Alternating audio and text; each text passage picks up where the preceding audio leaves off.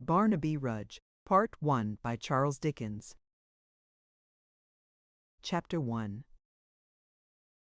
In the year 1775 there souvenches Tibony 5 there sumals one neverchen and miter, and there 75 on or near to which the standard used to be in days of yore a house of public entertainment called the Maypole, which fact was demonstrated to all such travellers as could neither read nor write, and at that time a vast number both of travellers and stay-at-homes were in this condition by the emblem reared on the roadside over it overed kens the house where it adders but hode buns rivetes birds shade to steering from the maypole, by which term from henceforth is meant the house and not its sign.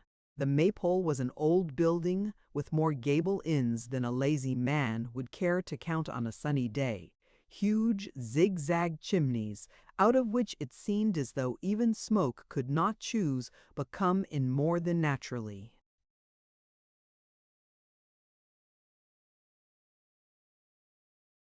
Fantastic shapes imparted to it in its tortuous progress, and vast stables, gloomy, ruinous, and empty. The place was said to have been built in the days of King Henry VIII, and there was a legend, not only that Queen Elizabeth had slept there one night while upon a hunting excursion, to wit, in a certain oak-panelled room with a deep bay window, but that next morning, while standing on a mounting block before the door with one foot in the stirrup, the virgin monarch had then and there boxed and cuffed an unlucky page for some neglect of duty. The matter-of-fact and doubtful folks, of whom there were a few among the Maypole customers, as unluckily there always are in every little community, were inclined to look upon this tradition as rather apocryphal. But whenever the landlord of that ancient hostelry appealed to the mounting block itself as evidence, and triumphantly pointed out that there it stood in the same place to that very day, the doubters never failed to be put down by a large majority, and all true believers exulted as a victory.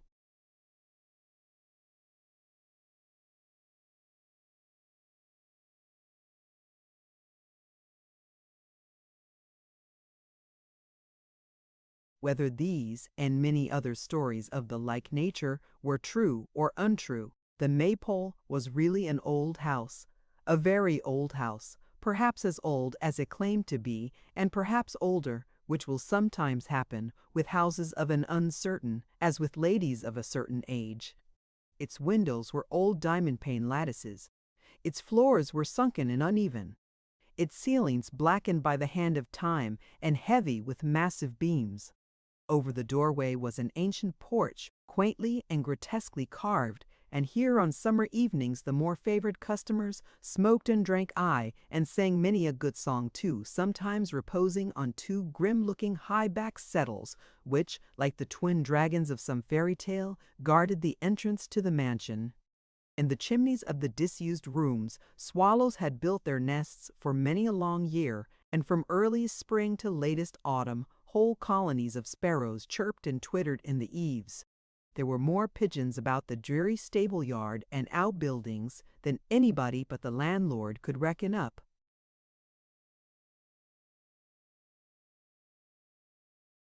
The wheeling and circling flights of runts, fantails, tumblers, and pouters were perhaps not quite consistent with the grave and sober character of the building, but the monotonous cooing, which never ceased to be raised by some among them all day long, suited it exactly, and seemed to lull it to rest.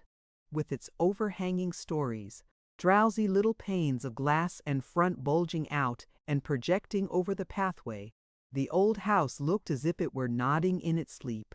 Indeed, it needed no very great stretch of fancy to detect in it other resemblances to humanity. The bricks of which it was built had originally been a deep dark red, but had grown yellow and discolored like an old man's skin.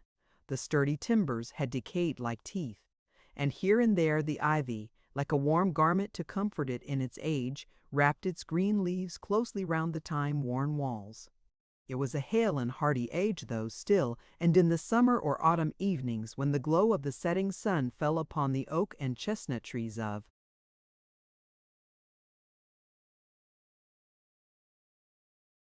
the adjacent forest, the old house partaking of its luster, seemed their fit companion, and to have many good years of life in him yet. The evening with which we have to do was neither a summer nor an autumn one, but the twilight of a day in March, when the wind howled dismally among the bare branches of the trees, and rumbling in the wide chimneys and driving the rain against the windows of the Maypole Inn, gave such of its frequenters as chanced to be there at the moment an undeniable reason for prolonging their stay, and caused the landlord to prophesy that the night would certainly clear at 11 o'clock precisely, which by a remarkable coincidence was the hour at which closed his keys outs. The name of him upon whom the spirit of prophecy thus descended was John Willett, a burly, large-headed man with a fat face, which betokened profound obstinacy and slowness of apprehension, combined with a very strong reliance upon his own merits.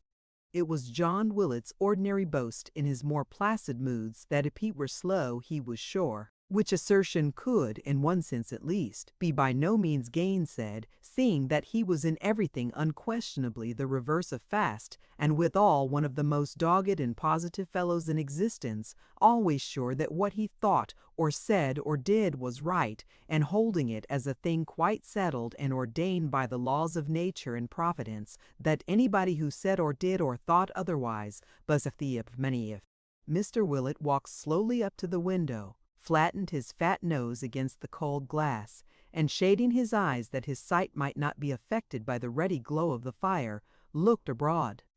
Then he walked slowly back to his old seat in the chimney corner and, composing himself in it with a slight shiver, such as a man might give way to, and so acquire an additional relish for the warm blaze, said, looking round upon his guests,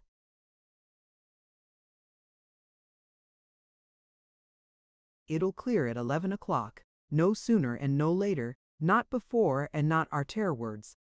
"How do you make out that?" said a little man in the opposite corner. "The moon is past the full, and she rises at 9.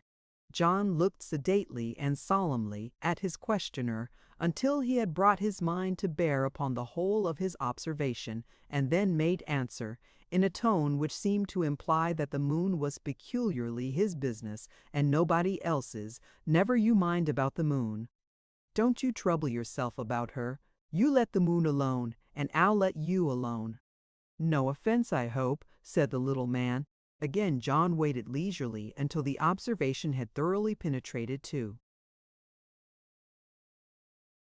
his brain, and then replying, "No offense as yet," applied a light to his pipe and smoked in placid silence, now and then casting a sidelong look at a man wrapped in a loose riding coat with huge cuffs ornamented with tarnished silver lace and large metal buttons, who sat apart from the regular frequenters of the house, and wearing a hat flapped over his face, which was still further shaded by the hand on which his forehead rested, looked unsociable enough. There was another guest who sat, booted and spurred, at some distance from the fire also, and whose thoughts, to judge from his folded arms and knitted brows and from the untasted liquor before him, were occupied with other matters than the topics under discussion or the persons who discussed them. This was a young man of about 28, rather above the middle height, and though of somewhat slight figure, gracefully and strongly made. He wore his own dark hair, and was accoutred in a riding dress, which together with his large boots resembling in shape and fashion those worn by our life,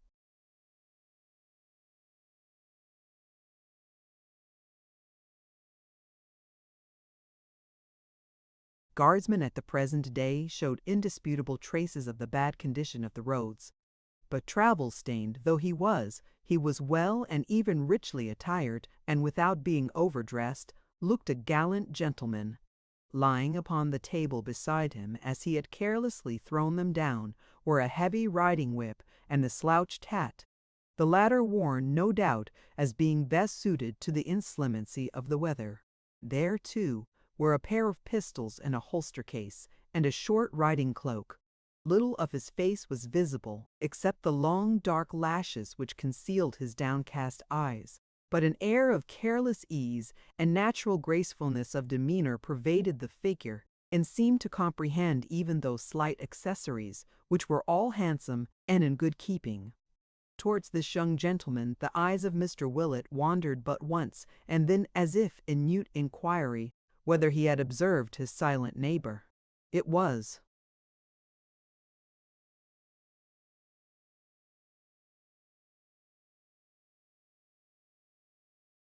plain that John and the young gentleman had often met before. Finding that his look was not returned, or indeed observed by the person to whom it was addressed, John gradually concentrated the whole power of his eyes into one focus and brought it to bear upon the man in the flapped hat, at whom he came to stare in course of time with an intensity so remarkable that it affected his fireside cronies, who all as with one accord took their pipes from their lips and stared with open mouths at the stranger likewise. The sturdy landlord had a large pair of dull fish-like eyes, and the little man who had hazarded the remark about the moon, and who was the parish clerk and bell-ringer of Chigwell, a village hard by, had little round black shiny eyes like beads. Moreover, this little man wore at the knees of his rusty black breeches, and on his rusty black coat, and all down his long flapped waistcoat, little queer buttons like nothing except his eyes, but so like them that as they twinkled and glistened in the light of the fire waited when he showed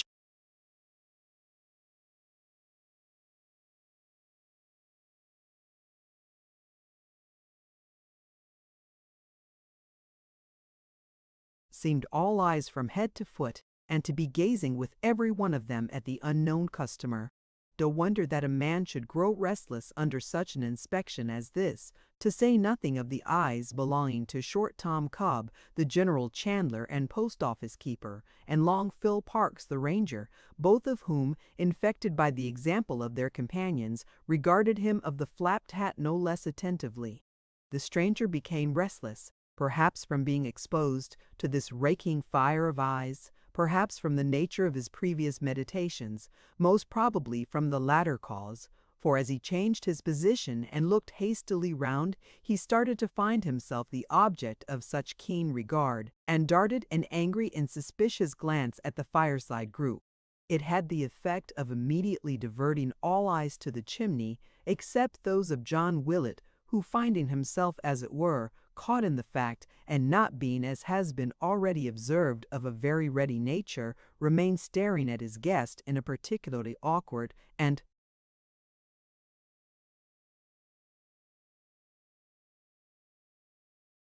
disconcerted manner. "Well?"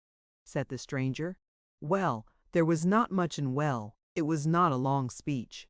"I thought you gave an order," said the landlord, after a pause of 2 or 3 minutes for consideration.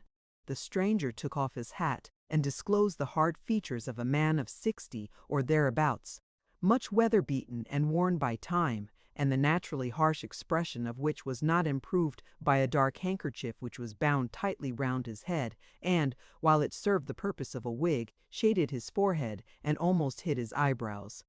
If it were intended to conceal or divert attention from a deep gash, now healed into an ugly seam, which when it was first inflicted must have laid bare his cheekbone, the object was but indifferently attained, for it could scarcely fail to be noted at a glance. His complexion was of a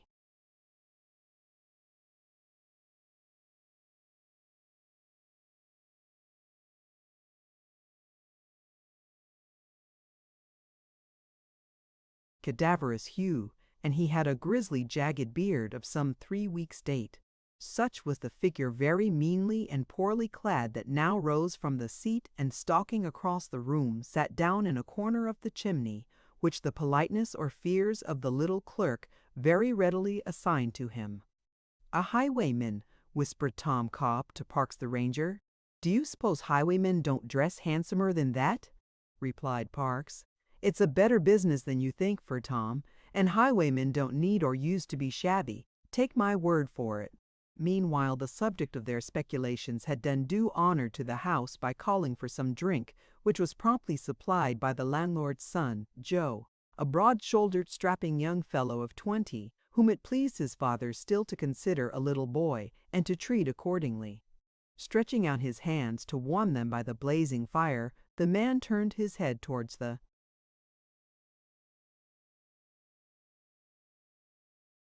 company and after running his eyes sharply over them, said in a voice well suited to his appearance, "What house is that which stands a mile or so from here?" "Public house?" said the landlord with his usual deliberation. "Public house, father?" exclaimed Joe. "Where's the public house within a mile or so of the Maypole?" "He means the great house, the Warren naturally, and of course. The old red brick house, sir, that stands in its own grounds." "Aye," said the stranger, "and that 15 or 20 years ago stood in a park 5 times as broad, which with other and richer property has bit by bit changed hands and dwindled away more's the pity," pursued the young man.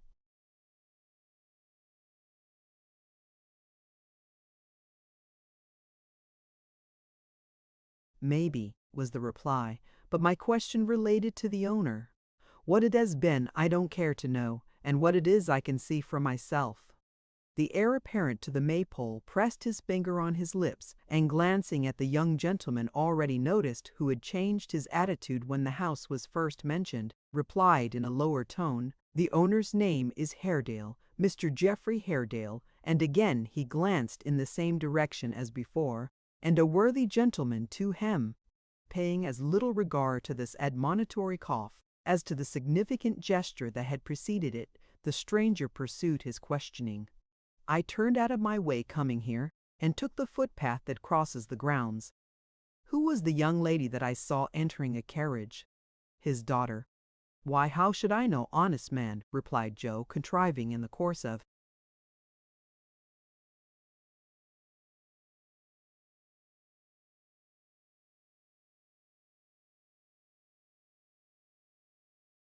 some arrangements about the hearth to advance close to his questioner and pluck him by the sleeve. "I didn't see the young lady, you know." "Whew! There's the wind again, and rain. Well, it is a night." "Rough weather indeed," observed the strange man. "You're used to it?" said Joe, catching at anything which seemed to promise a diversion of the subject. "Pretty well," returned the other. "About the young lady, has Mr. Haredale a daughter?" "No, no," said the young fellow fretfully. "He's a single gentleman. He's be quiet, can't you, man? Don't you see this talk is not relished yonder?" Regardless of this whispered remonstrance, and affecting not to hear it, his tormentor provokingly continued.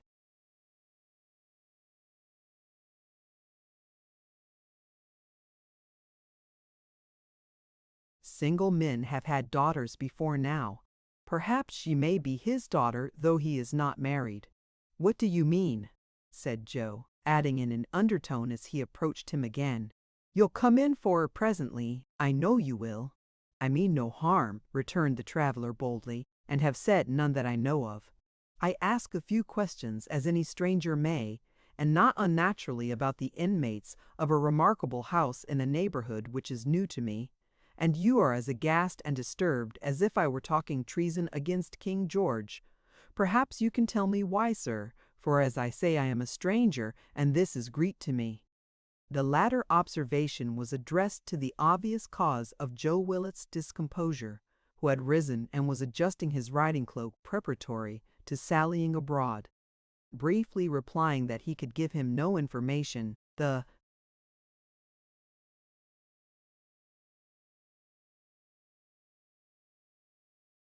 young man beckoned to Joe, and handing him a piece of money in payment of his reckoning, hurried out, attended by young Willet himself, who, taking up a candle, followed to light him to the house door. While Joe was absent on this errand, the elder Willet and his 3 companions continued to smoke with profound gravity and in a deep silence, each having his eyes fixed on a huge copper boiler that was suspended over the fire. After some time, John Willet slowly shook his head, and thereupon his friends slowly shook theirs. But no man withdrew his eyes from the boiler, or altered the solemn expression of his countenance in the slightest degree. At length Joe returned very talkative and conciliatory, as though with a strong presentiment that he was going to be found fault with. "Such a thing as love is," he said, drawing a chair near the fire, and looking round for sympathy. "He has set off to walk to London, all the way to London."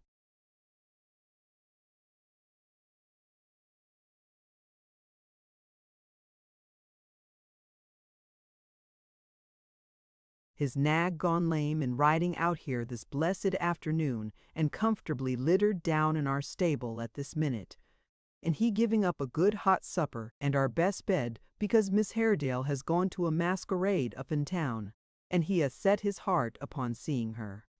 I don't think I could persuade myself to do that, beautiful as she is, but then, I'm not in love. At least, I don't think I am.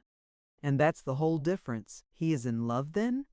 Said the stranger. Rather, replied Joe. He'll never be more in love, and may very easily be less. Silence, sir, cried his father. What a chap you are, Joe, said Long Parks.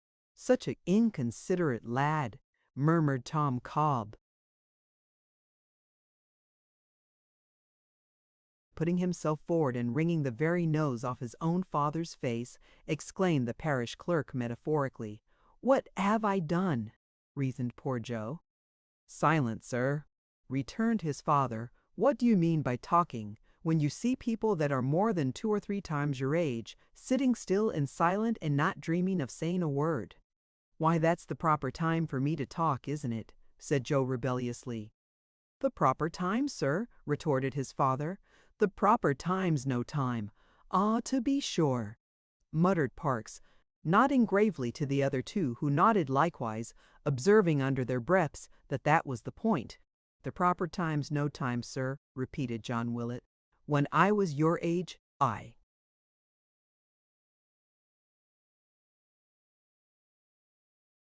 never talked. I never wanted to talk. I listened and improved myself. That's what I did. And you'd find your father rather a tough customer in argument, Joe, if anybody was to try and tackle him, said Parks. For the matter of that, Phil, observed Mr. Willett, blowing a long, thin, spiral cloud of smoke out of the corner of his mouth and staring at it abstractedly as it floated away. For the matter of that, Phil, argument is a gift of nature. If nature has gifted a man with powers of argument, a man has a right to make the best of 'em, and has not a right to stand on false delicacy and deny that he is so gifted, for that is a turning of his back on nature, a flouting of her, a slighting of her precious caskets, and a proving of oneself to be a swine that isn't worth her scattering pearls before. The landlord pausing here for a very long time, Mr. Parks naturally concluded that he had brought his discourse to an end, and therefore turning to the young man with some austerity, exclaimed, You hear what your father says, Joe? You wouldn't much like to tackle him in argument, I'm thinking, sir. I.F., said John Willett, turning his eyes from the ceiling to the face of his interrupter and uttering the monosyllable in capitals to apprise him that he had put in his oar, as the vulgar say, with unbecoming and irreverent haste. I.F., sir, nature has fixed upon me the gift of argument. Why should I not own to it, and rather glory in the same? Yes, sir, I am a tough customer that way. You are right, sir. My toughness has been proved, sir, in this room many and many a time, as I think you know. And if you don't know, added John, putting his pipe in his mouth again, so much the better, for I am proud and am not going to tell you. A general murmur from his 3 cronies, and a general shaking of heads at the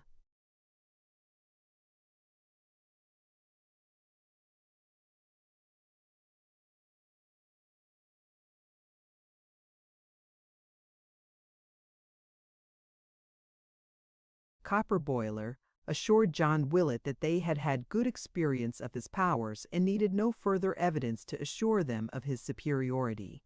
John smoked with a little more dignity and surveyed them in silence. It's all very fine talking, muttered Joe, who had been fidgeting in his chair with divers uneasy gestures. But if you mean to tell me that I'm never to open my lips, silence, sir, roared his father. No, you never are. When your opinion's wanted, you give it. When you're spoke to, you speak.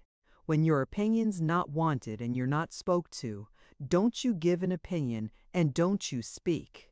The world's undergone a nice alteration since my time, certainly. My belief is that there aren't any boys left, that there isn't such a thing as a boy, that there's nothing now between a male baby and a man, and that all the boys went out with His Blessed Majesty King George II. That's a very true observation, always excepting the young princes, said the parish clerk, who, as the representative of church and state in that company, held himself bound to the nicest loyalty. If it's godly and righteous for boys, being of the ages of boys, to behave themselves like boys, then the young princes must be boys and cannot be otherwise. Did you ever hear tell of mermaids, sir? Said Mr. Willett. Certainly I have, replied the clerk. Very good, said Mr. Willett. According to the constitution of mermaids, so much of a mermaid as is not a woman must be a fish. According to the constitution of young princes, so much of a young prince, if anything, as is not actually an angel, must be godly and righteous. Therefore, if it's becoming and godly and righteous in the young princes as it is at their ages that they should be boys, they are and must be boys, and cannot by possibility be anything else.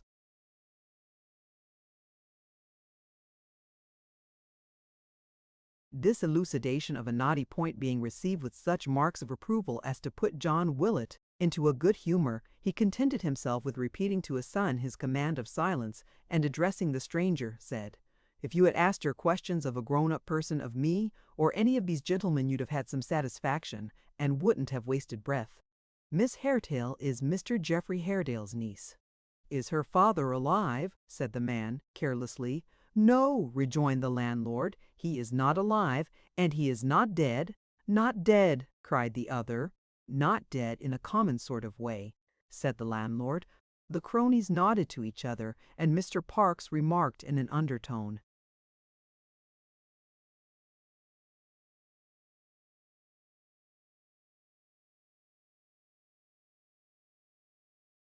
shaking his head meanwhile as who should say, "Let no man contradict me, for I won't believe him," that John Willett was in amazing force tonight and fit to tackle a Chief Justice. The stranger suffered a short pause to elapse, and then asked abruptly, "What do you mean?" "More than you think for, friend," returned John Willett. "Perhaps there's more meaning in them words than you suspect." "Perhaps there is," said the strange man gruffly. "But what the devil do you speak in such mysteries for? You tell me first that a man is not alive, nor yet dead then, that he's not dead in a common sort of way, then that you mean a great deal more than I think for. To tell you the truth, you may do that easily, for so far as I can make out, you mean nothing." "What do you mean, I ask again?"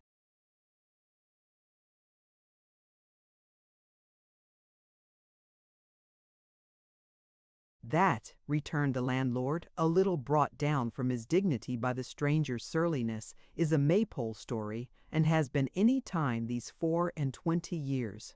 That story is Solomon Daisy's story. It belongs to the house, and nobody but Solomon Daisy has ever told it under this roof, or ever shall. That's more." The man glanced at the parish clerk, whose air of consciousness and importance plainly betokened him to be the person referred to, and, observing that he had taken his pipe from his lips after a very long whiff to keep it alight, and was evidently about to tell his story without further solicitation, gathered his large coat about him, and shrinking further back was almost lost in the gloom of the spacious chimney corner, except when the flame, struggling from under a great faggot, whose weight almost crushed it for the time, at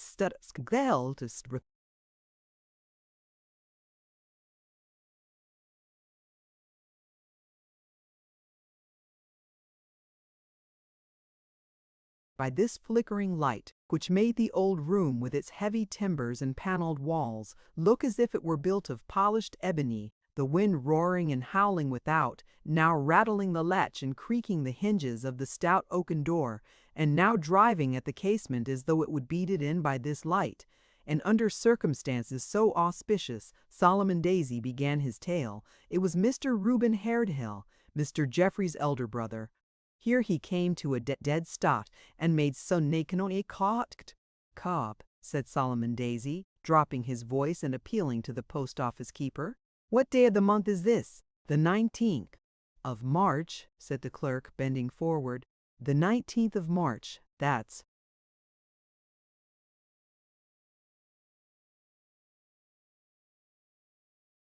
Very strange." In a low voice they all acquiesced, and Solomon went on. It was Mr. Reuben Haredale, Mr. Geoffrey's elder brother, that 22 years ago was the owner of the warren, which, as Joe has said, not that you remember it, Joe, for a boy like you can't do that, but because you have often heard me say so, was then a much larger and better place, and a much more valuable property than it is now. His lady was lately dead, and he was left with one child, the Miss Haredale you have been inquiring about, who was then scarcely a year old. Although the speaker addressed himself to the man who had shown so much curiosity about this same family, and made a pause here, as if expecting some exclamation of surprise or encouragement, the latter made no remark, nor gave any indication that he heard or was interested in what was said. Solomon.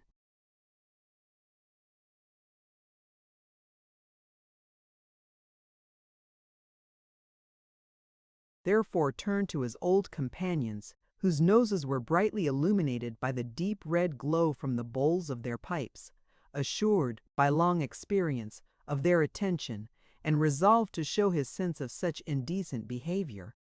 "Mr. Haredale," said Solomon, turning his back upon the strange man, "left this place when his lady died, feeling it lonely like, and went up to London, where he stopped some months, but finding that place as lonely as this, as I suppose, and have always heard say he suddenly came back again with his little girl to the warren, bringing with him, besides, that day only 2 women servants and his steward and a gardener." Mr. Daisy stopped to take a whiff at his pipe, which was going out, and then proceeded at first in a snuffling tone, occasioned by keen enjoyment of the tobacco and strong pulling at the pipe, and afterwards with increasing distinctness.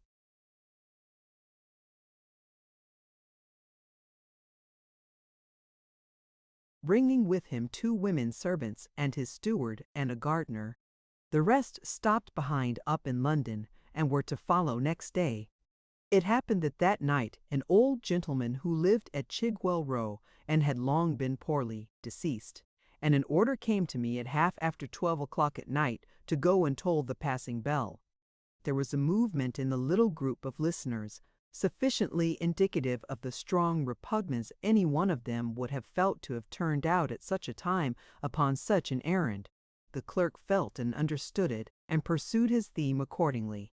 It was a dreary thing, especially as the grave-digger was laid up in his bed, from long working in a damp soil, and sitting down to take his dinner on cold tombstones, and I was consequently under obligation to go alone, for it was too late to hope to get any other companion.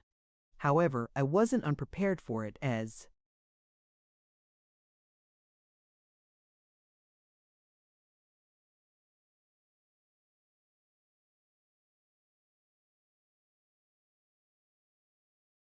the old gentleman had often made it a request that the bell should be tolled as soon as possible after the breath was out of his body, and he had been expected to go for some days.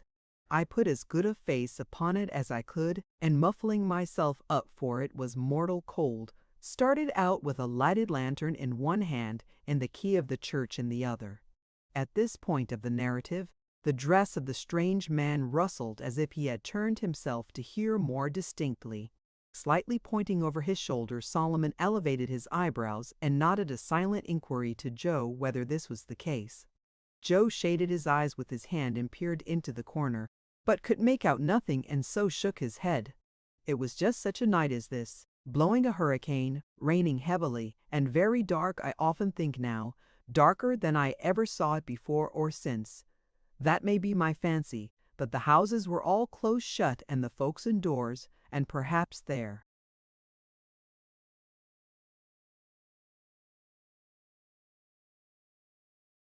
is only one other man who knows how dark it really was.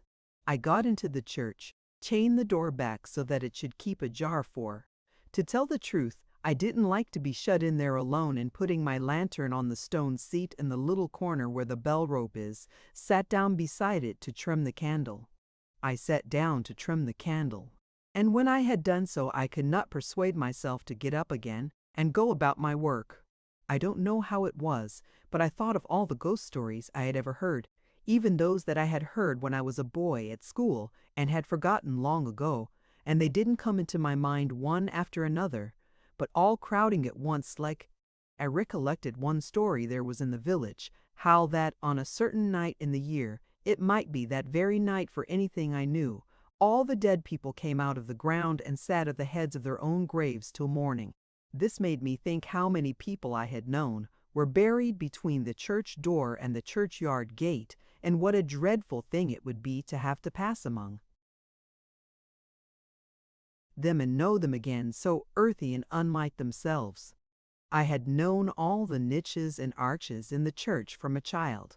Still, I couldn't persuade myself that those were their natural shadows which I saw on the pavement, but felt sure there were some ugly figures hiding among them and peeping out.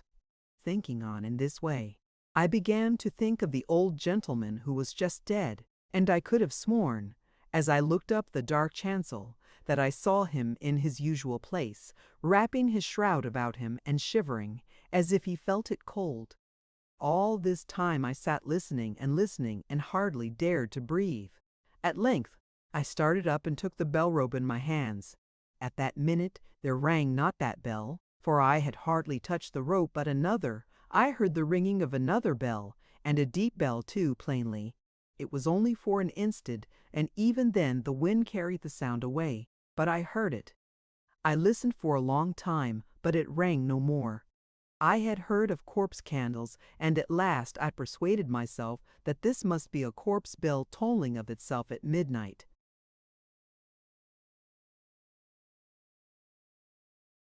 For the dead. I tolled my bell, how or how long, I don't know, and ran home to bed as fast as I could touch the ground.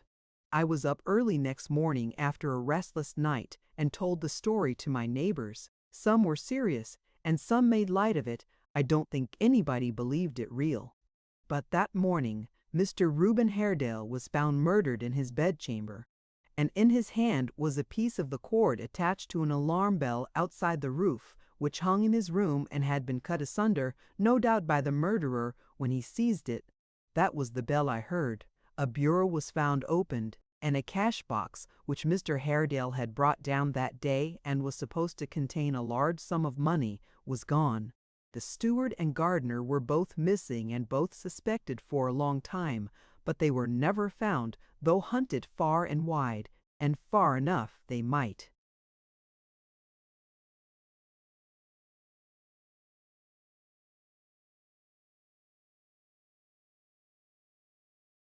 have looked for poor Mr. Rudge the steward, whose body scarcely to be recognized by his clothes and the watch and ring he wore was found, months afterwards, at the bottom of a piece of water in the grounds, with a deep gash in the breast where he had been stabbed with a knife.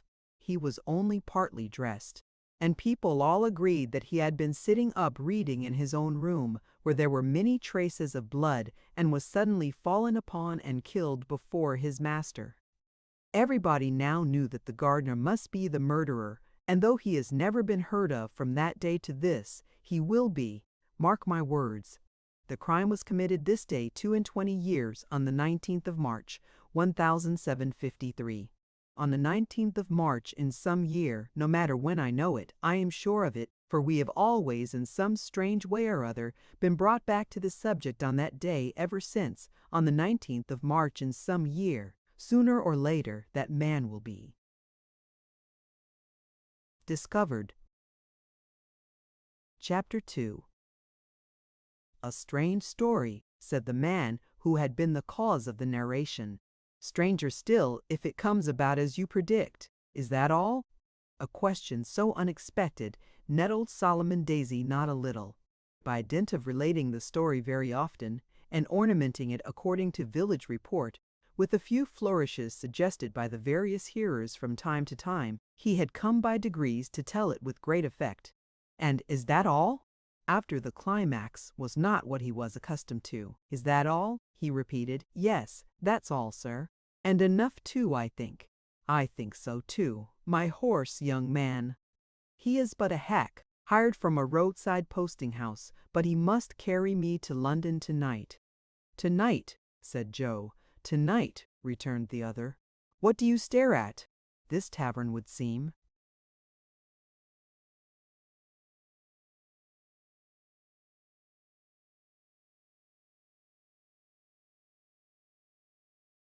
to be a house of call for all the gaping idlers of the neighborhood. At this remark, which evidently had reference to the scrutiny he had undergone, as mentioned in the foregoing chapter, the eyes of John Willett and his friends were diverted with marvelous rapidity to the copper boiler again. Not so with Joe, who, being a meddlesome fellow, returned the stranger's angry glance with a steady look, and rejoined, "It is not a very bold thing to wonder at your going on tonight. Surely you have been asked such a harmless question in an inn before, and in better weather than this. I thought you might know the way, as you seem strange to this part." "The way," repeated the other, irritably. "Yes. Do you know it?" I'll hump, I'll find it," replied the man, waving his hand and turning on his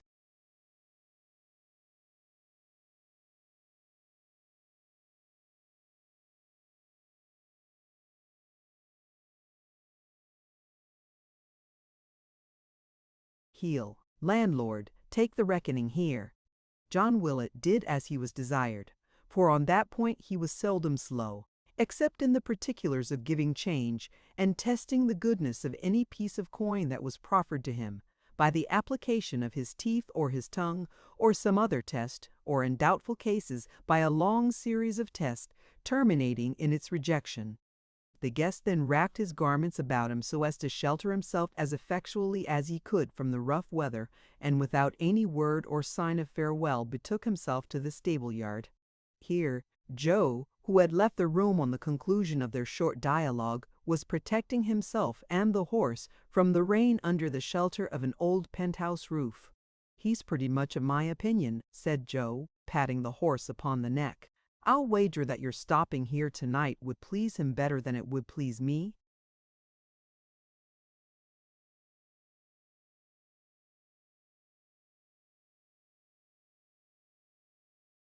"He and I are of different opinions, as we have been more than once on our way here," was the short reply. "So I was thinking before you came out, for he has felt your spurs, poor beast." The stranger adjusted his coat collar about his face and made no answer. "You'll know me again, I see," he said, marking the young fellow's earnest gaze when he had sprung into the saddle. "The man's worth knowing, master, who travels a road he don't know, mounted on a jaded horse, and leaves good quarters to do it on such a night as this. You have sharp eyes and a sharp tongue, I find. Both I hope by nature, but the last grows rusty sometimes for want of using.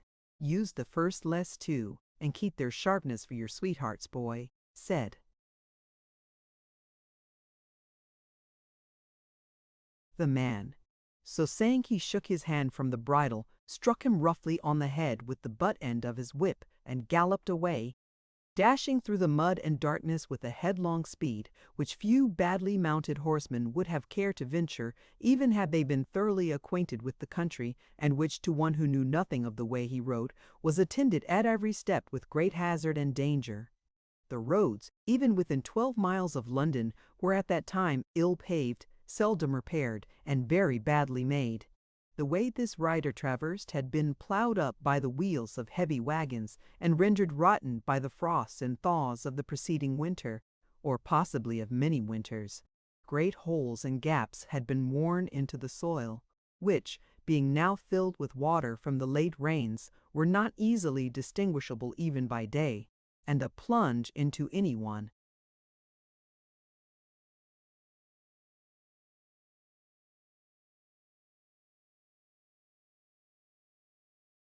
of them might have brought down a surer-footed horse than the poor beast now urged forward to the utmost extent of his powers. Sharp flints and stones rolled from under his hoofs continually. The rider could scarcely see beyond the animal's head, or farther on either side than his own arm would have extended.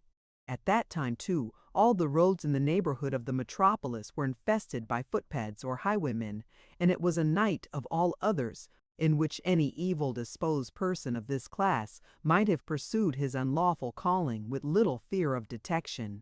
Still, the traveler dashed forward at the same reckless pace, regardless alike of the dirt and wet which flew about his head, the profound darkness of the night, and the probability of encountering some desperate characters abroad. At every turn and angle, even where a deviation from the direct course might have been least expected, and could not possibly be seen until he was close upon it, he guided the bridle with an unerring hand, and kept the middle of the road. Thus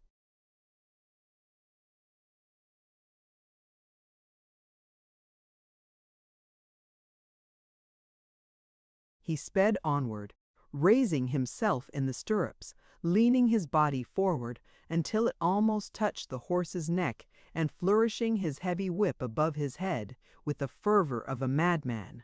There are times when, the elements being in unusual commotion, those who are bent on daring enterprises, or agitated by great thoughts, whether of good or evil, feel a mysterious sympathy with the tumult of nature, and are roused into corresponding violence. In the midst of thunder, lightning, and storm, many tremendous deeds have been committed. Men, self-possessed before, have given a sudden loose to passions they could no longer control. The demons of wrath and despair have striven to emulate those who ride the whirlwind and direct the storm, and man, lashed into madness with the roaring winds and boiling waters, has become for the time as wild and merciless as the elements themselves. Whether the traveler was possessed by thoughts which the fury of the night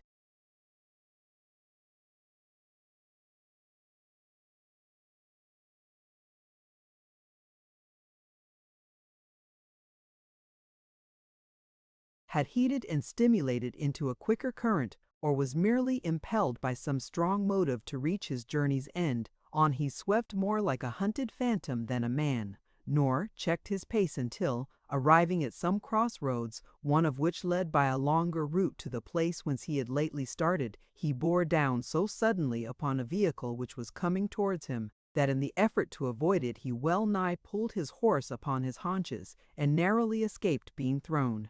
"Yo-ho!" cried the voice of a man. "What's that? Who goes there?" "A friend," replied the traveler. "A friend," replied the Vobis. "Who calls himself a friend and rides like that, abusing heaven's gifts in the shape of horseflesh, and endangering not only his own neck, which might be no great matter, but the necks of other people?"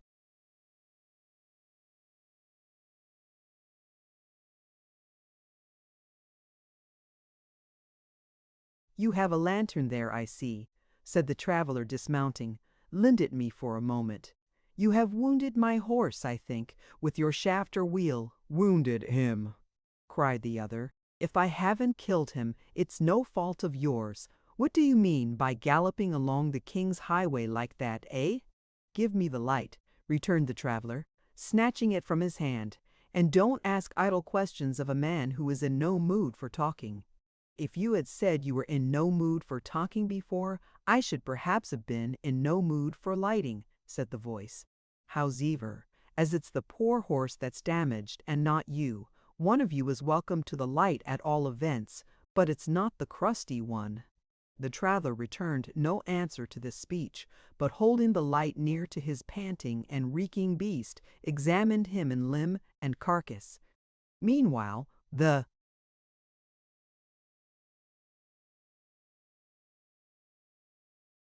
other man sat very composedly in his vehicle, which was a kind of chaise, with a depository for a large bag of tools, and watched his proceedings with a careful eye. The looker-on was a round, red-faced, sturdy yeoman, with a double chin, and a voice husky with good living, good sleeping, good humor, and good health. He was past the prime of life, but Father Time is not always a hard parent, and, though he tarries for none of his children, often lays his hand lightly upon those who have used him well, making them old men and women inexorably enough, but leaving their hearts and spirits young and in full vigor. With such people the gray head is but the impression of the old fellow's hand in giving them his blessing, and every wrinkle but a notch in the quiet calendar of a well-spent life. The person whom the traveler had so abruptly encountered was of this kind: bluff, hale, hearty, and in a green old age, at peace with himself, and evidently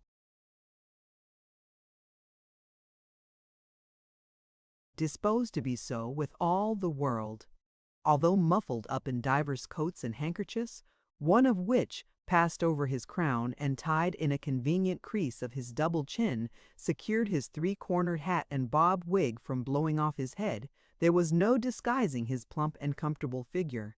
Neither did certain dirty finger marks upon his face give it any other than an odd and comical expression, to which its natural good undiminished luster. "He is not hurt," said the traveler at length, raising his head and the lantern together. "You have found that out at last, have you?" rejoined the old man. "My eyes have seen more light than yours, but I wouldn't change with you. What do you mean?"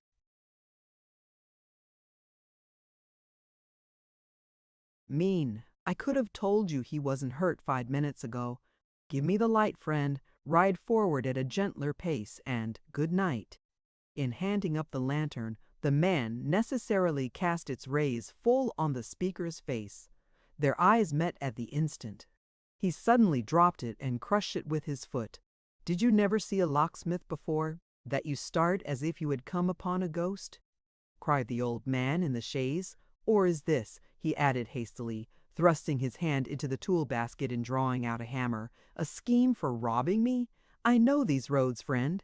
When I travel them, I carry nothing but a few shillings, and not a crown's worth of them. I tell you plainly, to save us both trouble, that there's nothing to be got from me but a pretty stout arm considering my years, and this tool, which, mayhap from long acquaintance with, I can use pretty briskly. You shall not have it all your own way, I promise you, if—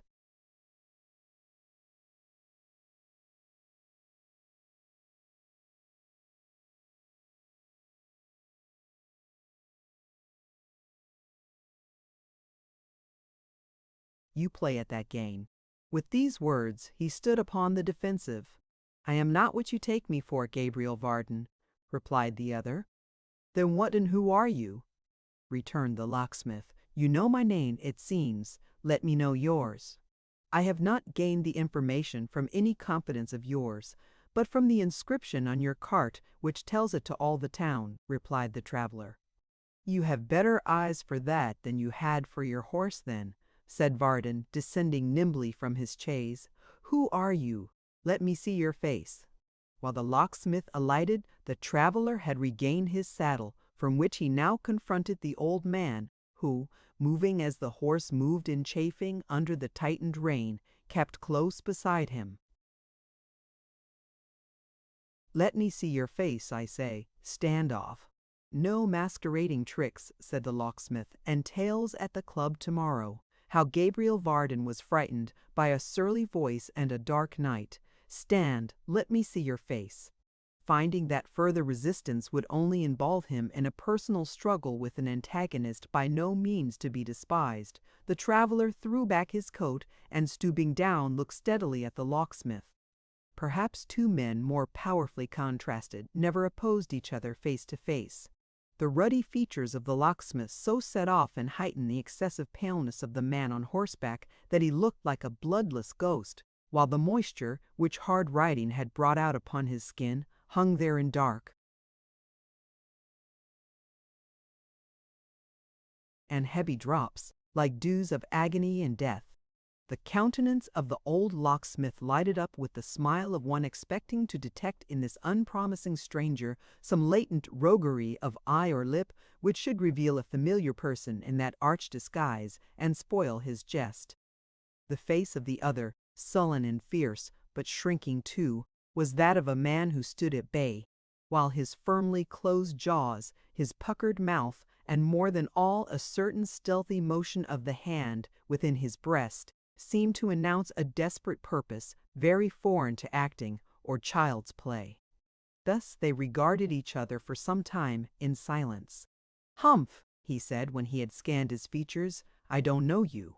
"Don't desire to," returned the other, muffling himself as before. "I don't," said Gabriel. "To be plain with you, friend, you don't carry in your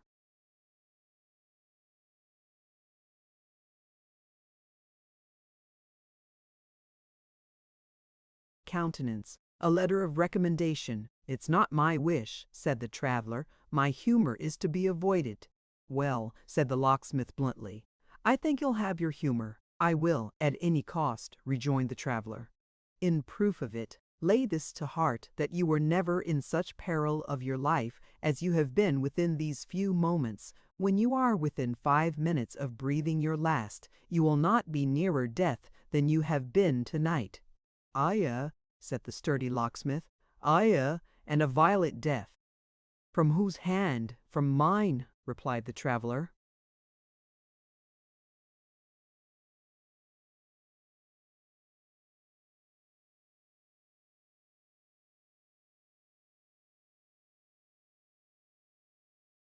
With that he put spurs to his horse and rode away, at first plashing heavily through the mire at a smart trot, but gradually increasing in speed until the last sound of his horse's hoofs died away upon the wind, when he was again hurrying on at the same furious gallop which had been his pace when the locksmith first encountered him.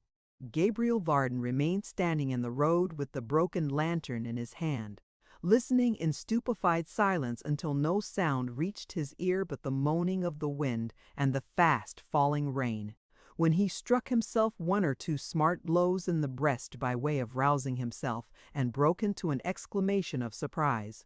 "What in the name of wonder can this fellow be? A madman, a highwayman, a cutthroat! If he had not scoured off so fast, we'd have seen who was in most danger, he or I. I never nearer death than I have been tonight. I hope I may be no."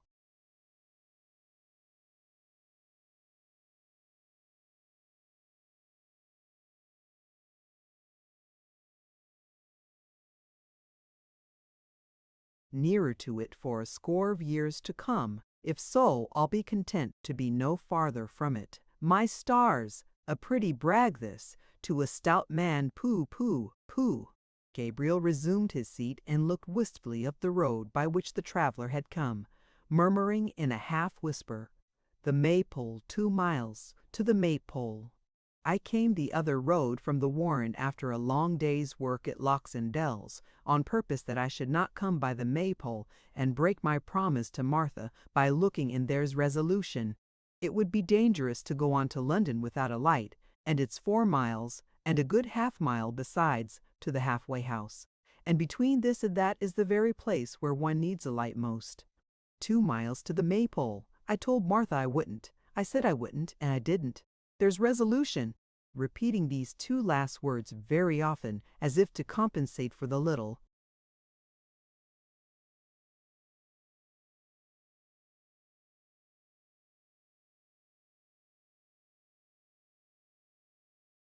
Resolution he was going to show by piquing himself on the great resolution he had shown. Gabriel Varden quietly turned back, determining to get a light at the Maypole, and to take nothing but a light.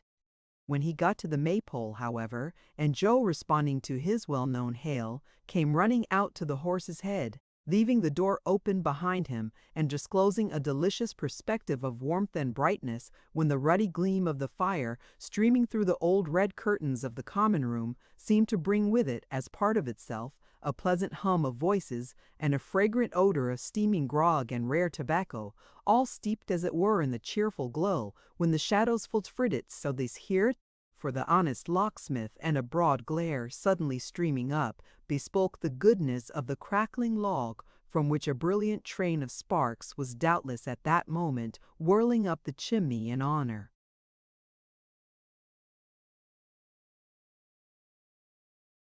of his coming, when, superadded to these enticements, there stole upon him from the distant kitchen a gentle sound of frying, with a musical clatter of plates and dishes, and a savory smell that made even the boisterous wind a perfume. Gabriel felt his firmness oozing rapidly away.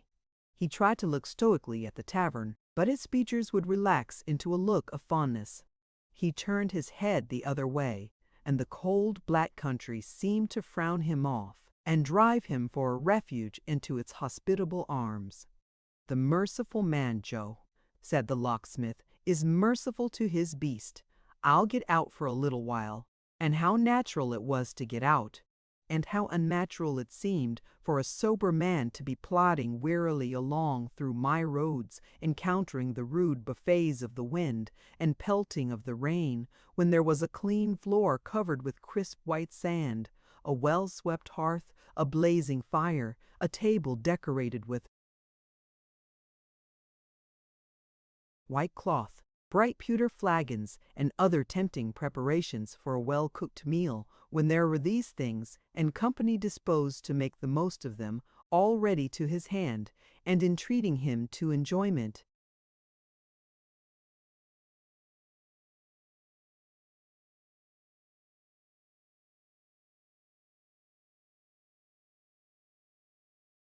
Chapter 3. Such were the locksmith's thoughts when first seated in the snug corner, and slowly recovering from a pleasant defect of vision. Pleasant, because occasioned by the wind blowing in his eyes, which made it a matter of sound policy and duty to himself that he should take refuge from the weather, and tempted him, for the same reason, to aggravate a slight cough, and declare he felt but poorly. Such were still his thoughts more than a full hour afterwards, when, supper over, he still sat with shining jovial face, his which he I wish he may be an honest man, that's all, said Solomon, winding up a variety of speculations relative to the stranger, concerning whom Gabriel had compared notes with the company, and so raised a grave discussion. I wish he may be an honest man.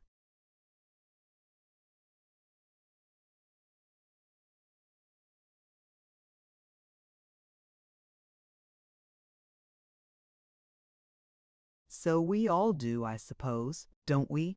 Observed the locksmith. I don't, said Joe. No, cried Gabriel. No. He struck me with his whip, the coward, when he was mounted and I afoot, and I should be better pleased that he turned out what I think him. And what may that be, Joe? No good, Mr. Varden. You may shake your head, father, but I say no good, and will say no good, and I would say no good 100 times over, if that would bring him back to have the drubbing he deserves.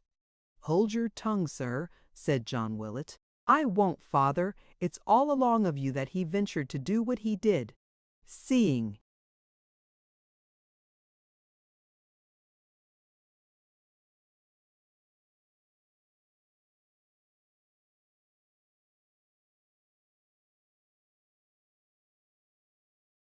me treated like a child, and put down like a fool, she plucks up a heart, and has a fling at a fellow that he thinks, and may well think too, hasn't a grain of spirit, but he's mistaken, as I'll show him, and as I'll show all of you before long.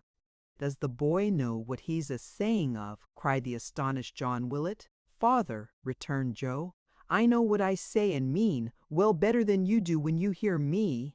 I can bear with you, but I cannot bear the contempt that your treating me in the way you do brings upon me from others every day. Look at other young men of my age. Have they no liberty, no will, no right to speak? Are they obliged to sit mumchance and to be ordered about till they are the laughing stock of young and old?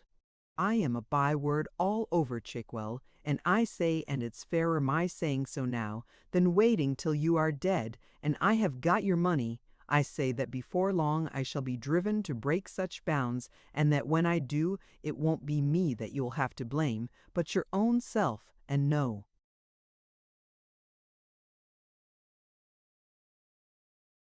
Other. John Willett was so amazed by the exasperation and boldness of his hopeful son that he sat as one bewildered, staring in a ludicrous manner at the boiler, and endeavoring, but quite ineffectually, to collect his tardy thoughts and invent an answer. The guests, scarcely less disturbed, were equally at a loss, and at length, with a variety of muttered, half-expressed condolences and pieces of advice, rose to depart, being at the same time slightly muddled with liquor. The honest locksmith alone addressed a few words of coherent and sensible advice to both parties, urging John Willett to remember that Joe was nearly arrived at man's estate and should not be ruled with too tight a hand, and exhorting Joe himself to bear with his father's caprices, and rather endeavor to turn them aside by temperate remonstrance than by ill-timed rebellion. This advice was received as such advice usually is. On John Willett it made almost as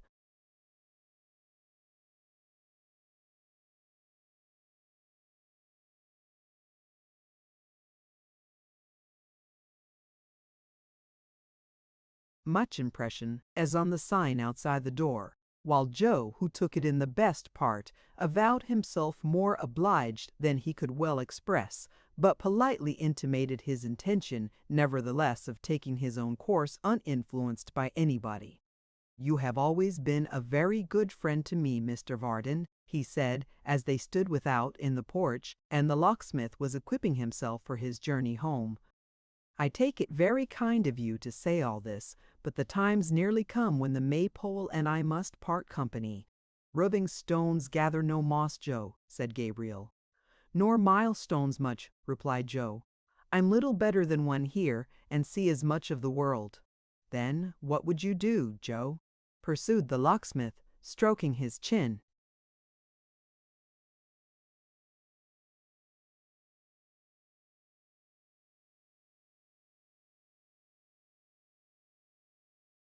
Reflectively, "What could you be? Where could you go, you see?" "I must trust to chance, Mr. Varden." "A bad thing to trust to, Joe. I don't like it. I always tell my girl when we talk about a husband for her never to trust to chance, but to make sure beforehand that she has a good man and true, and then chance will neither make her nor break her. What you fidgeting about there, Joe? Nothing gone in the harness, I hope?" "No, no," said Joe, finding, however, something very engrossing to do in the way of strapping and buckling Miss Dolly quite well. "Hearty, thank'ee. She looks pretty enough to be, well, and good too. She's always both, sir."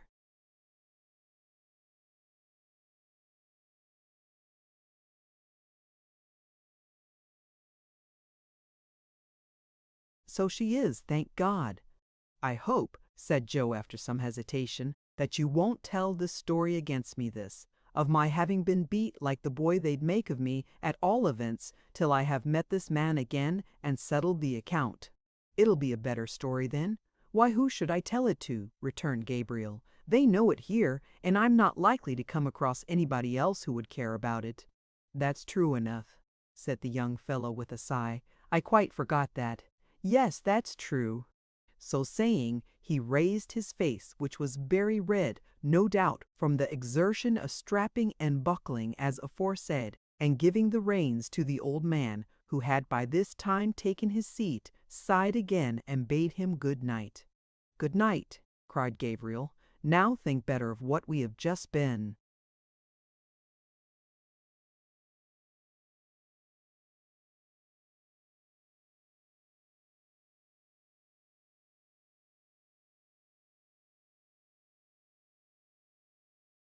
"Speaking of, and don't be rash, there's a good fellow. I have an interest in you, and wouldn't have you cast yourself away. Good night." Returning his cheery farewell with cordial goodwill, Joe Willock lingered until the sound of wheels ceased to vibrate in his ears, and then, shaking his head mournfully, re-entered the house. Gabriel Varden went his way towards London, thinking of a great many things, and most of all of flaming terms in which to relate his adventure, and so account satisfactorily to Mrs. Varden for visiting the Maypole, despite certain solemn covenanters between himself and that lady.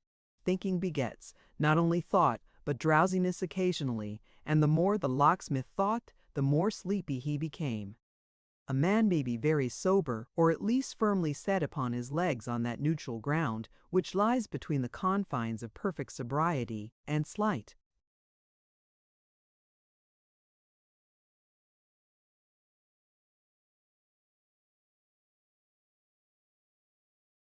tipsiness, and yet feel a strong tendency to mingle up present circumstances with others which have no manner of connection with them, to confound all consideration of persons, things, times, and places, and to jumble his disjointed thoughts together in a kind of mental kaleidoscope, producing combinations as unexpected as they are transitory. This was Gabriel Varden's state, as nodding in his dog sleep, and leaving his horse to pursue a road with which he was well acquainted, he got over the ground unconsciously, and drew nearer and nearer home. He had roused himself once when the horse stopped until the turnpike gate was opened, and had cried a lusty "good night" to the toll-keeper, but then he awoke out of a dream about picking a lock in the stomach of the Great Mogul, and even when he did wake, mixed up the turnpike man with his mother-in-law who had been dead 20 years. It is not surprising, therefore, that he soon relapsed and jogged heavily along, quite insensible to his progress. And now he approached the great city which lay outstretched before him like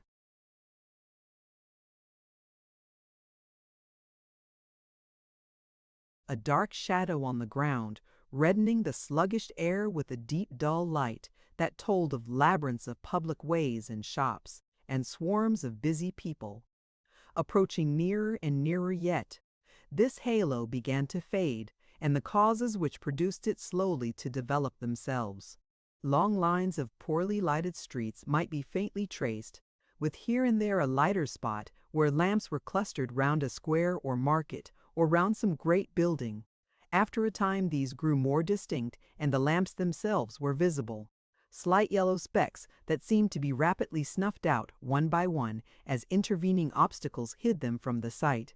Then sounds arose, the striking of church clocks, the distant bark of dogs, the hum of traffic in the streets. Then outlines might be traced, tall steeples looming in the air, and piles of unequal roofs oppressed by chimneys. Then the noise swelled into a louder sound, and forms grew more distinct and numerous still, and London, visible in the darkness by its own faint light, and not by that of heaven, was at hand.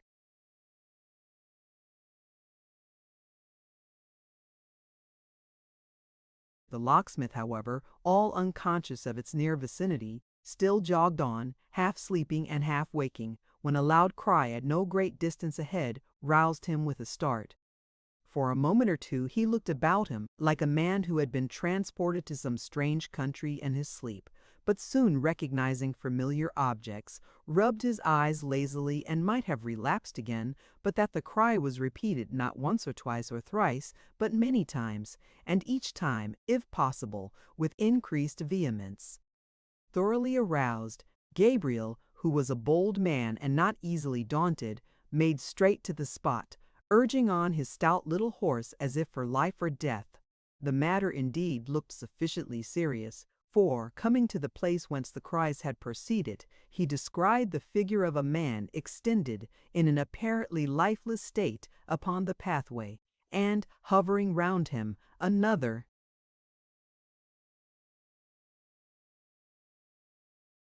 person with a torch in his hand, which he waved in the air with a wild impatience, redoubling meanwhile those cries for help which had brought the locksmith to the spot. "What's here to do?" said the old man, alighting. "How's this, what, Barnaby?" The bearer of the torch shook his long loose hair back from his eyes, and thrusting his face eagerly into that of the locksmith, fixed upon him a look which told his history at once. "You know me, Barnaby," said Varden. He nodded not once or twice, but a score of times, and that with a fantastic exaggeration which would have kept his head in motion for an hour, but that the locksmith held up his finger, and fixing his eyes sternly upon him, caused him to desist, then pointed to the body with an inquiring look. "There's blood upon him," said Barnaby with a shudder. "It makes me sick." "How came it there?" demanded Varden. "Steal! Steal! Steal!" he replied fiercely, imitating with his hand the thrust of a sword. "Is he robbed?" said the locksmith. Barnaby caught him by the arm and nodded yes, then pointed towards the city. "Oh!" said the old man, bending over the body and looking round as he spoke into Barnaby's pale face, strangely lighted up by something that was not intellect. "The robber made off that way, did he? Well, well, never mind that just now. Hold your torch this way, a little farther off so. Now stand quiet while I try to see what harm is done."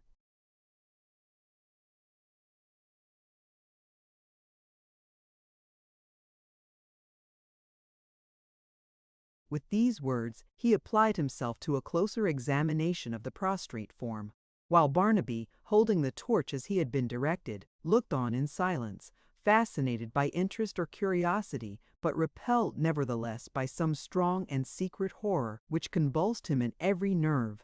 As he stood, at that moment, half shrinking back and half bending forward, both his face and figure were full in the strong glare of the link and as distinctly revealed as though it had been broad day. He was about 23 years old, and though rather spare, of a fair height and strong make. His hair, of which he had a great profusion, was red and hanging in disorder about his face and shoulders, gave to his restless looks an expression quite unearthly, enhanced by the paleness of his complexion and the glassy luster of his large protruding eyes. Startling as his aspect was, the features were good, and there was something even plaintive in his wan and haggard aspect. But the absence of the soul is far more terrible in a living man than in a dead one, and in this unfortunate being its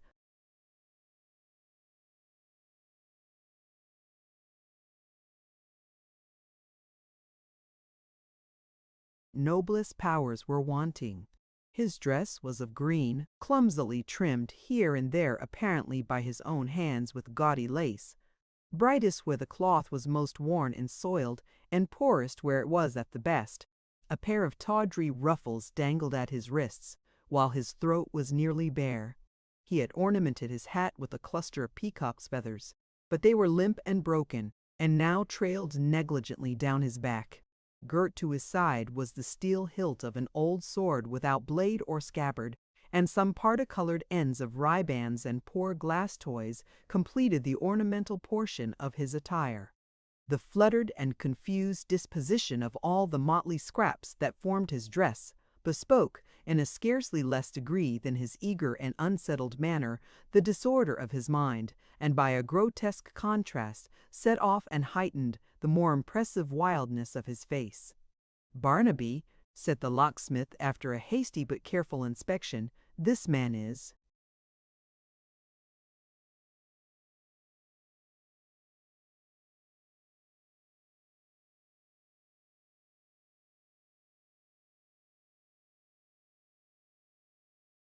"not dead, but he has a wound in his side, and is in a fainting fit. I know him, I know him," cried Barnaby, clapping his hands.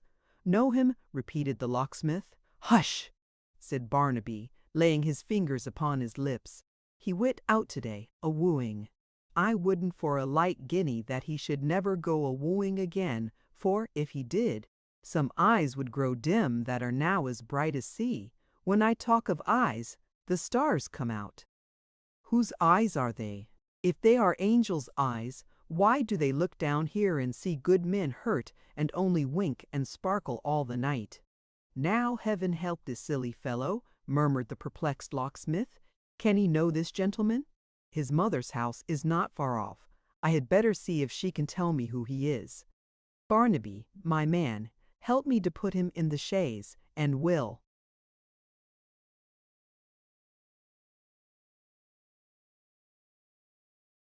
"Ride home together. I can't touch him," cried the idiot, falling back, and shuddering as with a strong spasm. "He's bloody." "It's in his nature, I know," muttered the locksmith. "It's cruel to ask him, but I must have help. Barnaby, good Barnaby, dear Barnaby, if you know this gentleman, for the sake of his life and everybody's life that loves him, help me to raise him and lay him down. Cover him then, wrap him close. Don't let me see it, smell it, hear the word. Don't speak the word, don't. No, no, I'll not. There, you see, he's covered now. Gently. Well done, well done." They placed him in the carriage with great ease, for Barnaby was strong and active, but all the time they were so occupied he shivered from head to foot, and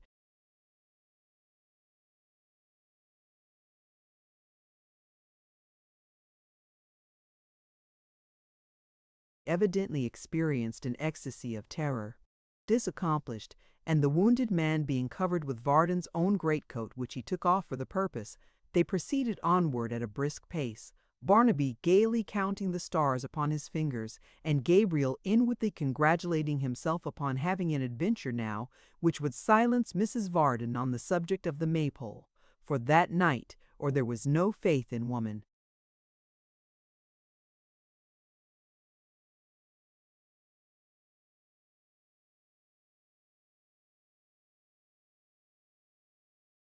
Chapter 4.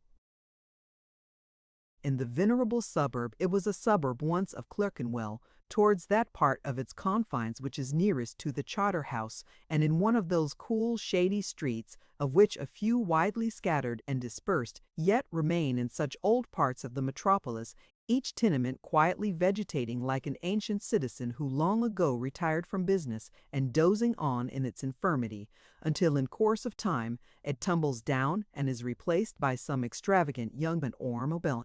And all this is when batch 5 that shuts in an dinner that to the cats at the time of which it treats, though only 66 years ago, a very large part of what is London now had no existence. Even in the brains of the wildest speculators, there had sprung up no long rows of streets connecting Highgate with Whitechapel, no assemblages of palaces in the swampy levels, nor little cities in the open fields. Although this part of town was then, as now, parceled out in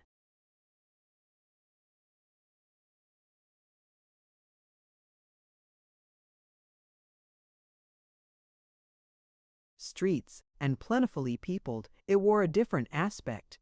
There were gardens to many of the houses, and trees by the pavement side, with an air of freshness breathing up and down, which in these days would be sought in vain.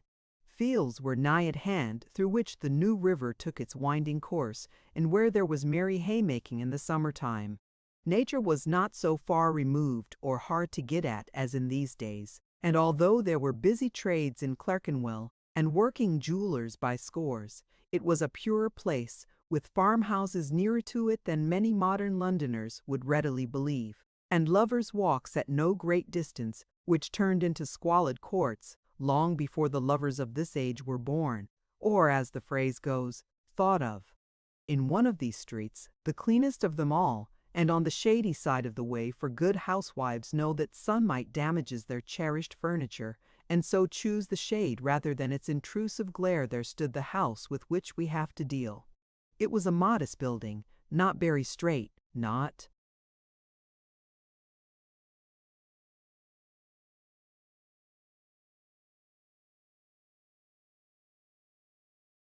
large, not tall, not bold-faced, with great staring windows, but a shy, blinking house, with a conical roof going up into a peak over its garret window of 4 small panes of glass, like a cocked hat on the head of an elderly gentleman with one eye. It was not built of brick or lofty stone, but of wood and plaster. It was not planned with a dull and wearisome regard to regularity, for no one window matched the other, or seemed to have the slightest reference to anything besides itself. The shop for it had a shop was, with reference to the first floor, where shops usually are, and there all resemblance between it and any other shop stopped short and ceased. People who went in and out didn't go up a flight of steps to it, or walk easily in upon a level with the street, but dived down 3 steep stairs as into a cellar. Its floor was paved with stone and brick, as that of any other cellar might be, and in lieu of window framed and glazed, it had a great black wooden flap or shutter, nearly breast high from the ground, which turned back in the day.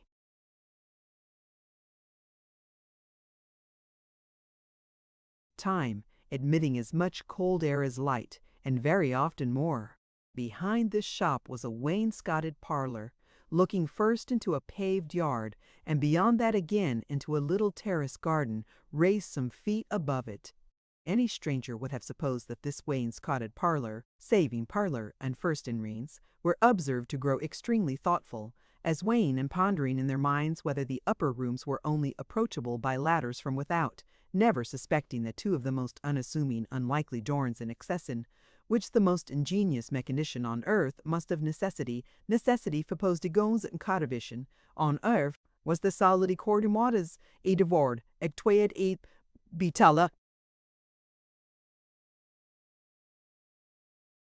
With all these oddities, there was not a neater, more scrupulously tidy, or more punctiliously ordered house in Clerkenwell, in London, in all England. There were not cleaner windows, or whiter floors, or brighter stoves, or more highly shining articles of furniture in old mahogany. There was not more rubbing, scrubbing, burnishing, and polishing in the whole street put together. Nor was this excellence attained without some cost and trouble and great expenditure of voice, as the neighbors were frequently reminded when the good lady of the house overlooked and assisted in its being put to rights on cleaning days, which were usually from Monday morning till Saturday night, both days inclusive.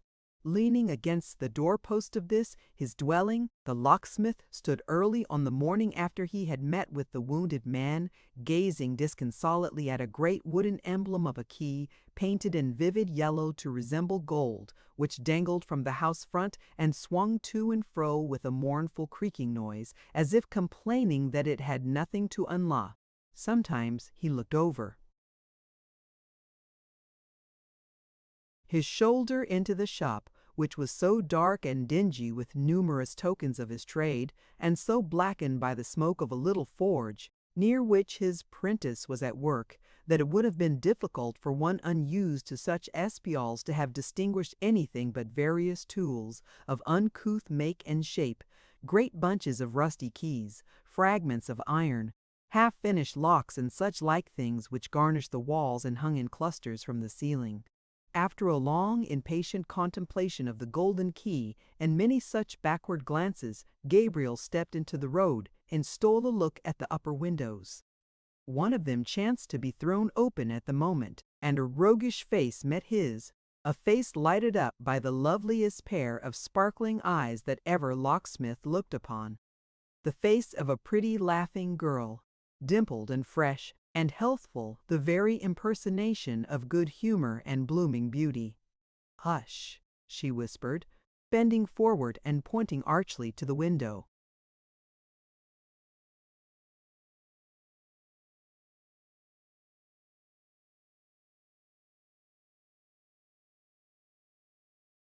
Underneath, "Mother is still asleep." "Still, my dear," returned the locksmith in the same tone. "You talk as if she had been asleep all night, instead of little more than half an hour. But I'm very thankful. Sleep's a blessing, no doubt about it." The last few words he muttered to himself. "How cruel of you to keep us up so late this morning and never tell us where you were, or send us word," said the girl. "Ah, Dolly, Dolly," returned the locksmith, shaking his head and smiling. "How cruel of you to run upstairs to bed. Come down to breakfast, madcap, and come down lightly, or you'll wake your mother. She must be tired, I am sure I am." Keeping these latter words to himself, and returning his daughter's nod, he was passing into the workshop with the smile she had awakened still beaming on his.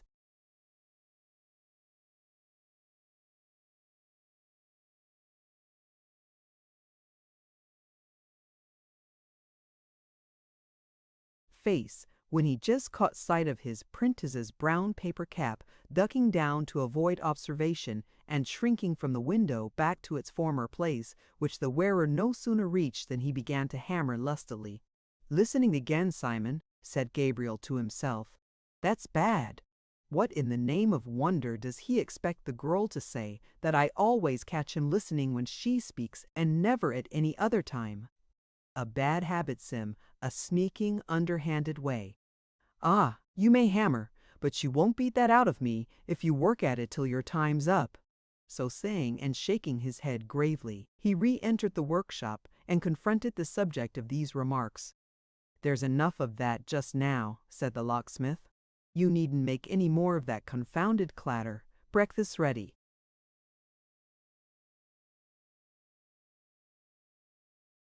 "Sir," said Sim, looking up with amazing politeness and a peculiar little bow cut short off at the neck, "I shall attend you immediately." "I suppose," muttered Gabriel, "that's out of the Prentice's Garland, or the Prentice's Delight, or the Prentice's Warbler, or the Prentice's Guide to the Gallows, or some such improving textbook. Now he's going to beautify himself. Here's a precious locksmith." Quite unconscious that his master was looking on from the dark corner by the parlor door, Sim threw off the paper cap, sprang from his seat, and in 2 extraordinary steps, something between skating and minuet dancing, bounded to a washing place at the other end of the shop, and there removed from his face and hands all traces of his previous work, practicing the same step all the time with the utmost gravity. This done, he drew from some concealed place a little scrap of looking-glass, and with its assistance arranged his hair and ascertained the exact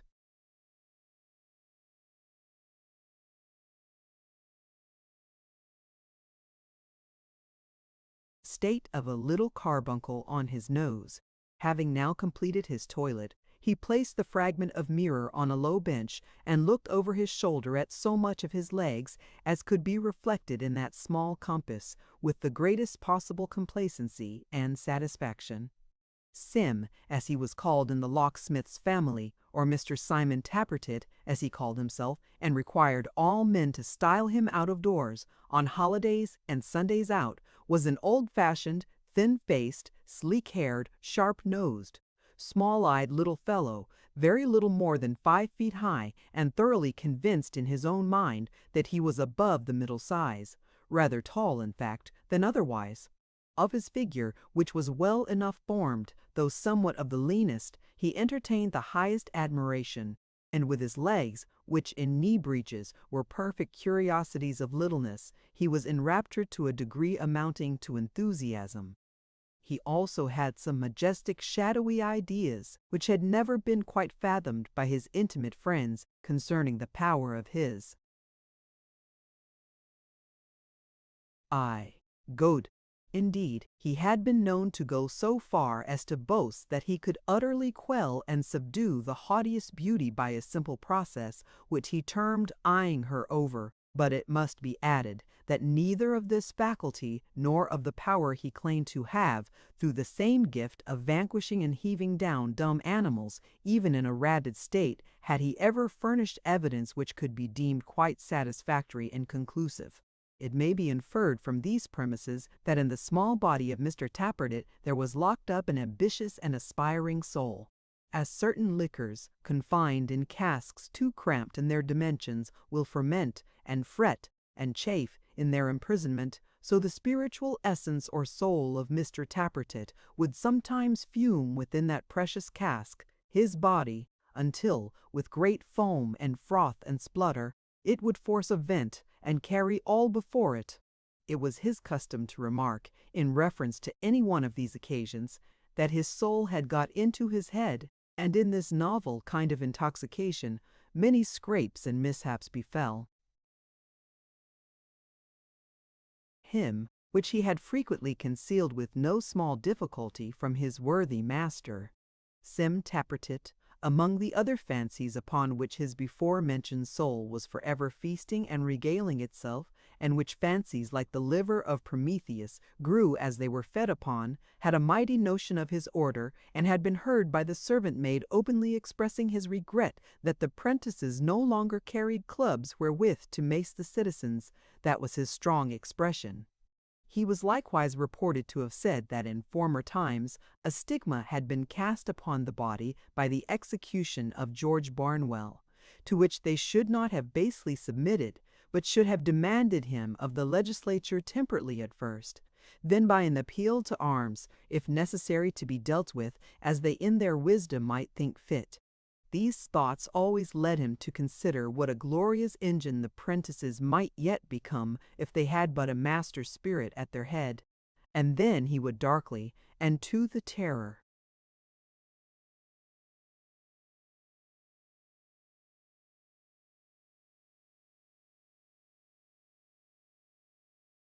of his hearers, hint at certain reckless fellows that he knew of, and at a certain Lionheart ready to become their captain, who, once afoot, would make the Lord Mayor tremble on his throne. In respect of dress and personal decoration, Sim Tappertit was no less of an adventurous and enterprising character.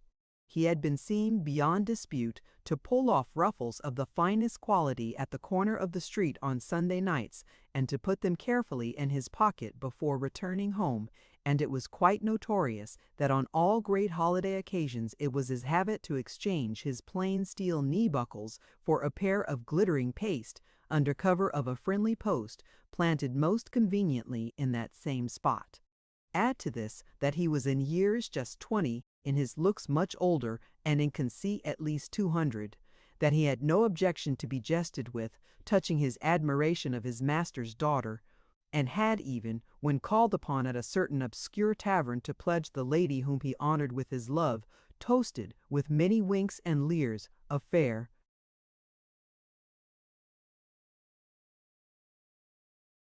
creature whose Christian name, he said, began with a D, and as much is known of Sim Tappertit, who has by this time followed the locksmith in to breakfast, as is necessary to be known in making his acquaintance.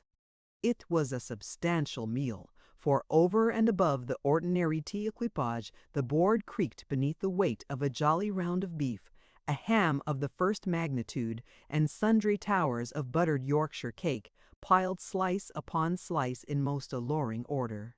There was also a goodly jug of well-browned clay, fashioned into the form of an old gentleman, not by any means unlike the locksmith, atop of whose bald head was a fine white froth answering to his wig, indicative, beyond dispute, of sparkling home-brewed ale.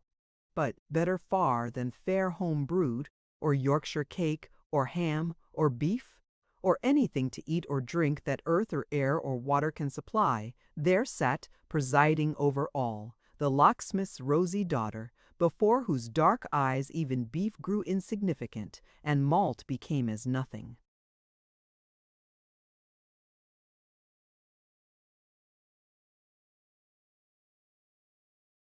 Fathers should never kiss their daughters when young men are by. It's too much. There are bounds to human endurance. So thought Sim Tappertit when Gabriel drew those rosy lips to his, those lips within Sim's reach from day to day, and yet so far off. He had a respect for his master, but he wished the Yorkshire cake might choke him. "Father," said the locksmith's daughter, when this salute was over, and they took their seats at table, "what is this I hear about last night?" "All true, my dear, true as the gospel doll. Young Mr. Chester robbed, and lying wounded in the road when you came up. Ay, Mr. Edward. And beside him, Barnaby, calling for help with all his might. It was well it happened as it did, for the road's a lonely one, the hour was late, and the night being cold, and poor Barnaby even less sensible than usual from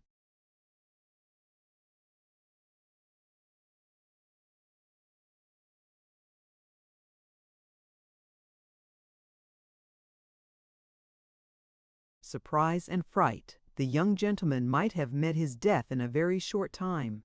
"I dread to think of it," cried his daughter with a shudder. "How did you know him?" "Know him," returned the locksmith. "I didn't know him. How could I? I had never seen him, often as I had heard and spoken of him. I took him to Mrs. Rudge's, and she no sooner saw him than the truth came out. Miss Emma, father, if this news should reach her, enlarged upon as it is sure to be, she will go distracted. Why, look ye there again, how a man suffers for being good-natured," said the locksmith. Miss Emma was with her uncle at the masquerade at Carlisle House, where she had gone, as the people at the Warren told me, sorely against her will. What does your blockhead father when he and Mrs. Rudge have laid their heads together, but goes there when he ought to be abed, makes interest with his friend the doorkeeper, slips him on a mask and domino, and mixes with the maskers, and like himself to do so," cried the girl, putting her fair arm round his neck and giving him a most enthusiastic kiss. "Like himself," repeated Gabriel, affecting to grumble, but evidently delighted with the part he had taken and with her praise. "Very like himself, so your mother said." However, he mingled with the crowd, and prettily worried and badgered he was, I warrant you, with people squeaking, "Don't you know me?" and "I found you out," and all that kind of nonsense in his ears. He might have wandered on till now, but in a little room there was a young lady who had taken off her mask, on account of the place being very warm, and was sitting there alone. "And that was she?" said his daughter hastily. "And that was she," replied the locksmith. And I no sooner whispered to her what the matter was, as softly, doll, and with nearly as much art as you could have used yourself, than she gives a kind of scream and faints away.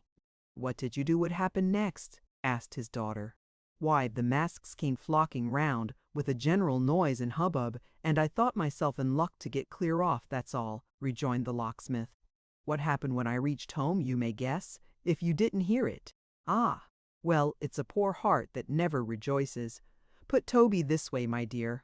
This Toby was the brown jug of which previous mention has been made. Applying his lips to the worthy old gentleman's benevolent forehead, the locksmith, who had all this time been ravaging among the eatables, kept them there so long at the same time raising the vessel slowly in the air, that at length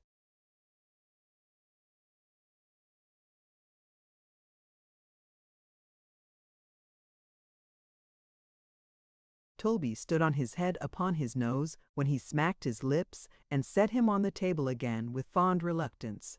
Although Sim Tappertit had taken no share in this conversation, no part of it being addressed to him, he had not been wanting in such silent manifestations of astonishment as he deemed most compatible with the favourable display of his eyes. Regarding the pause which now ensued as a particularly advantageous opportunity for doing great execution with them upon the locksmith's daughter, who he had no doubt was looking at him in mute admiration, he began to screw and twist his face, and especially those features, into such extraordinary, hideous, and unparalleled contortions, that Gabriel, who happened to look towards him, was stricken with amazement. "Why, what the devil's the matter with the lad?" cried the locksmith. "Is he choking?"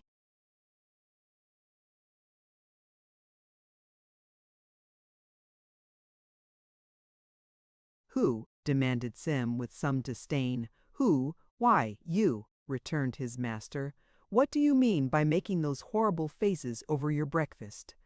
"Faces are matters of taste, sir," said Mr. Tappertit, rather discomfited, not the less so because he saw the locksmith's daughter smiling. "Sim," rejoined Gabriel, laughing heartily, "don't be a fool, for I'd rather see you in your senses. These young fellows," he added, turning to his daughter, "are always committing some folly or another. There was a quarrel between Joe Willet and old John last night, though I can't say Joe was much in fault either. He'll be missing one of these mornings, and will have gone away upon some wild goose errand, seeking his fortune." "Why, what's the matter, Dole? You are making faces now. The girls are as bad as the boys, every bit."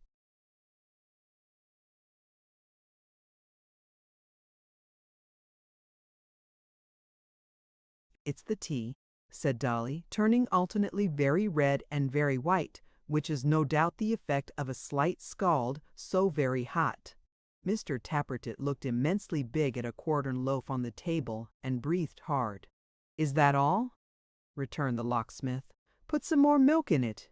"Yes, I am sorry for Joe, because he is a likely young fellow, and gains upon one every time one sees him. But he'll start off, you'll find. Indeed, he told me as much himself." "Indeed!" cried Dolly in a faint voice. "Indeed! Is the tea tickling your throat still, my dear?" said the locksmith. But before his daughter could make him any answer, she was taken with a troublesome cough, and it was such a very unpleasant cough that, when she left off, the tears were starting in her bright eyes. The good-natured locksmith was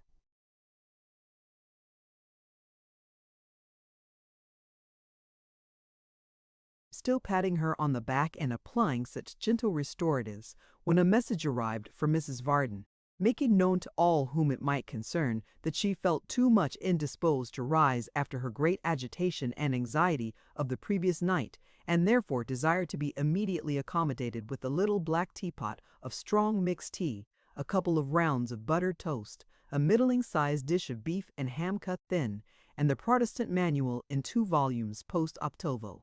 Like some other ladies who in remote ages flourished upon this globe, Mrs. Varden was most devout when most ill-tempered. Whenever she and her husband were at unusual variance, then the Protestant Manual was in high feather. knowing from experience what these requests portended, the triumvirate broke up. Dolly, to see the orders executed with all dispatch, Gabriel, to some out-of-door work in his little chaise, and Sim, to his daily duty in the workshop, to which retreat he carried the big look, although the loaf remained behind.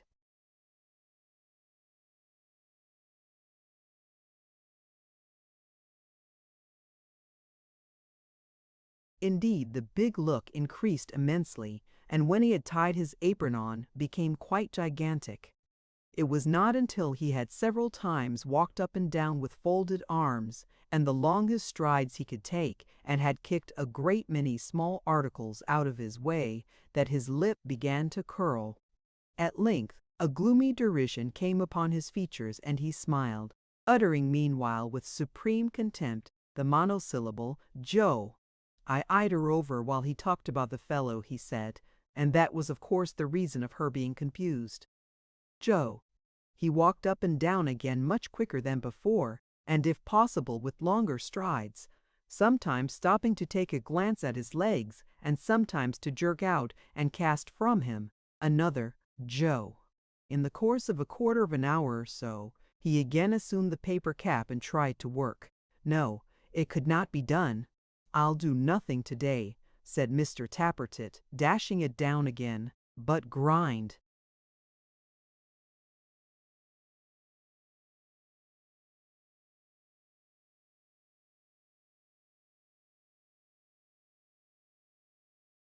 I'll grind up all the tools. Grinding will suit my present humor well. Joe, whir-ar-ar-ar. The grindstone was soon in motion. The sparks were flying off in showers. This was the occupation for his heated spirit. Whir-r-r-r-r-r-r. Something will come of this, said Mr. Tappertit, pausing as if in triumph, and wiping his heated face upon his sleeve. Something will come of this. I hope it mayn't be human gore. Whir-r-r-r-r-r.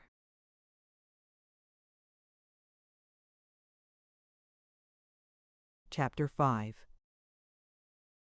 As soon as the business of the day was over, the locksmith sallied forth alone to visit the wounded gentleman and ascertain the progress of his recovery. The house where he had left him was in a by-street in Southwark, not far from London Bridge, and thither he hied with all speed, bent upon returning with as little delay as might be, and getting to betimes. The evening was boisterous, scarcely better than the previous night had been. It was not easy for a stout man like Gabriel to keep his legs at the street corners, or to make head against the high wind, which often fairly got the better of him and drove him back some paces, or, in defiance of all his energy, forced him to take shelter in an arch or doorway until the fury of the gust was spent. Occasionally, a hat or wig, or both, came spinning and trundling past him like a mad thing, while the more serious spectacle of falling tiles and slates, or of masses of brick and mortar, or fragments of stone coping rattling upon the pavement near at hand and splitting into fragments, did not increase the pleasure of the journey.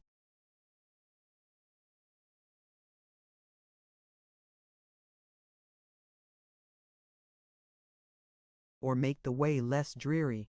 "A trying night for a man like me to walk in," said the locksmith as he knocked softly at the widow's door. "I'd rather be in old John's chimney corner, faith." "Who's there?" demanded a woman's voice from within. Being answered, it added a hasty word of welcome, and the door was quickly opened.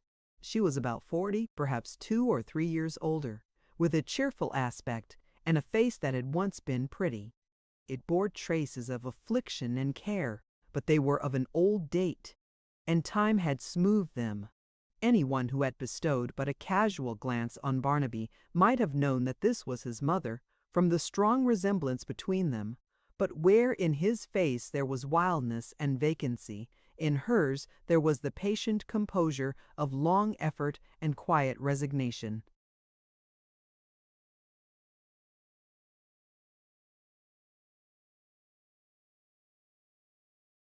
One thing about this face was very strange and startling. You could not look upon it in its most cheerful mood without feeling that it had some extraordinary capacity of expressing terror. It was not on the surface. It was in no one feature that it lingered. You could not take the eyes or mouth or lines upon the cheek and say, if this or that were otherwise, it would not be so.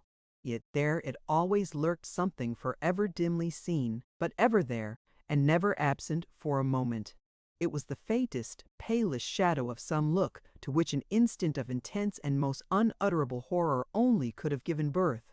But indistinct and feeble as it was, it did suggest what that look must have been, and fixed it in the mind as if it had had existence in a dream.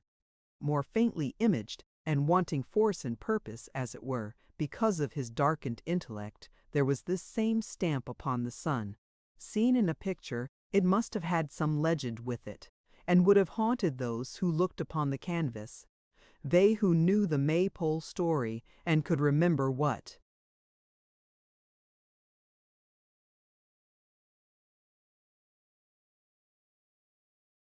The widow was, before her husband's and his master's murder, understood it well. They recollected how the change had come, and could call to mind that when her son was born, upon the very day the deed was known, he bore upon his wrist what seemed a smear of blood, but half washed out.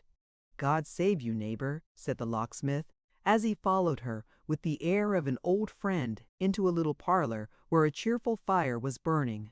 "And you," she answered, smiling. "Your kind heart has brought you here again.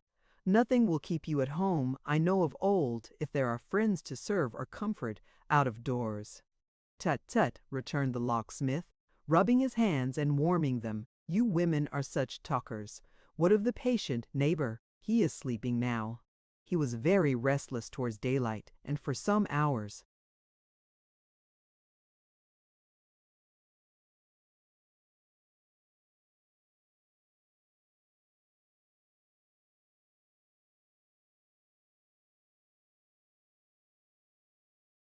"Tossed and tumbled sadly, but the fever has left him, and the doctor says he will soon mend.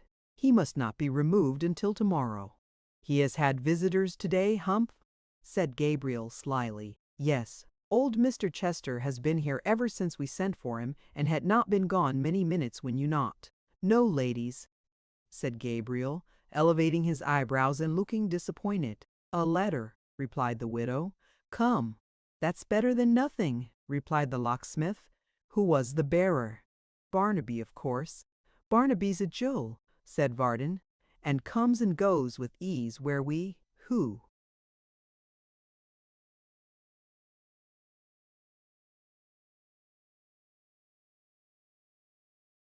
think ourselves much wiser would make but a poor hand of it. He is not out wandering again, I hope.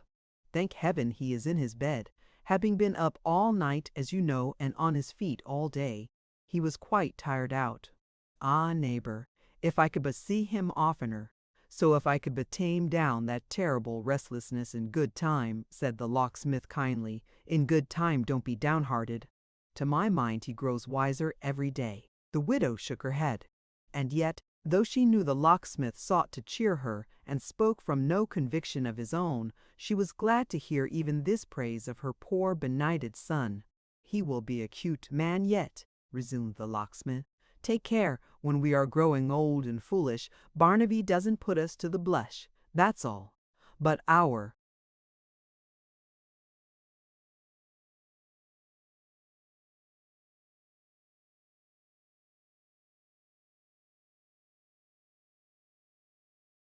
other friend," he added, looking under the table and about the floor, "sharpest and cunningest of all the sharp and cunning ones. Where's he?" "In Barnaby's room," rejoined the widow, with a faint smile. "Ah, he's a knowing blade," said Varden, shaking his head. "I should be sorry to talk secrets before him. Oh, he's a deep customer. I've no doubt he can read and write and cast accounts if he chooses. What was that? Him tapping at the door?" "No," returned the widow. "It was in the street, I think. Hark! Yes, there again. 'Tis someone knocking softly at the shutter. Who can it be?" They had been speaking in a low tone, for the invalid lay overhead, and the walls and ceilings being thin and poorly built, the sound of their voices might otherwise have disturbed his slumber. The party without, whoever it was, could have stood close to the shutter without hearing anything spoken, and, seeing the light through the chinks and finding all so quiet, might have been persuaded that only one person was there. "Some thief or ruffian, maybe," said the locksmith. "Give me the light." "No, no," she returned hastily. "Such visitors have never come to this poor dwelling. Do you stay here. You're within call at the worst. I would rather go myself alone." "Why?" said the locksmith, unwillingly relinquishing the candle he had caught up from the table. "Because I don't know why, because the wish is so strong upon me," she rejoined. "There again, do not detain me, I beg of you." Gabriel looked at her in great surprise to see one who was usually so mild and quiet thus agitated, and with so little cause. She left the room and closed the door.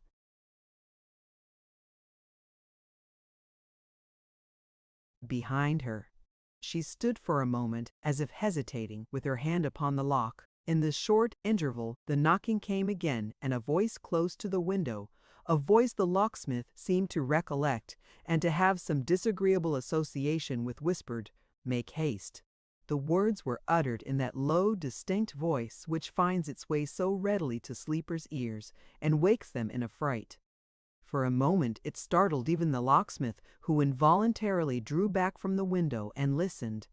The wind rumbling in the chimney made it difficult to hear what passed, but he could tell that the door was opened, that there was the tread of a man upon the creaking boards, and then a moment's silence broken by a suppressed something which was not a shriek or groan or cry for help, and yet might have been either or all three, and the words, "My God," uttered in a voice it chilled him to hear.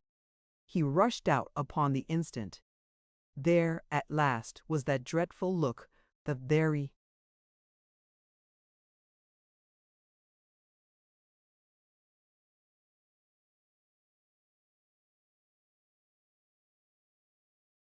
one he seemed to know so well and yet had never seen before upon her face. There she stood, frozen to the ground, gazing with starting eyes and livid cheeks, and every feature fixed and ghastly, upon the man he had encountered in the dark last night.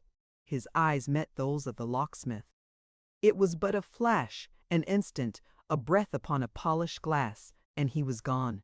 The locksmith was upon him, had the skirts of his streaming garment almost in his grasp, when his arms were tightly clutched, and the widow flung herself upon the ground before him.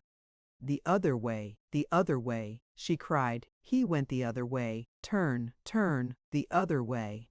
I see him now, rejoined the locksmith, pointing. Yonder there is his shadow passing by that light. What? Who is this? Let me go. Come back, exclaimed the woman, clasping him. Do not touch him on your life. I charge you, come back. He carries other lives besides his own. Come back. What does this mean? Cried the locksmith. No matter what it means, don't ask, don't speak, don't think about it. He is not to be followed, checked, or stopped. Come back. The old man looked at her in wonder, as she writhed and clung about him, and, borne down by her passion, suffered her to drag him into the house. It was not until she had chained and double-locked the door, fastened every bolt and bar with the heat and fury of a maniac, and drawn him back into the room, that she turned upon him once again that stony look of horror, and sinking down into a chair, covered her face and shuddered, as though the hand of death were on her.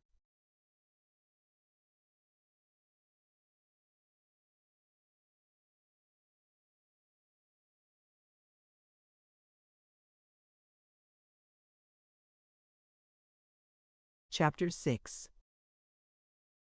Beyond all measure astonished by the strange occurrences which had passed with so much violence and rapidity, the locksmith gazed upon the shuddering figure in the chair like one half stupefied, and would have gazed much longer had not his tongue been loosened by compassion and humanity. "You are ill," said Gabriel. "Let me call some neighbor in." "Not for the world," she rejoined, motioning to him with her trembling hand, and holding her face averted. "It is enough that you have been by to see this." "Nay, more than enough for less," said Gabriel. Be it so, she returned. As you like.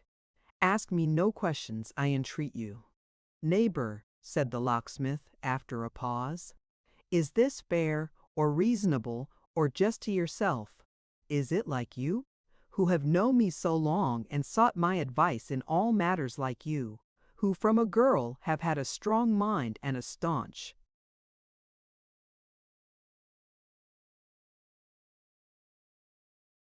heart?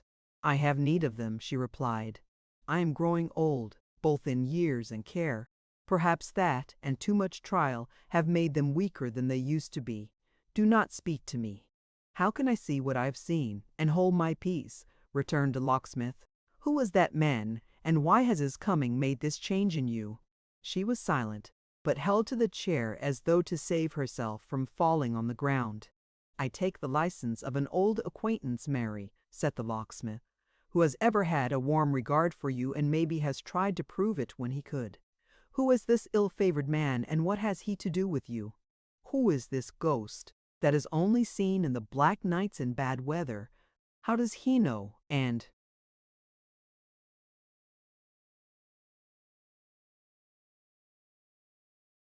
why does he haunt this house, whispering through chinks and crevices, as if there was that between him and you, which neither durst so much as speak aloud of? Who is he? You do well to say he haunts this house, returned the widow faintly. His shadow has been upon it and me, in light and darkness, at noonday and midnight. And now, at last, he has come in the body. But he wouldn't have gone in the body, returned the locksmith with some irritation, if you had left my arms and legs at liberty. What riddle is this? It is one, she answered, rising as she spoke, that must remain forever as it is. I dare not say more than that.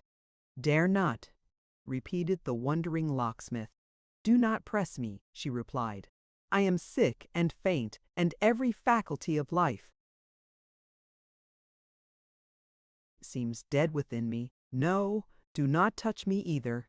Gabriel, who had stepped forward to render her assistance, fell back as she made this hasty exclamation and regarded her in silent wonder. Let me go my way alone, she said in a low voice, and let the hands of no honest man touch mine tonight. When she had tottered to the door, she turned and added with a stronger effort, This is a secret, which, of necessity, I trust to you. You are a true man. As you have ever been good and kind to me, keep it. If any noise was heard above, make some excuse, say anything but what you really saw, and never let a word or look between us recall this circumstance. I trust to you. Mind, I trust to you. How much I trust, you never can conceive. Casting her eyes upon him for an instant, she withdrew, and left him there alone.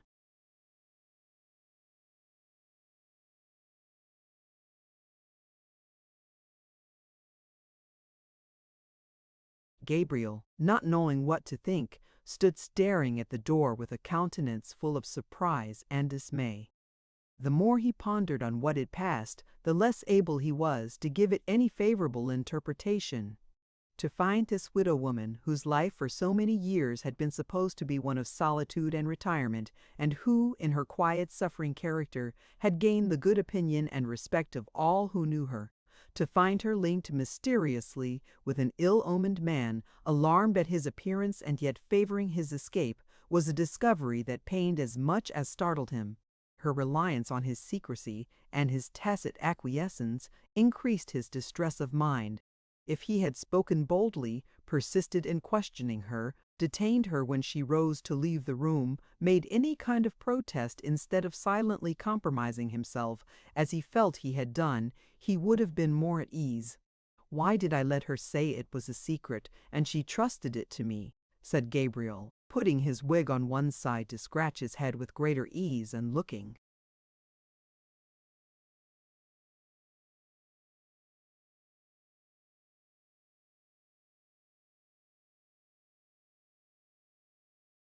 ruefully at the fire. I have no more readiness than old John himself.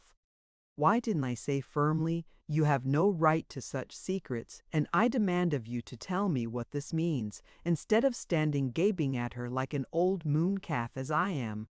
But there's my weakness. I can be obstinate enough with men if need be, but women may twist me round their fingers at their pleasure. He took his wig off outright as he made this reflection, and, warming his handkerchief at the fire, began to rub and polish his bald head with it until it glistened again. And yet, said the locksmith, softening under this soothing process and stopping to smile, it may be nothing. Any drunken brawler trying to make his way into the house would have alarmed a quiet soul like her. But then, and here was the vexation, how came it to be that man? How comes he to have this influence over her? How came she to favor his getting away from me? And more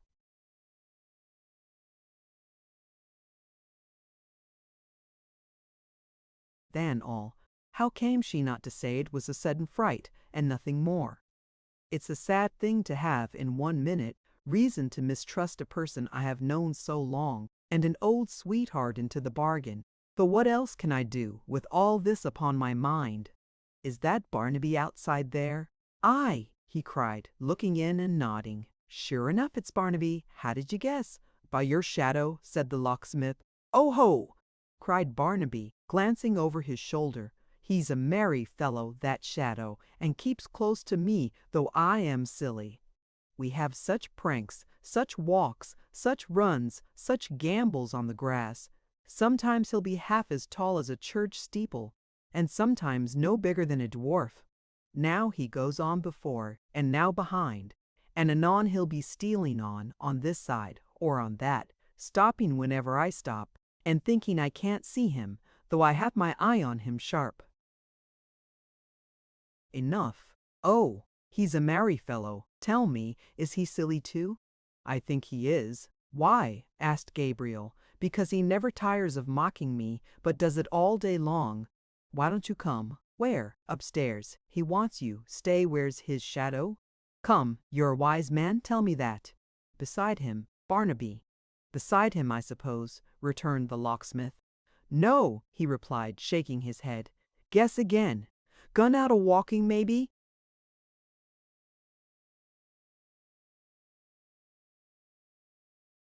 He has changed shadows with a woman, the idiot whispered in his ear, and then fell back with a look of triumph.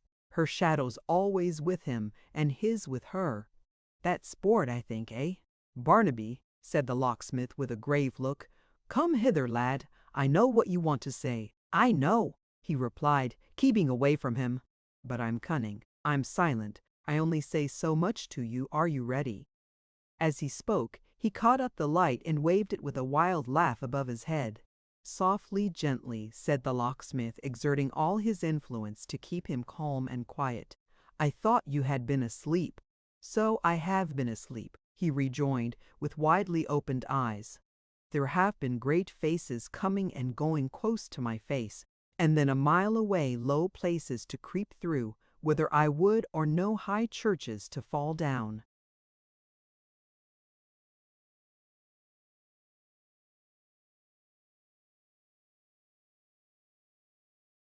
From strange creatures crowded up together neck and heels to sit upon the bed that sleep, eh?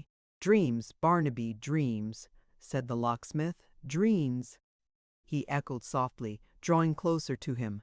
Those are not dreams. What are, replied the locksmith, if they are not?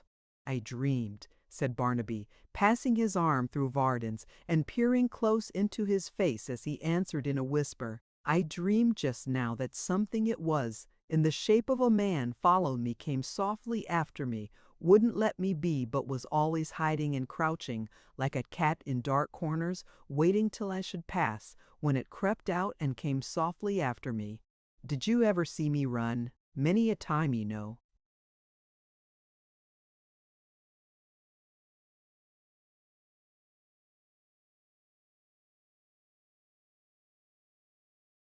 You never saw me run as I did in this dream. Still it came creeping on to worry me. Nearer, nearer, nearer, I ran faster. Leap sprung out of bed, and to the window and there, in the street below, but he is waiting for us. Are you coming?" "What in the street below, Barnaby?" said Varden, imagining that he traced some connection between this vision and what had actually occurred. Barnaby looked into his face, muttered incoherently, waved the light above his head again, laughed, and drawing the locksmith's arm more tightly through his own, led him up the stairs in silence.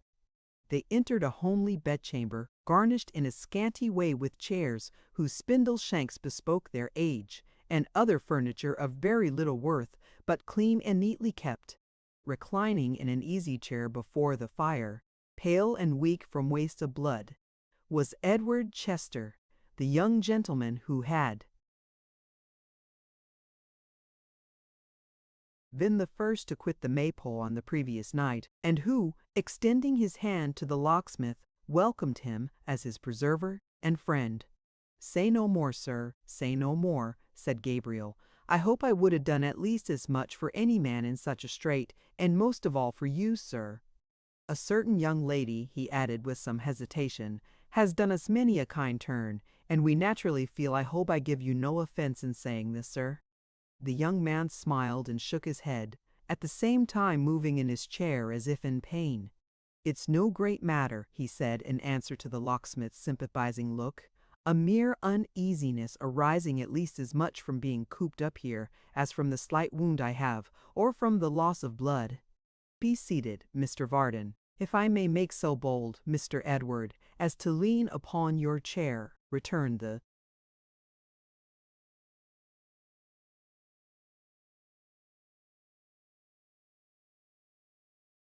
locksmith, accommodating his action to his speech and bending over him. "I'll stand here for the convenience of speaking low.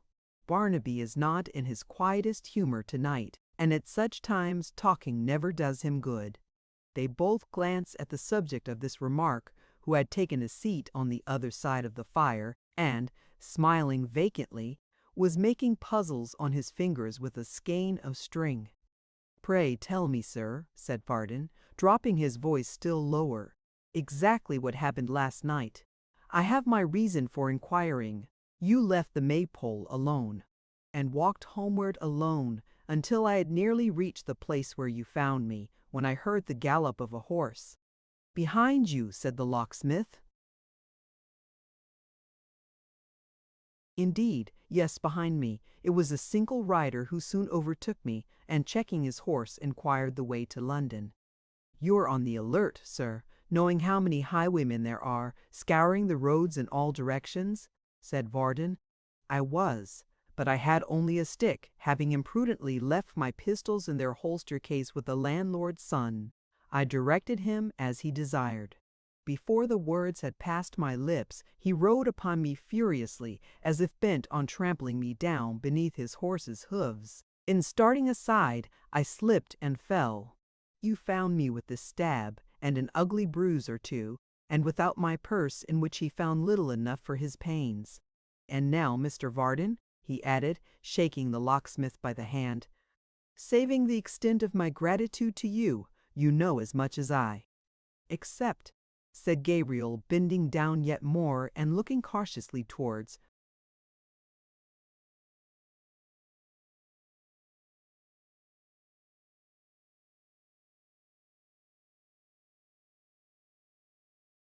their silent nay hour, except in respect of the robber himself.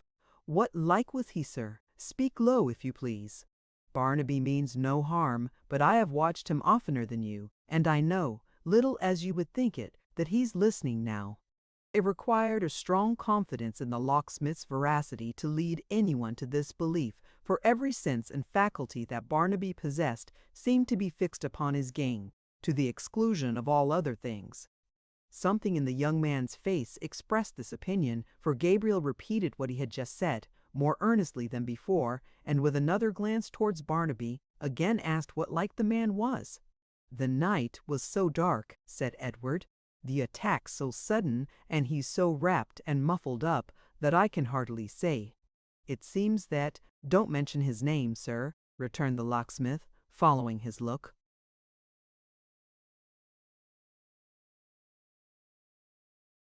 Towards Barnaby. I know she saw him. I want to know what you saw." "All I remember is," said Edward, "that as he checked his horse his hat was blown off. He caught it and replaced it on his head, which I observed was bound with a dark handkerchief. A stranger entered the Maypole while I was there, whom I had not seen, for I had sat apart for reasons of my own, and when I rose to leave the room and glanced round, he was in the shadow of the chimney and hidden from my sight. But if he and the robber were two different persons, their voices were strangely and most remarkably alike. For directly the man addressed me in the road, I recognized his speech again. It is as I feared. The very man was here tonight," thought the locksmith, changing color. "What dark history is this?" "Halloa!" cried a hoarse voice in his ear. "Halloa, halloa, halloa." "Bow, wow, wow. What's the matter here?" "Halloa!"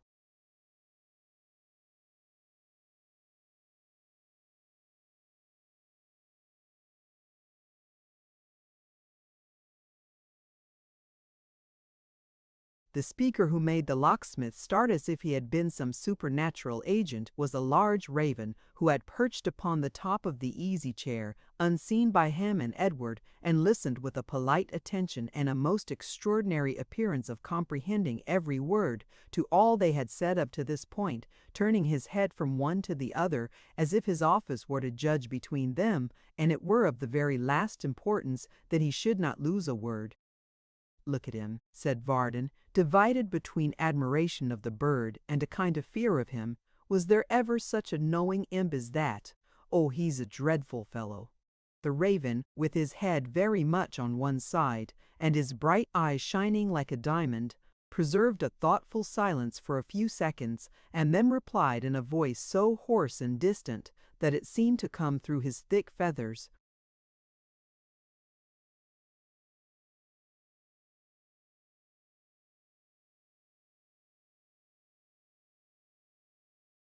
rather than out of his mouth. "Halloa, halloa, halloa! What's the matter here? Keep up your spirits. Never say die. Bow, wow, wow! I'm a devil! I'm a devil! I'm a devil! I'm a devil! Hurrah!" And then, as if exulting in his infernal character, he began to whistle. "I more than half believe he speaks the truth." "Upon my word I do," said Varden. "Do you see how he looks at me as if he knew what I was saying?" To which the bird, balancing himself on tiptoe, as it were, and moving his body up and down in a sort of grave dance, rejoined, "I'm a devil, I'm a devil, I'm a devil," and flapped his wings against his sides as if he were bursting with laughter. Barnaby clapped his hands and fairly rolled upon the ground in an ecstasy of delight. "Strange companion, sir," said the locksmith, shaking his head and looking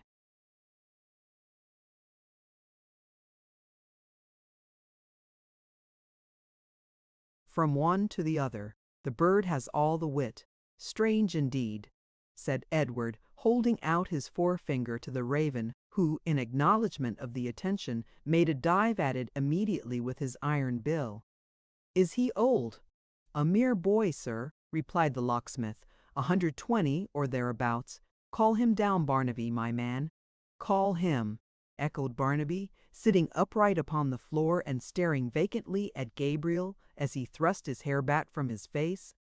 "But who can make him come? He calls me, and makes me go where he will. He goes on before, and I follow. He's the master, and I'm the man. Is that the truth, Grip?"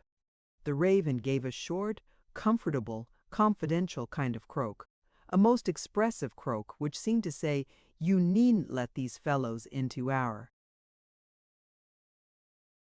secrets. We understand each other. It's all right." "I make him come," cried Barnaby, pointing to the bird. "Him, who never goes to sleep, or so much as winks.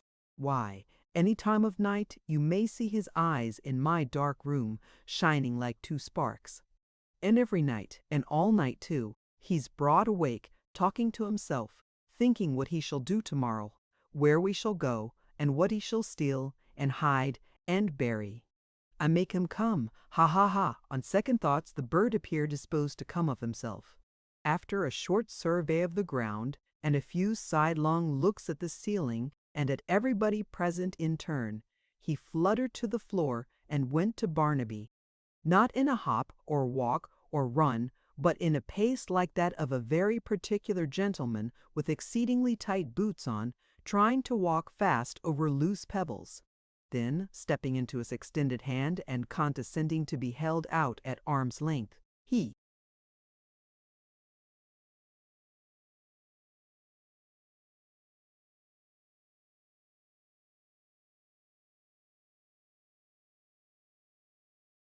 gave vent to a succession of sounds, not unlike the drawing of some 8 or 10 dozen of long corks, and again asserted his brimstone birth and parentage with great distinctness. The locksmith shook his head, perhaps in some doubt of the creature's being really nothing but a bird, perhaps in pity for Barnaby, who by this time had him in his arms, and was rolling about, with him, on the ground. As he raised his eyes from the poor fellow he encountered those of his mother, who had entered the room, and was looking on in silence. She was quite white in the face, even to her lips, but had wholly subdued her emotion, and wore her usual quiet look. Varden fancied as he glanced at her that she shrunk from his eye, and that she busied herself about the wounded gentleman to avoid him the better. It was time he went to bed, she said. He was to be removed to his own home on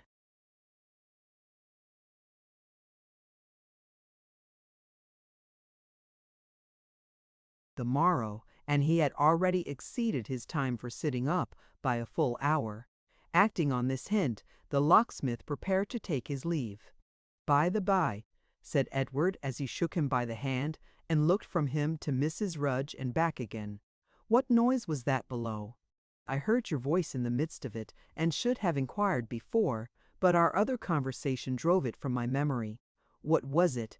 The locksmith looked towards her and bit his lip. She leant against the chair and bent her eyes upon the ground. Barnaby, too, he was listening.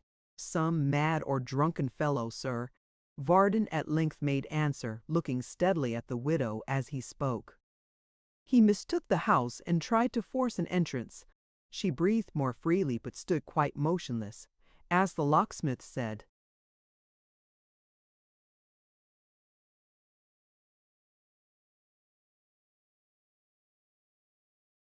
"Good night," and Barnaby caught up the candle to light him down the stairs, she took it from him, and charged him with more haste and earnestness than so slight an occasion appeared to warrant not to stir.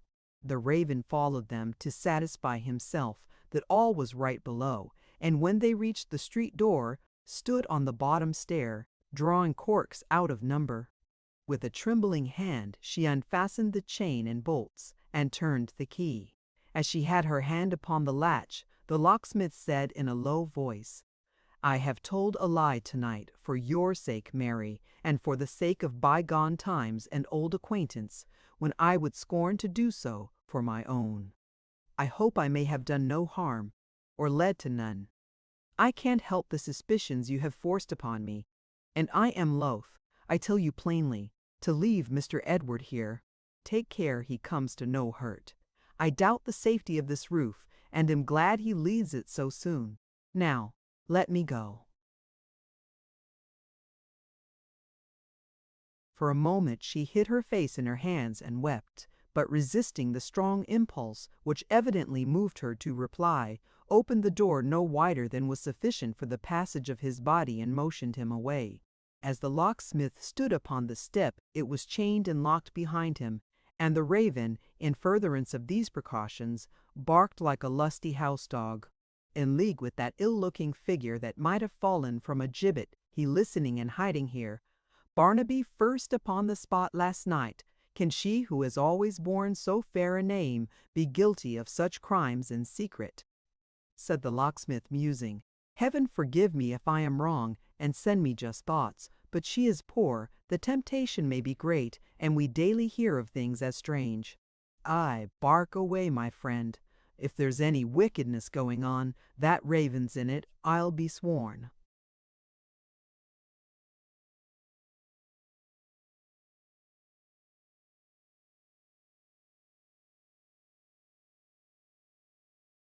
Chapter 7. Mrs. Varden was a lady of what is commonly called an uncertain temper. a phrase which being interpreted signifies a temper tolerably certain to make everybody more or less uncomfortable. Thus it generally happened that when other people were merry, Mrs. Varden was dull, and that when other people were dull, Mrs. Varden was disposed to be amazingly cheerful. Indeed, the worthy housewife was of such a capricious nature that she not only attained a higher pitch of genius than Macbeth in respect of her ability to be wise, amazed, temperate and furious, loyal and neutral in an instant, but would sometimes ring the changes backwards and forwards on all possible moods and flights in one short quarter of an hour, performing, as it were, a kind of triple bob major on the peal of instruments in the female belfry, with a skillfulness and rapidity of execution that astonished or altered at the. It had been observed in this good lady, who did not want for personal attractions, being plump and buxom to look at, though, like her fair daughter, somewhat short in stature, that this uncertainty of disposition strengthened and increased with her temporal prosperity, and divers wise men and matrons, on friendly terms with the locksmith and his family, even went so far as to assert that a tumble down some half-dozen rounds in the world's ladder, such as the breaking of the bank in which her husband kept his money, or some little fall of that kind, would be the making of her, and could hardly fail to render her one of the most agreeable companions in existence. Whether they were right or wrong in this conjecture, certain it is that minds, like bodies, will often fall into a pimpled, ill-conditioned state from mere excess of comfort, and like them are often successfully cured by remedies in themselves very nauseous and unpalatable. Mrs. Varden's chief aider and abettor, and at the same time her principal victim and object of wrath, was her single domestic servant, one Miss Miggs, or as she was called, in conformity with those prejudices of society which lop and top from.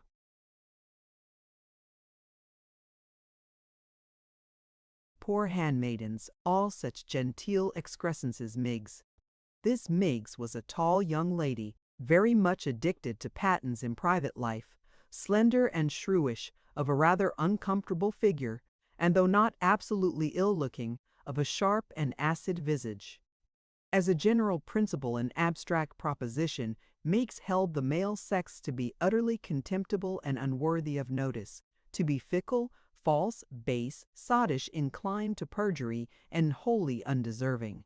When particularly exasperated against them, which, scandal said, was when Sim Tappertit slighted her most, she was accustomed to wish with great emphasis that the whole race of women could but die off, in order that the men might be brought to know the real value of the blessings by which they set so little store. Nay, her feeling for her order ran so high that she sometimes declared, if she could only have good security for a fair, round number, say 10,000 of young virgins following her example, she would, set by I am determined.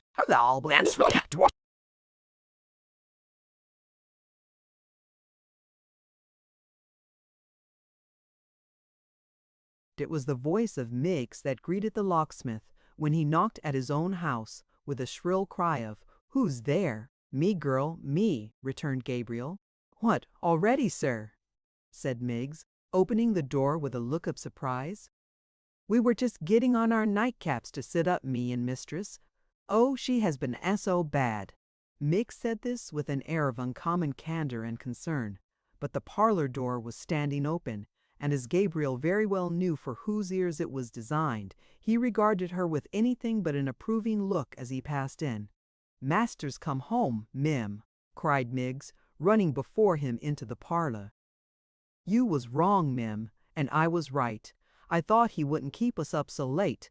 2 nights running, Mim. Master's always considerate so far. I'm so glad, Mimo."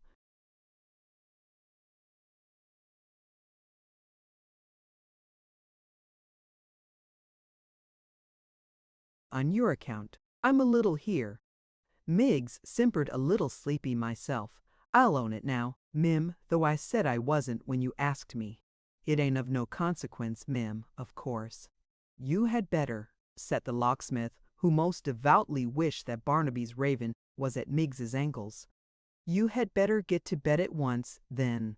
"Thanking you kindly, sir," returned Miggs. "I couldn't take my rest in peace, nor fix my thoughts upon my prayers, other ways than that I knew mistress was comfortable in her bed this night. By rights she ought to have been there, hours ago." "You're talkative, mistress," said Varden, pulling off his greatcoat and looking at her askew. "Taking the hint, sir," cried Miggs with a flushed face, "and thanking you for it." "Most kindly, I will make bold to say that if I give offence by having consideration for my mistress, I do not ask your pardon, but am content to get myself into trouble and to be in suffering." Here Mrs. Varden, who with her countenance shrouded in a large nightcap had been all this time intent upon the Protestant manual, looked round and acknowledged Miggs's championship by commanding her to hold her tongue.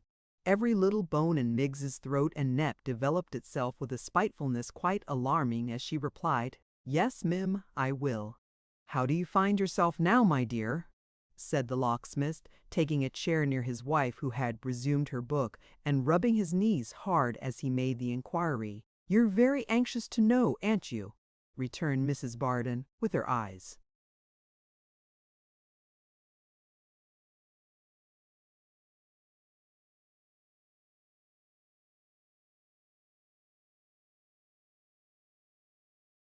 Upon the print. "You that have not been near me all day, and wouldn't have been if I was dying."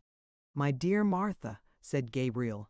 Mrs. Varden turned over to the next page, then went back again to the bottom line overleaf to be quite sure of the last words, and then went on reading with an appearance of the deepest interest and study.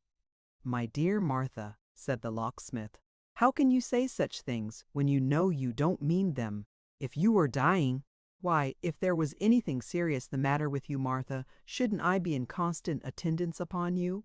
"Yes," cried Mrs. Varden, bursting into tears. "Yes, you would." "I don't doubt it, Varden. Certainly you would. That's as much as to tell me that you would be."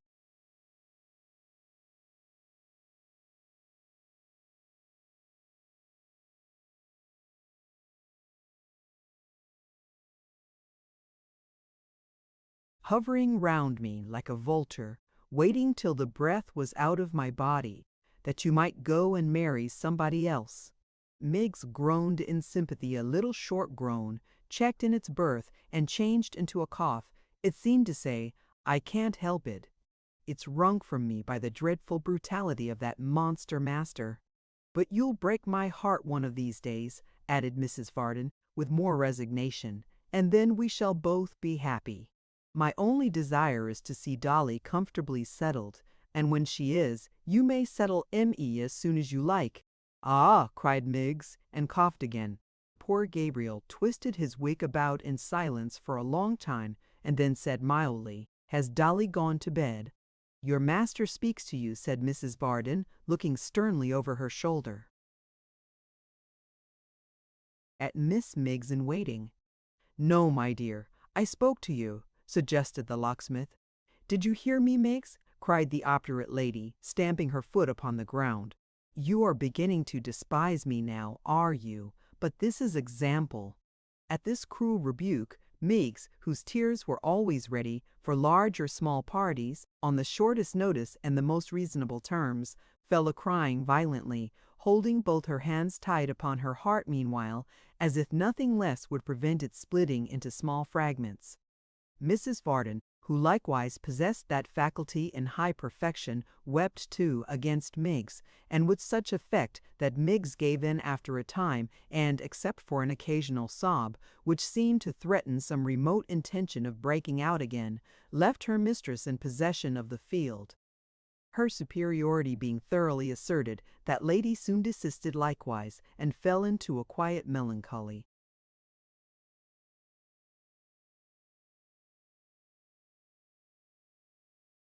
The relief was so great, and the fatiguing occurrences of last night so completely overpowered the locksmith, that he nodded in his chair, and would doubtless have slept there all night, but for the voice of Mrs. Varden, which, after a pause of some 5 minutes, awoke him with a start. "If I am ever," said Mrs. V., not scolding, but in a sort of monotonous remonstrance in spirits, "if I am ever cheerful, If I am ever more than usually disposed to be talkative and comfortable, this is the way I am treated. Such spirits as you was in too, mum, but half an hour ago, cried Miggs, I never see such company. Because, said Mrs. Barton, because I never interfere or interrupt, because I never question where anybody comes or goes, because my whole mind and soul is bent on saving where I can save, and laboring in this house. Therefore they try me as they do.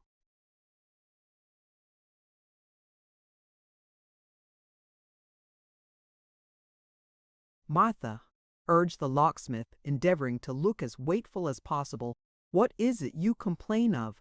I really came home with every wish and desire to be happy. I did indeed. What do I complain of? Retorted his wife. Is it a chilling thing to have one's husband sulking and falling asleep directly he comes home, to have him freezing all one's warm-heartedness and throwing cold water over the fireside? Is it natural, when I know he went out upon a matter in which I am as much interested as anybody can be, that I should wish to know all that has happened, or that he should tell me without my begging and praying him to do it? Is that natural, or is it not? I am very sorry, Martha, said the good-natured locksmith. I was really afraid you were not disposed to talk pleasantly. I'll tell you everything. I shall only be too glad, my dear.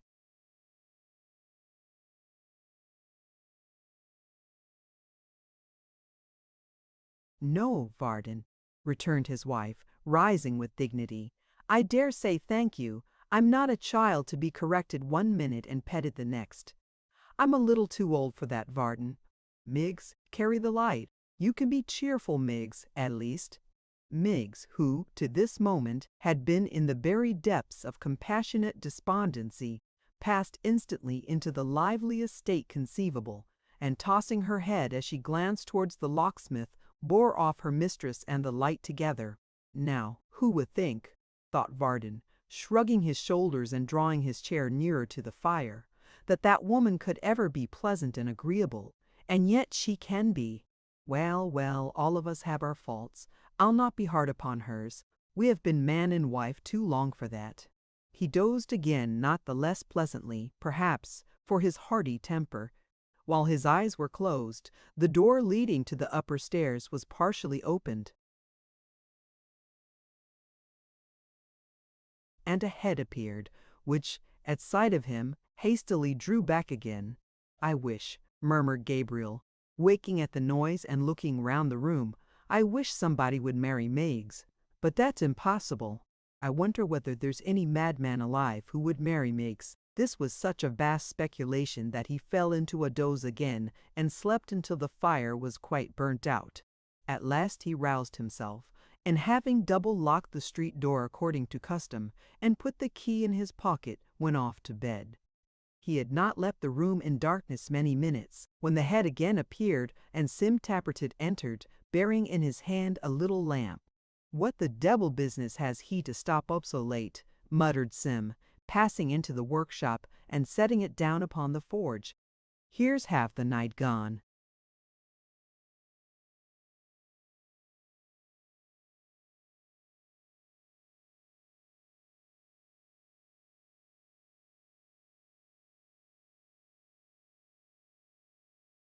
Already, there's only one good that has ever come to me out of this cursed old rusty mechanical trade, and that's this piece of ironmongery, upon my soul.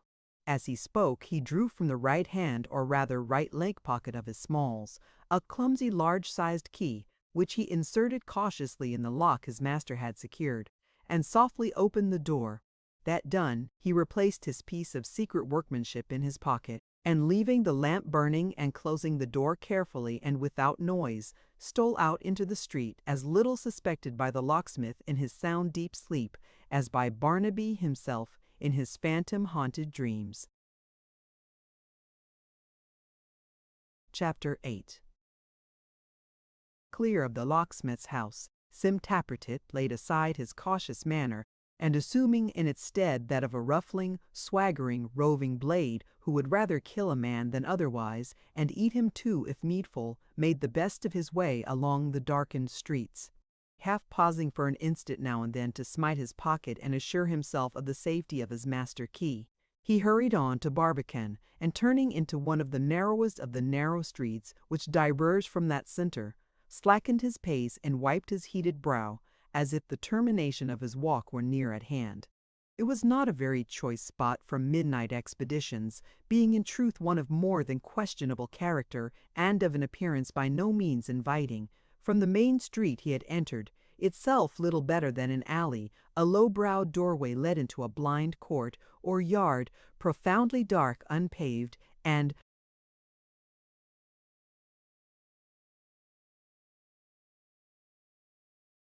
reeking with stagnant odors. Into this ill-favored pit the locksmith's vagrant prentice groped his way, and stopping at a house from whose defaced and rotten front the rude effigy of a bottle swung to and fro like some gibbeted malefactor, struck thrice upon an iron grating with his foot. After listening in vain for some response to his signal, Mr. Tappertit became impatient and struck the grating thrice again. A further delay ensued, but it was not of long duration. The ground seemed to open at his feet, and a ragged head appeared. "Is that the captain?" said a voice as ragged as the head. "Yes," replied Mr. Tappertit haughtily, descending as he spoke. "Who should it be?" "It's so late we gave you up," returned the voice, as its owner stopped to shut.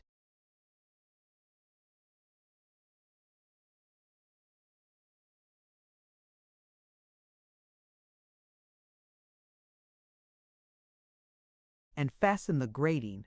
"You're late, sir. Lead on," said Mr. Tappertit with a gloomy majesty, "and make remarks when I require you. Forward!" This latter word of command was perhaps somewhat theatrical and unnecessary, inasmuch as the descent was by a very narrow, steep, and slippery flight of steps, and any rashness or departure from the beaten track must have ended in a yawning water butt. But Mr. Tappertit being, like some other great commanders, favorable to strong effects and personal display, cried "Forward!" again in the hoarsest voice he could assume, and led the way, with folded arms and knitted brows, to the cellar down below, where there was a small copper fixed in one corner, a chair or two, a form and table, a glimmering fire, and a truckle bed covered with a ragged patchwork rug. "Welcome, noble captain," cried a lanky figure, rising as from a nap.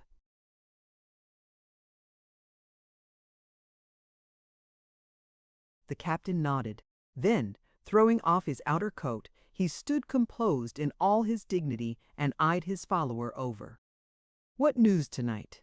he asked when he had looked into his very soul. "Nothing particular," replied the other, stretching himself, and he was so long already that it was quite alarming to see him do it. "How come you to be so late?" "No matter," was all the captain deigned to say in answer. "Is the room prepared?" "It is," replied the follower. "The comrade, is he here?" "Yes." "And a sprinkling of the others, you hear 'em?" "Playing skittles," said the captain moodily. "Light-hearted revellers."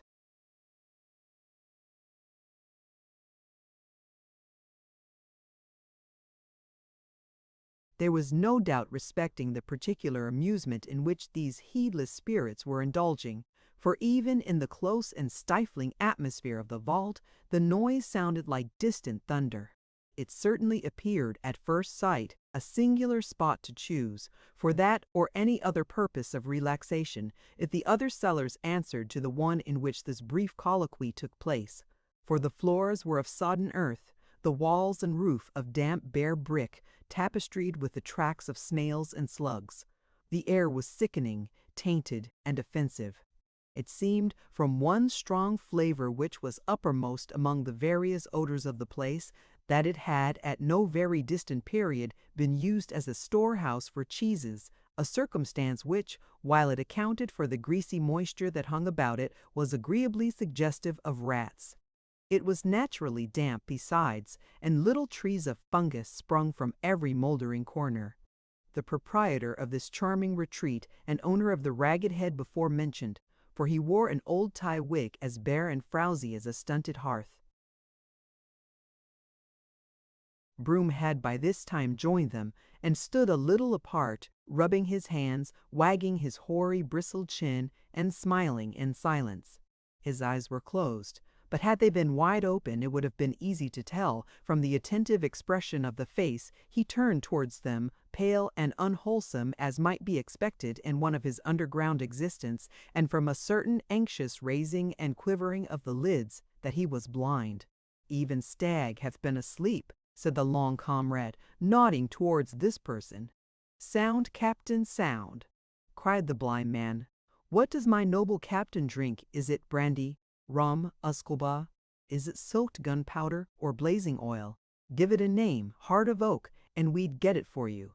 If it was wine from a bishop's cellar, or melted gold from King George's mint, see," said Mr. Tappertit haughtily, "that it's something strong and comes quick."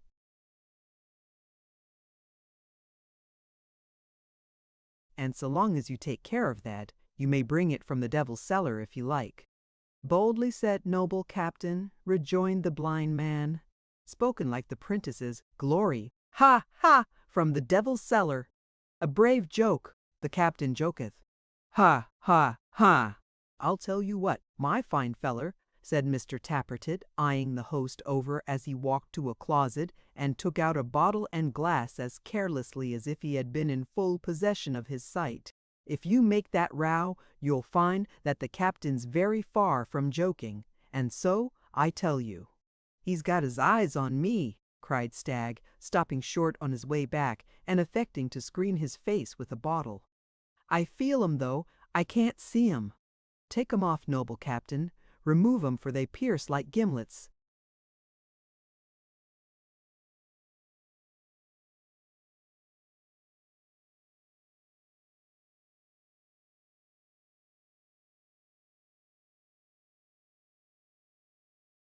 Mr. Tappertit smiled grimly at his comrade, and twisting out one more look, a kind of ocular screw under the influence of which the blind man feigned to undergo great anguish and torture, bade him in a softened tone approach and hold his peace. "I obey you, captain," cried Stagg, drawing close to him and filling out a bumper without spilling a drop, by reason that he held his little finger at the brim of the glass and stopped at the instant the liquor touched it. "Drink, noble governor. Death to all masters, life to all prentices, and love to all fair damsels. Drink, brave general, and warm your gallant heart." Mr. Tappertit condescended to take the glass from his outstretched hand. Stagg then dropped on one knee and gently smoothed the calves of his legs with an air of humble admiration. "That I had but eyes," he cried, "to behold my captain's symmetrical proportions.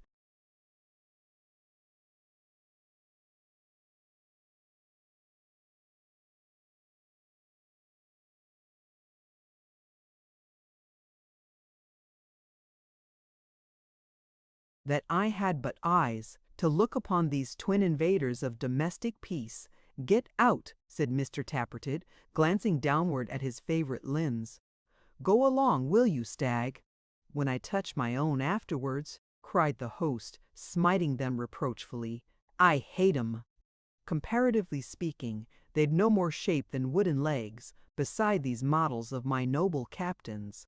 "Yours?" exclaimed Mr. Tappertit. "No, I should think not. Don't talk about those precious old toothpicks in the same breath with mine. That's rather too much. Here, take the glass. Benjamin, lead on to business."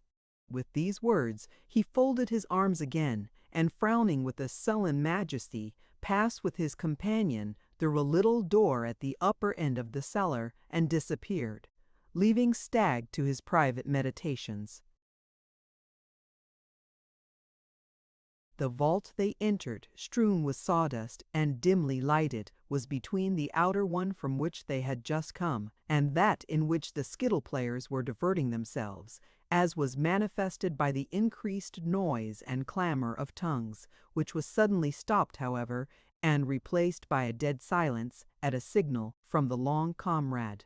Then this young gentleman, going to a little cupboard, returned with a thigh bone, which in former times must have been part and parcel of some individual at least as long as himself, and placed the same in the hands of Mr. Tappertit, who, receiving it as a scepter and staff of authority, cocked his three-cornered hat fiercely on the top of his head, and mounted a large table whereon a chair of state, cheerfully ornamented with a couple of skulls, was placed ready for his reception.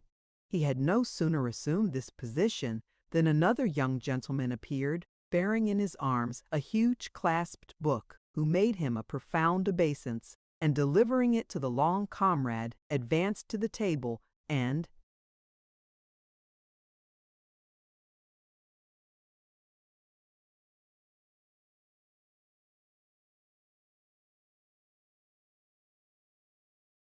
turning his back upon it, stood there atlas-wise. Then the long comrade got upon the table too, and seating himself in a lower chair than Mr. Tappertit's, with much state and ceremony, placed the large book on the shoulders of their mute companion as deliberately as if he had been a wooden desk, and prepared to make entries therein with a pen of corresponding size. When the long comrade had made these preparations, he looked towards Mr. Tappertit, and Mr. Tappertit, flourishing the bone, knocked 9 times therewith upon one of the skulls. At the 9th stroke, a third young gentleman emerged from the door leading to the skittle ground, and bowing low awaited his commands. "Prentice," said the mighty captain, "who waits without?" The prentice made answer that a stranger was in attendance, who claimed admission into that secret society of prentice knights, and a free participation in their rights, privileges, and immunities. Thereupon Mr. Tappertit flourished the bone again, and giving the other skull a prodigious rap on the nose, exclaimed, "Admit him." At these dread words, the prentice bowed once more, and so withdrew as he had come. There soon appeared at the same door 2 other prentices, having between them a third, whose eyes were bandaged, and who was attired in a bag wig and a broad-skirted coat, trimmed with tarnished lace, and who was girded with a sword in compliance with the laws of the institution regulating the introduction of candidates, which required them to assume this courtly dress, and kept it constantly in lavender, for their convenience. One of the conductors of this novice held a rusty blunderbuss pointed towards his ear, and the other a very ancient sabre, with which he carved imaginary offenders as he came along in a sanguinary and anatomical manner.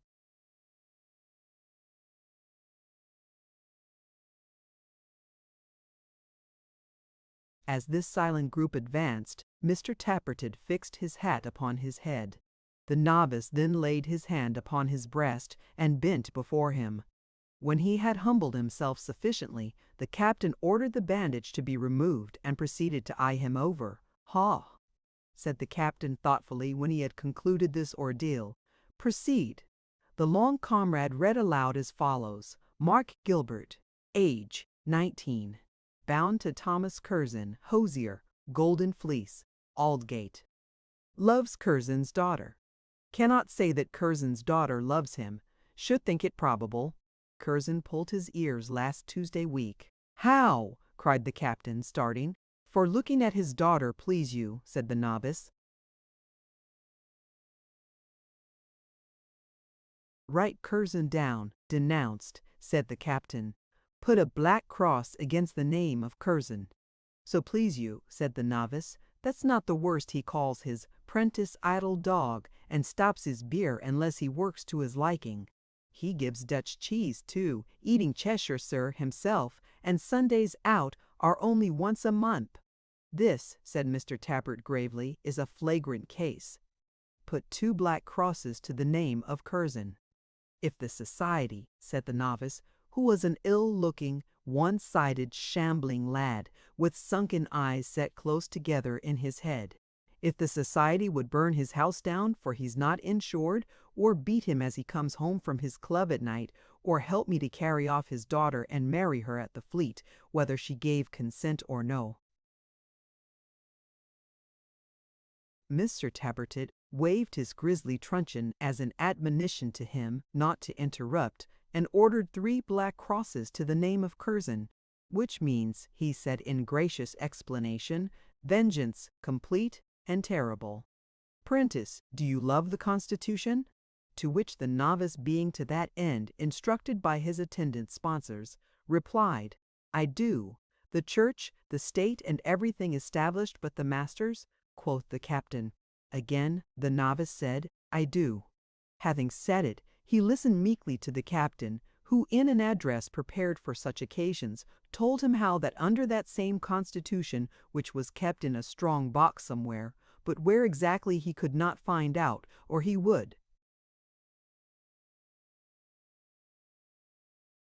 have endeavored to procure a copy of it. The prentices had, in times gone by, had frequent holidays of right, broken people's heads by scores, defied their masters, nay, even achieved some glorious murders in the streets, which privileges had gradually been wrested from them, and in all which noble aspirations they were now restrained.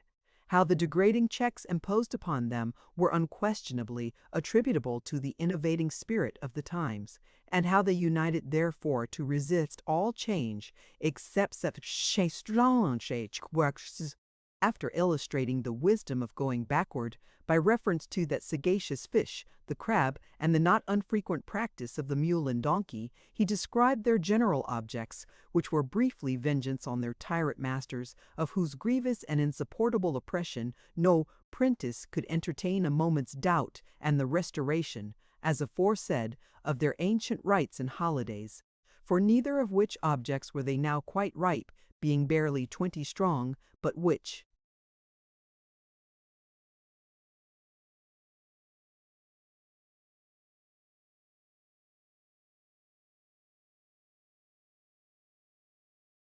they pledged themselves to pursue with fire and sword when needful. Then he described the oath which every member of that small remnant of a noble body took, and which was of a dreadful and impressive kind, binding him, at the bidding of his chief, to resist and obstruct the Lord Mayor, sword-bearer, and chaplain, to despise the authority of the sheriffs, and to hold the court of aldermen as naught, but not on any account, in case the fullness of time should bring a general rising of prentices, to damage or in any way disfigure Temple Bar, which was strictly constitutional, always to be oppressed. Having gone over these several heads with great eloquence and force, and having further informed the novice that this society had its origin in his own teeming brain, stimulated by a swelling sense of wrong and outrage, Mr. Tappertit demanded whether he had strength of heart to take the mighty pledge required, or whether he would withdraw while retreat was yet in his power. To this the novice made rejoinder that he would take the vow, though it should choke him, and it was accordingly administered with many impressive circumstances, among which the lighting up of the 2 skulls with a candle and inside of each, and a great many flourishes with the bone, were chiefly conspicuous, not to mention a variety of grave exercises with the blunderbuss and sabre, and some dismal groaning by unseen prentices without. All these dark and direful ceremonies being at length completed, the table was put aside, the chair of state removed, the sceptre locked up in its usual cupboard, the doors of communication between the 3 cellars thrown freely open, and the prentice knights resigned themselves to merriment. But Mr. Tappertit, who had a soul above the vulgar herd, and who on account of his greatness could only afford to be merry now and then, threw himself on a bench with the air of a man who was faint with dignity. He looked with an indifferent eye, alike on skittles, cards, and dice, thinking only of the locksmith's daughter, and the base degenerate days on which he had fallen.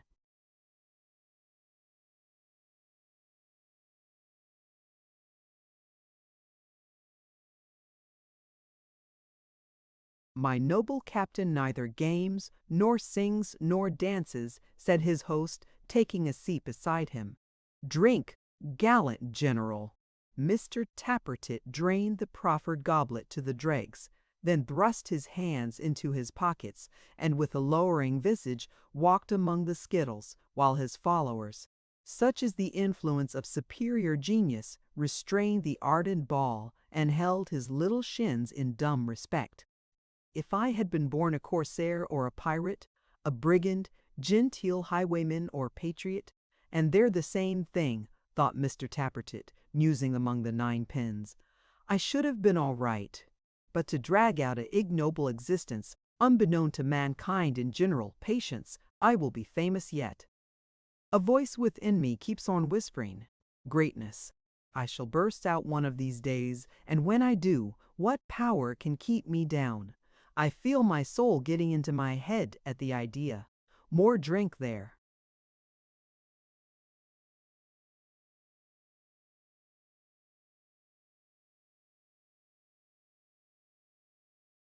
The novice, pursued Mr. Tappertit, not exactly in a voice of thunder, for his tones, to say the truth, were rather cracked and shrill, but very impressively notwithstanding. Where is he?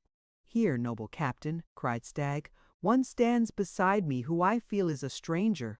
Have you, said Mr. Tappertit, letting his gaze fall on the party indicated, who was indeed the new knight, by this time restored to his own apparel, have you the impression of your street door key in wax? The long comrade anticipated the reply by producing it from the shelf on which it had been deposited.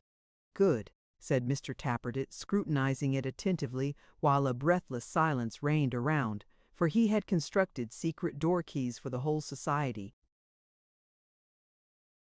and perhaps owed something of his influence to that mean and trivial circumstance. On such slight accidents do even men of mind depend. This is easily made. Come hither, friend. With that, he beckoned the new knight apart, and putting the pattern in his pocket, motioned to him to walk by his side. And so, he said, when they had taken a few turns up and down, you love your master's daughter? I do, said the prentice. Honor bright. No chaff, you know. Have you, rejoined Mr. Tappertit, catching him by the wrist, and giving him a look which would have been expressive of the most deadly malevolence but for an accidental hiccup, that rather interfered with it, have you a rival? Not as I know on, replied the prentice. If you had now, said Mr. Tappertit, what would you, eh? The prentice looked fierce and clenched his fists. It is enough, cried Mr. Tappertit hastily. We understand each other. We are observed. I thank you. So saying, he cast him off again, and calling the long comrade aside after taking a few hasty turns by himself, bade him immediately write and post against the wall a notice, prescribing one Joseph Willett, commonly known as Joe of Chigwell, forbidding all prentice knights to succor, comfort, or hold communion with him, and requiring them, on pain of excommunication, to molest, hurt, wrong, annoy, and pick quarrels with the said Joseph whensoever and wheresoever they, or any of them, should happen to have a man and bunhalk. Having relieved his mind by this energetic proceeding, he condescended to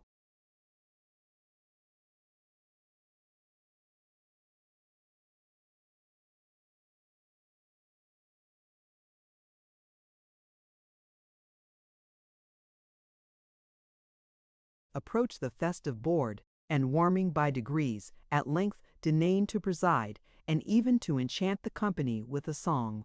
After this he rose to such a pitch as to consent to regale the society with a hornpipe, which he actually performed to the music of a fiddle played by an ingenious member with such surpassing agility and brilliancy of execution that the spectators could not be sufficiently enthusiastic in their admiration, and their host protested, with tears in his eyes, that he had never truly felt his blindness until that moment. But the host, withdrawing, probably to weep in secret, soon returned with the information that it wanted little more than an hour of day, and that all the cocks in Barbican had already begun to crow, as if their lives depended on it. At this intelligence, the prentice knights arose in haste, and marshalling into a line, filed off one by one and dispersed with all speed to their several homes, leaving their leader to pass the grating last.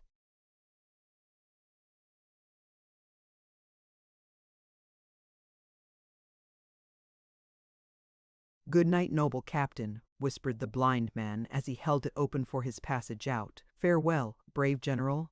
Bye-bye, illustrious commander. Good luck. Go with you for a conceited, bragging, empty-headed, duck-legged idiot." With which parting words, coolly added as he listened to his receding footsteps and locked the grate upon himself. He descended the steps, and lighting occupation, which was to retail at the area head above pennyworths of broth and soup, and savory puddings, compounded of such scraps as were to be bought in the heap for the least money at Fleet Market in the evening time, and for the sale of which he had need to frequent in the reveling, and for allied. Tie down, aid, to the closum the keith thing, and boy, I mean, your candy down, it with a brio.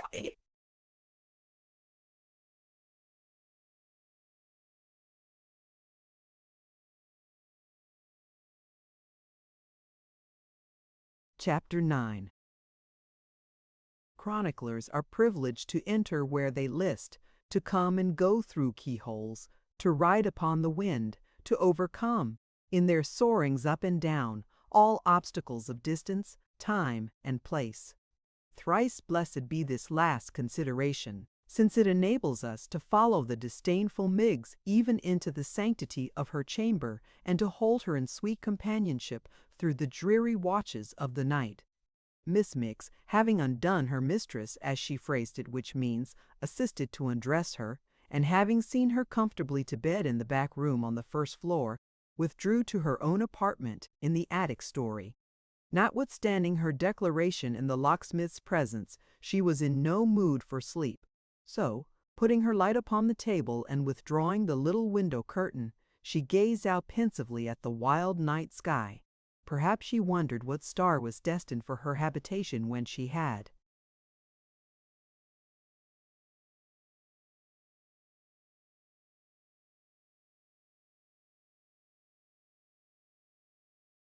run her little course below, perhaps speculated which of those glimmering spheres might be the natal orb of Mr. Tappertit, perhaps marveled how they could gaze down on that perfidious creature, man, and not sicken and turn green as chemists' lamps, perhaps thought of nothing in particular.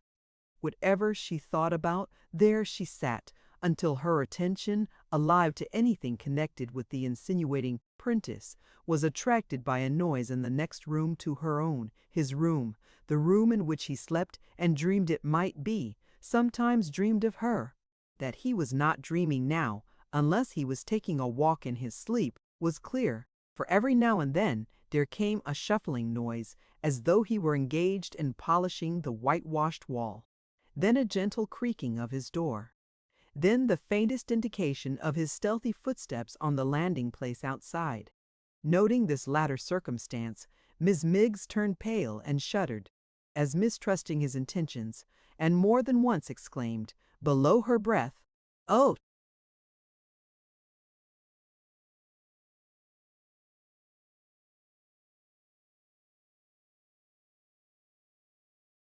What a providence it is, as I am bolted in, which, owing doubtless to her alarm, was a confusion of ideas on her part between a bolt and its use.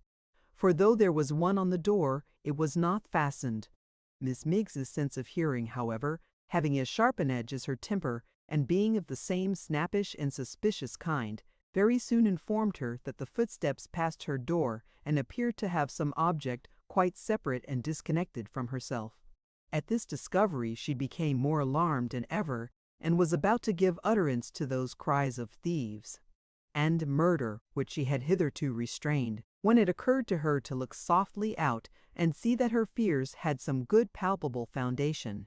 Looking out accordingly, and stretching her neck over the handrail, she descried to her great amazement Mr. Tappertit completely dressed, stealing downstairs one step at a time, with his shoes in one hand and a lamp in the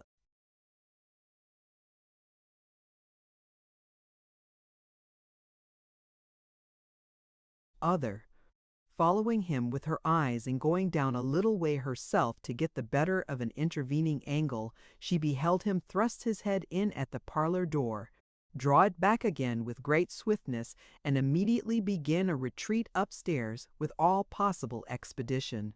"Here's mysteries," said the damsel, when she was safe in her own room again, quite out of breath. "Oh, gracious, here's mysteries!" The prospect of finding anybody out in anything would have kept Miss Miggs awake under the influence of henbane.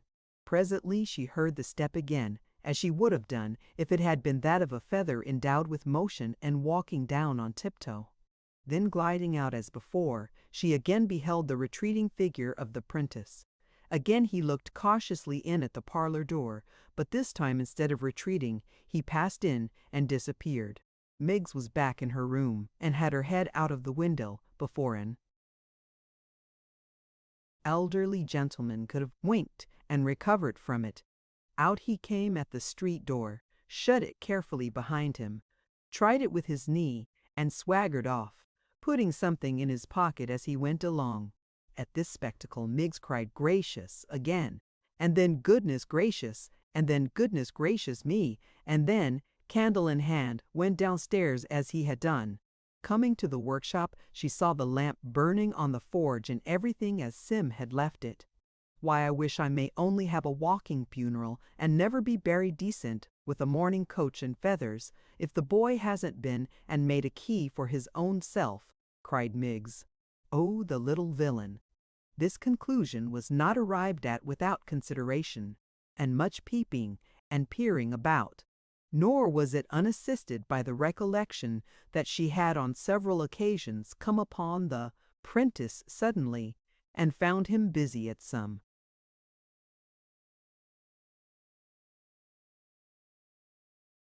mysterious occupation, lest the fact of Miss Miggs calling him, on whom she stooped to cast a favorable eye, a boy, should create surprise in any breast.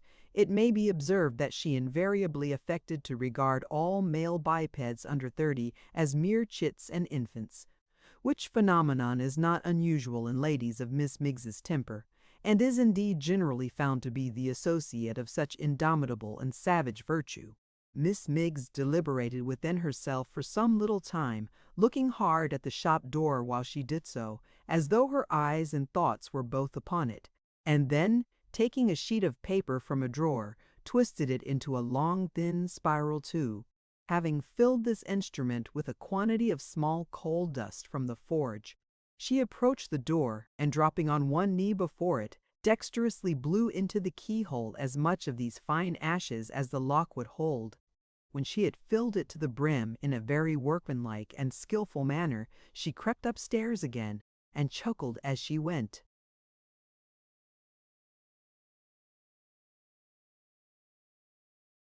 "There!" cried Miggs, rubbing her hands. "Now let's see whether you won't be glad to take some notice of me, mister. He. You'll have eyes for somebody besides Miss Dolly now, I think. A fact-based puss she is, as ever I come across." As she uttered this criticism, she glanced approvingly at her small mirror, as who should say, "I thank my stars that can't be said of me," as it certainly could not, for Miss Miggs's style of beauty was of that kind which Mr. Tappertit himself had not inaptly termed in private scraggy. "Don't go to bed this night," said Miggs, wrapping herself in a shawl, and drawing a couple of chairs near the window, flouncing down upon one and putting her feet upon the other, "till you come home, my lad." "I wouldn't," said Miggs viciously. "No, not for £45. With that, and with an expression of face in which a great number of opposite ingredients, such as mischief, cunning, malice, triumph, and patient expectation,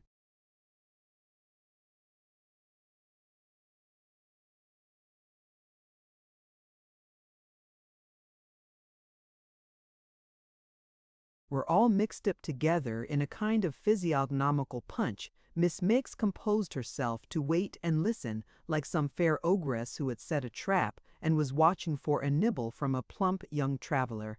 She sat there with perfect composure all night. At length, just upon break of day, there was a footstep in the street, and presently she could hear Mr. Tappertit stop at the door.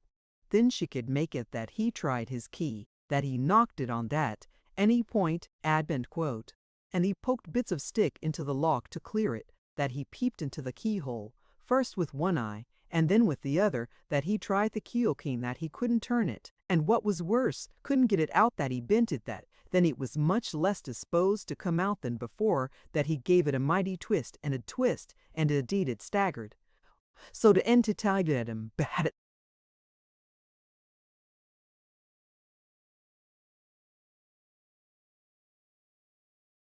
When this crisis had arrived, Miss Miggs, affecting to be exhausted with terror and to cling to the window-sill for support, put out her nightcap and demanded in a faint voice who was there. Mr. Tappertit cried, "Hush!" and, backing to the road, exhorted her in frenzied pantomime to secrecy and silence. "Tell me one thing," said Miggs. "Is it thieves?" "No, no!" cried Mr. Tappertit. "Then," said Miggs, more faintly than before, "it's fire." "Where is it, sir?" "It's near this room, I know. I've a good conscience, sir, and would much rather die than go down a ladder. All I wish is, respecting my love to my married sister, Golden Lion Court, number 27, second bell handle on the right-hand door post."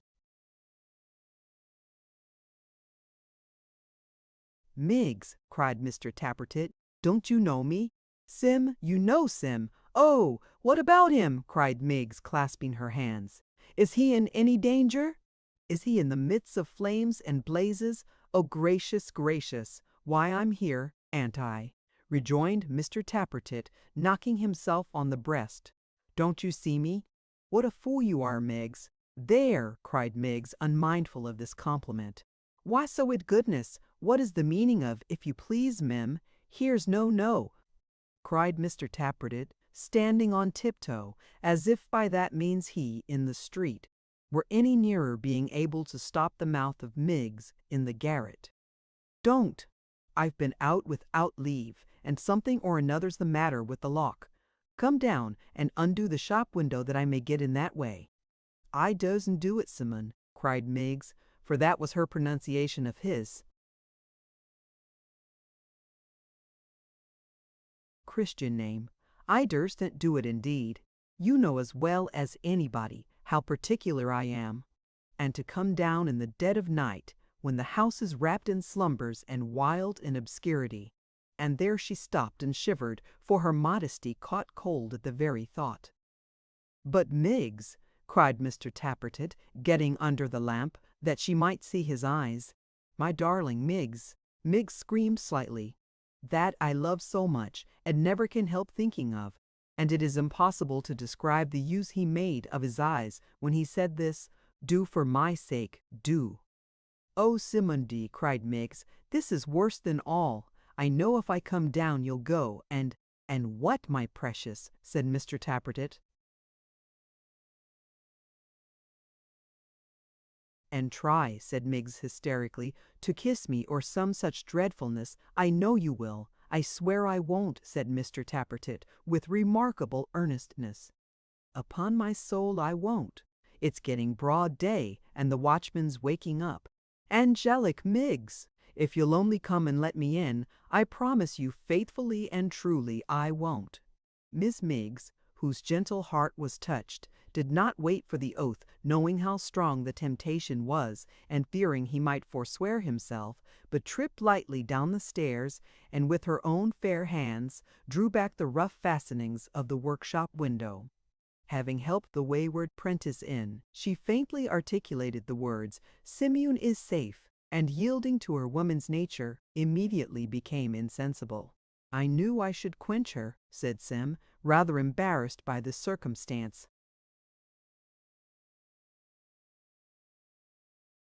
"Of course I was certain it would come to this. But there was nothing else to be done if I hadn't eyed her over. She wouldn't have come down. Here, keep up a minute, Miggs. What a slippery figure she is. There's no holding her, comfortably. Do keep up a minute, Miggs, will you?" As Miggs, however, was deaf to all entreaties, Mr. Tappertit leant her against the wall as one might dispose of a walking-stick or umbrella, until he had secured the window, when he took her in his arms again, and in short stages, and with great difficulty arising from her being tall and his being short, and perhaps in some degree from that peculiar physical conformation on which he had already remarked, carried her upstairs, and planting her in the same umbrella and walking-stick fashion, just inside her own door, left her to him. "He may be as cool as he likes," said Miss Miggs, recovering as soon as she was left alone. "But I'm in his confidence, and he can't help himself, nor couldn't if he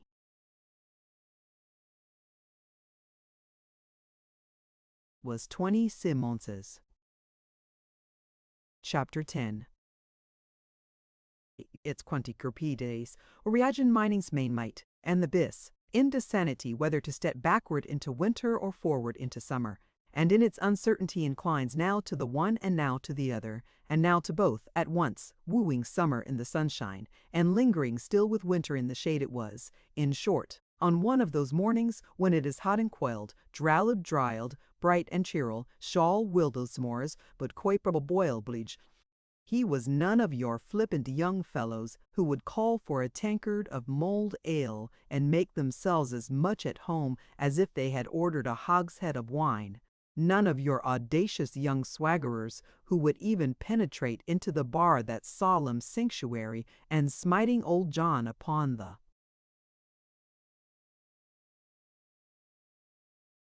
back, inquire if there was never a pretty girl in the house, and where he hid his little chambermaids, with 100 other impertinences of that nature. None of your free and easy companions who would scrape their boots upon the fire-dogs in the common room, and be not at all particular on the subject of spittoons. None of your unconscionable blades, requiring impossible chops, and taking unheard-of pickles for granted.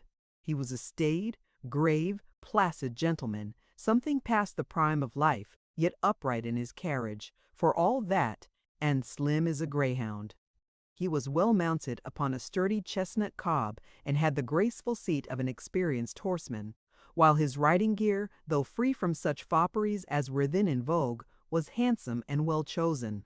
He wore a riding coat of a somewhat brighter green than might have been expected to suit the taste of a gentleman of his years, with a short black velvet cape and laced pocket-holes and cuffs, all of a jaunty fashion. His linen, too, was of the finest kind, worked in a rich pattern at the wrists and throat, and scrupulously white.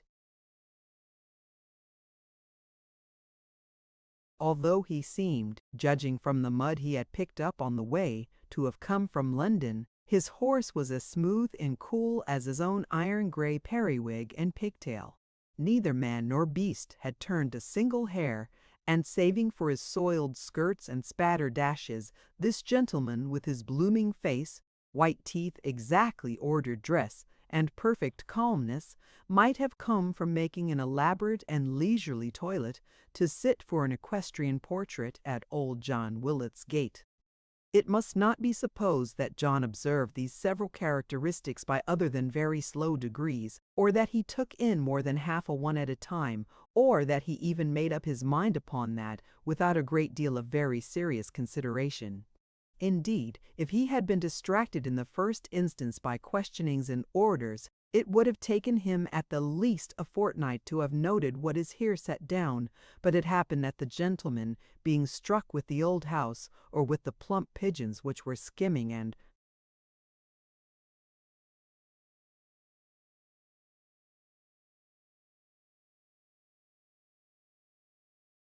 curtsying about it, or with the tall maypole, on the top of which a weathercock, which had been out of order for 15 years, performed a perpetual walk to the music of its own creaking, sat for some little time looking round in silence. Hence John, standing with his hand upon the horse's bridle, and his great eyes on the rider, and with nothing passing to divert his thoughts, had really got some of these little circumstances into his brain by the time he was called upon to speak.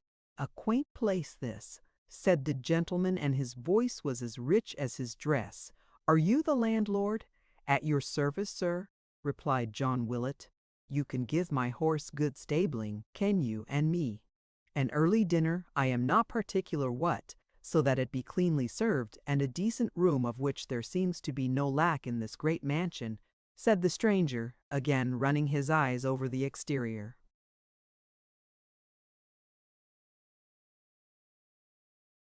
"You can have, sir," returned John, with a readiness quite surprising, "anything you please."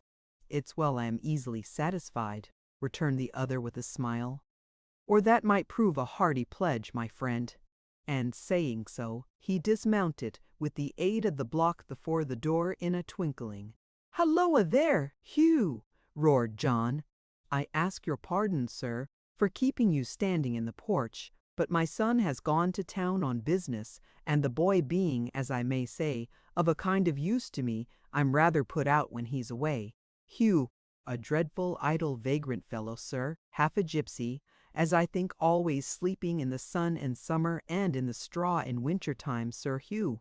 Dear Lord, to keep a gentleman waiting here through him. Hugh, I wish that chap was dead. I do indeed. Possibly he is, returned the other. I should think if he were living, he would.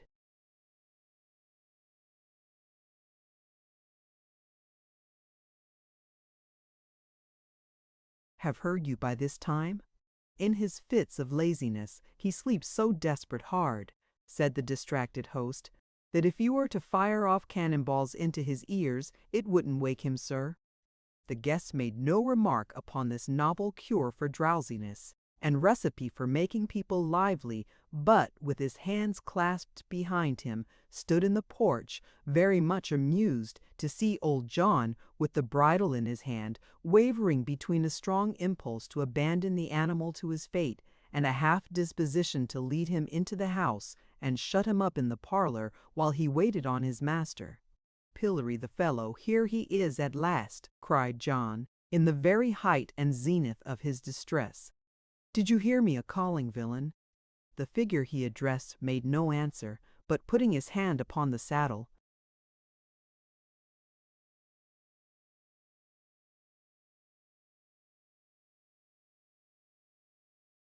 sprung into it at a bound, turned the horse's head towards the stable, and was gone in an instant. Brisk enough when he is awake, said the guest.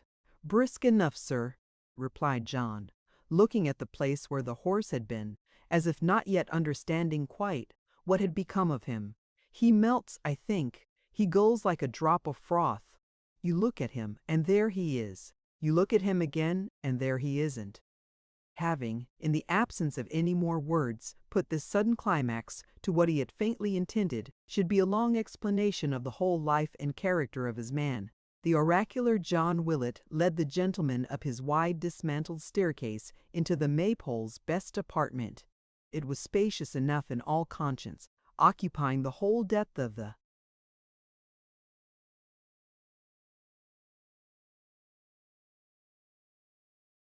house, and having at either end a great bay window, as large as many modern rooms, in which some few panes of stained glass, emblazoned with fragments of armorial bearings, though cracked and patched and shattered, yet remained, attesting by their presence that the former owner had made the very light subservient to his state and pressed the sun itself into his list of flatterers, bidding it, when it shone into his chamber, reflect the badges of his ancient family, and take new hue colored is from their pride.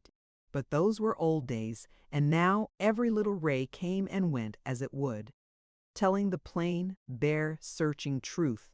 Although the best room of the inn, it had the melancholy aspect of grandeur and decay, and was much too vast for comfort. Rich rustling hangings, waving on the walls, and, better far, the rustling of youth and beauty's dress, the light of women's eyes, outshining the tapers and their own rich jewels, the sound of gentle tongues and music and the tread of maiden feet, had once been there and filled it with delight, but they were gone, and with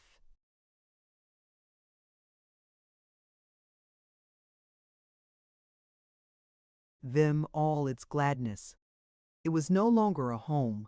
Children were never born and bred there. The fireside had become mercenary, a something to be bought and sold, a very courtesan, let who would die, or sit beside or leave it. It was still the same. It missed nobody, cared for nobody, had equal warmth and smiles for all.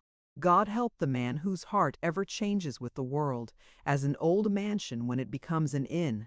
No effort had been made to furnish this chilly waste, but before the broad chimney a colony of chairs and tables had been planted on a square of carpet, flanked by a ghostly screen, enriched with figures, grinning and grotesque. After lighting with his own hands the faggots which were heaped upon the hearth, old John withdrew to hold grave counsel with his cook, touching the stranger's entertainment, while the guest himself, seeing small comfort in the yet unkindled wood, opened a lattice in the distant window, and basked in a sickly gleam of cold March sun.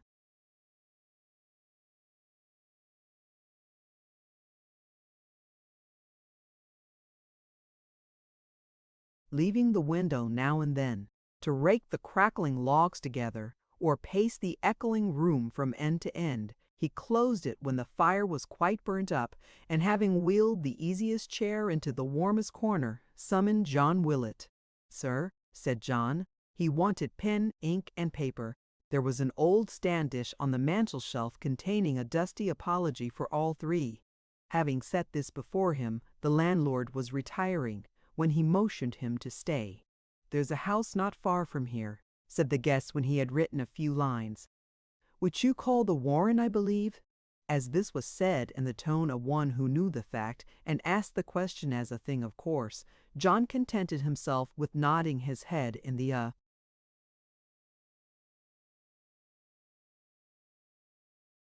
affirmative, at the same time taking one hand out of his pockets to cough behind and then putting it in again.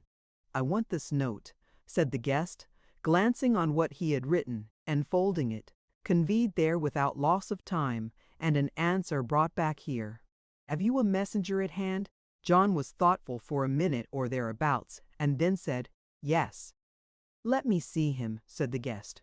This was disconcerting, for Joe being out, and Hugh engaged in rubbing down the chestnut cob, he designed sending on the errand Barnaby, who had just then arrived in one of his rambles, and who, so that he thought himself employed on a grave and serious business, would go anywhere. "Why, the truth is," said John after a long pause, "that the person who'd go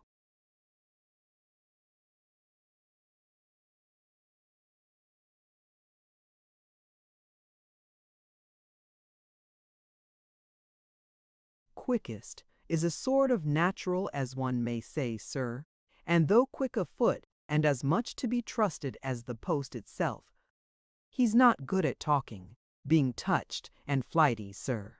"You don't," said the guest, raising his eyes to John's fat face. "You don't mean, what's the fellow's name? You don't mean Barnaby?" "Yes, I do," returned the landlord, his features turning quite expressive with surprise. "How comes he to be here?" inquired the guest, leaning back in his chair, speaking in the bland, even tone from which he never varied, and with the same soft, courteous, never-changing smile upon his face. "I saw him in London last night. He's forever here 1 hour and there the next," returned old John after the usual pause to get the question in his mind. "Sometimes he walks and sometimes runs. He's known along the road by everybody, and sometimes comes here in a cart or chaise, and sometimes riding double. He comes and goes, through wind, rain, snow, and hail, and on the darkest nights. Nothing hurts him. He goes often to the Warren, does he not?" said the guest carelessly. "I seem to remember his mother telling me something to that effect yesterday, but I was not attending to the good woman much." "You're right, sir," John made answer. "He does. His father, sir, was murdered in that house." "So I have heard," returned the guest, taking a gold toothpick from his pocket with the same sweet smile. "A very disagreeable circumstance for the family." "Very," said John, with a puzzled look, as if it occurred to him, dimly and afar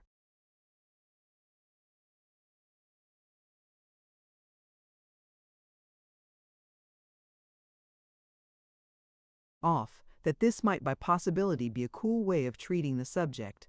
"All the circumstances after a murder," said the guest soliloquizing, "must be dreadfully unpleasant. So much bustle and disturbance, no repose, a constant dwelling upon one subject, and the running in and out and up and down stairs, intolerable.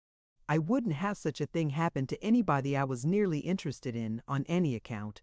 'Twould be enough to wear one's life out. You were going to say, friend," he added, turning to John again. "Only that Mrs. Rudge lives on a little pension from the family, and that Barnaby's as free of the house as any cat or dog about it," answered John. "Shall he do your errand, sir?" "Oh, yes," replied the guest. "Oh, certainly. Let him do it by all means. Please to bring him here, that I may charge him to be quick. If he objects to come, you may tell him it's Mr. Chester. He will remember my name, I dare say."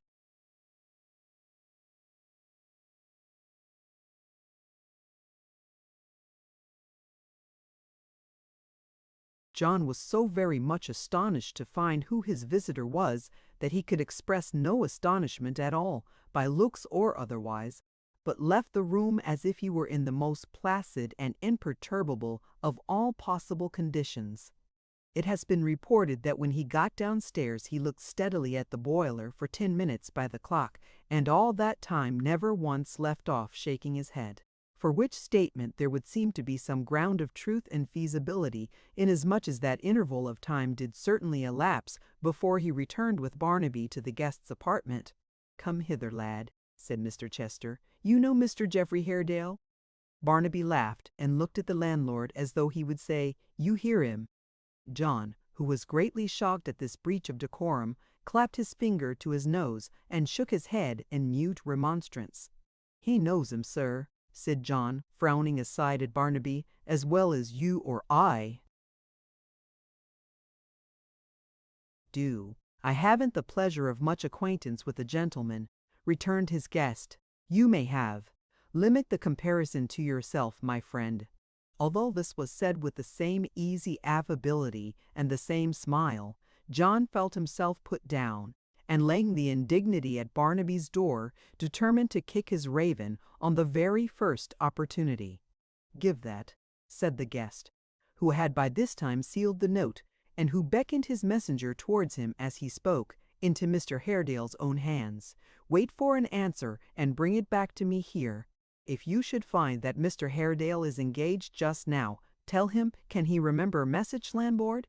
"When he chooses, sir," replied John. "He won't forget this one." "How are you sure of that?"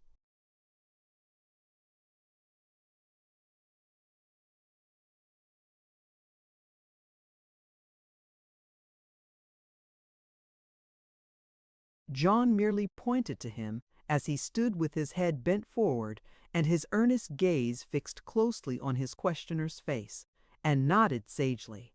"Tell him, then, Barnaby, should he be engaged," said Mr. Chester, "that I shall be glad to wait his convenience here, and to see him if he will call at any time this evening. At the worst I can have a bed here, will it, I suppose?" Old John, immensely flattered by the personal notoriety implied in this familiar form of address, answered with something like a knowing look, "I should believe you could, sir," and was turning over in his mind various forms of eulogium with the view of selecting one appropriate to the qualities of his best bed, when his ideas were put to flight by Mr. Chester giving Barnaby the letter and bidding him make all speed away. "Speed," said Barnaby, folding the little packet in his breast. "Speed. If you want to see hurry and mystery, come here. Here."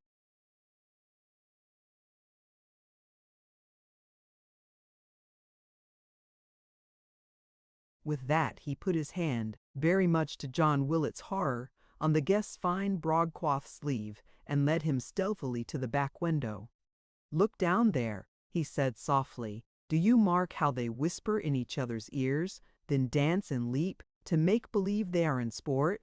Do you see how they stop for a moment, when they think there is no one looking, and mutter among themselves again, and then how they roll and gambol, delighted with the mischief they've been plotting? Look at 'em now. See how they whirl and plunge. And now they stop again, and whisper, cautiously together, little thinking. Mind, how often I have lain upon the grass and watched them. I say, what is it that they plot and hatch? Do you know? They are only clothes," returned the guest, "such as we wear, hanging on those lines to dry and fluttering in the wind." "Clothes," echoed Barnaby, looking close into his face and falling quickly back.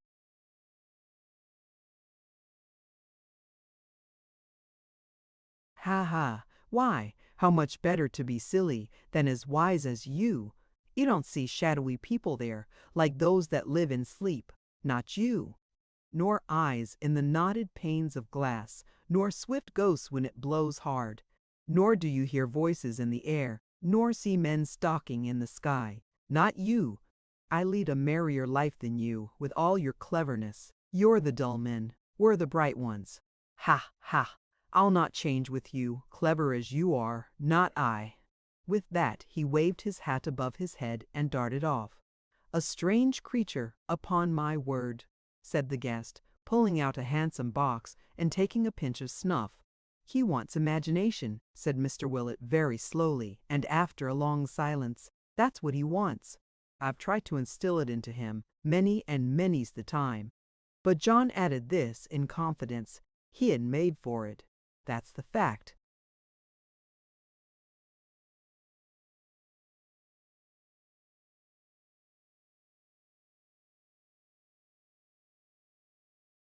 To record that Mr. Chester smiled at John's remark would be little to the purpose, for he preserved the same conciliatory and pleasant look at all times. He drew his chair nearer to the fire, though, as a kind of hint that he would prefer to be alone, and John, having no reasonable excuse for remaining, left him to himself. Very thoughtful old John Willett was while the dinner was preparing, and if his brain were ever less clear at one time than another, it is but reasonable to suppose that he addled it in no slight degree by shaking his head so much that day. That Mr. Chester, between whom and Mr. Haredale, it was notorious to all the neighborhood, a deep and bitter animosity existed, should come down there for the sole purpose, as it seemed, of seeing him, and should choose the Maypole for their place of meeting, and should send to him express, were stumbling blocks John could not overcome. The only resource he had was to consult the boiler and wait impatiently for Barnaby's return.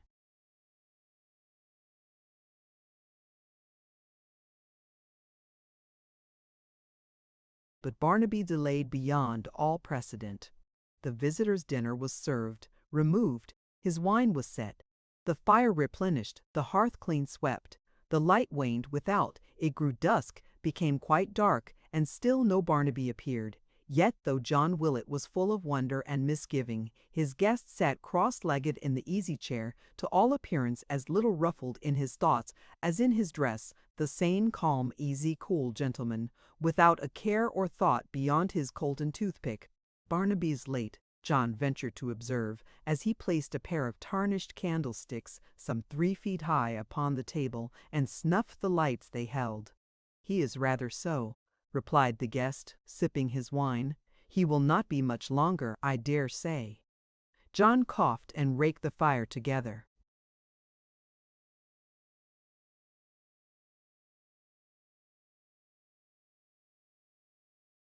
"As your roads bear no very good character, if I may judge from my son's mishap, though," said Mr. Chester, "and as I have no fancy to be knocked on the head, which is not only disconcerting at the moment, but places one, besides, in a ridiculous position with respect to the people who chance to pick one up, I shall stop here tonight."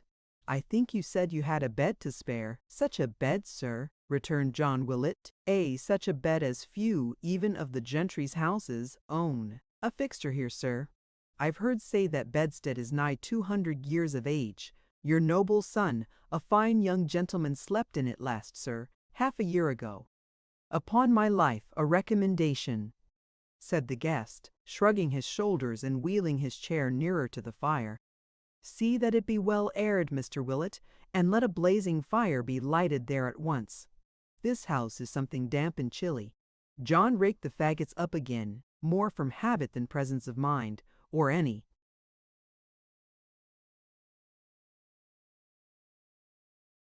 Reference to this remark, and was about to withdraw, when a bounding step was heard upon the stair, and Barnaby came panting in. "He'll have his foot in the stirrup in an hour's time," he cried, advancing. "He has been riding hard all day, has just come home, but will be in the saddle again as soon as he has eat and drank, to meet his loving friend." "Was that his message?" asked the visitor, looking up, but without the smallest discomposure, or at least without the show of any. "All but the last words," Barnaby rejoined. "He meant those. I saw that in his face." "This for your pains," said the other, putting money in his hand and glancing at him steadfastly. "This for your pains, sharp Barnaby." "For Grip and me and Hugh to share among us," he rejoined, putting it up and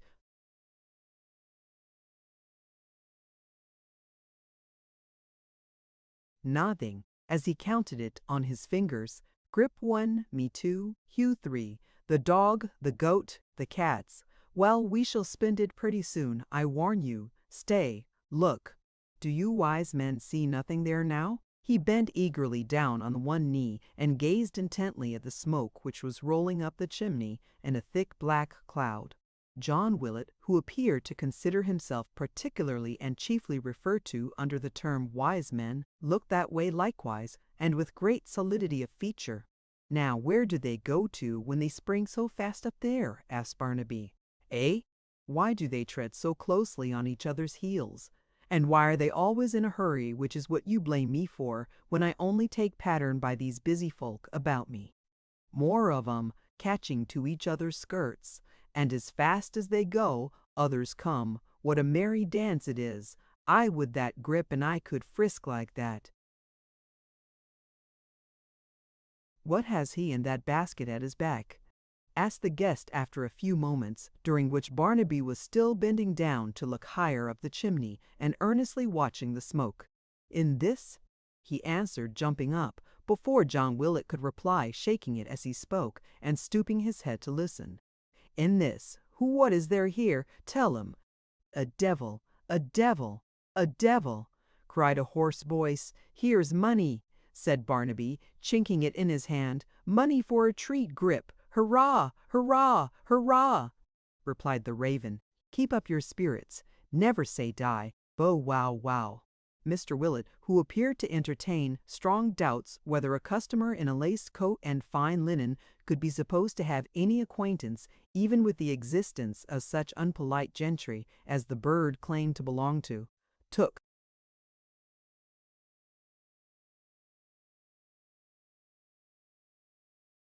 Barnaby off at this juncture, with the view of preventing any other improper declarations, and quitted the room with his very best bow. Chapter 11.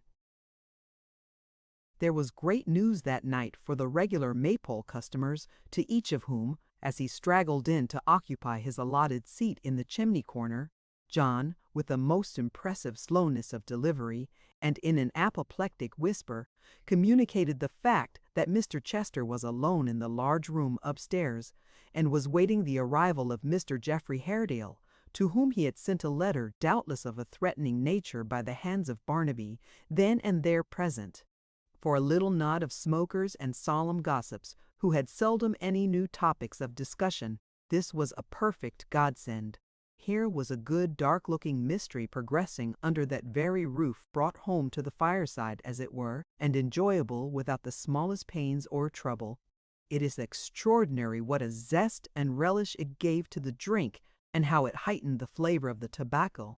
Every man smoked his pipe with a face of grave and serious delight, and looked at his neighbor with a sort of quiet congratulation. Nay, it was felt to be such a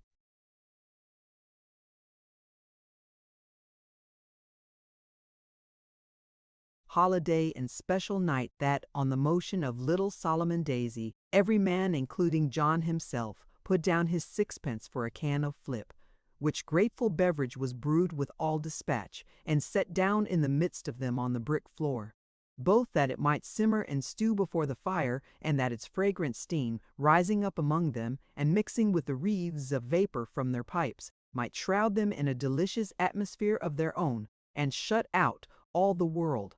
The very furniture of the room seemed to mellow and deepen in its tone.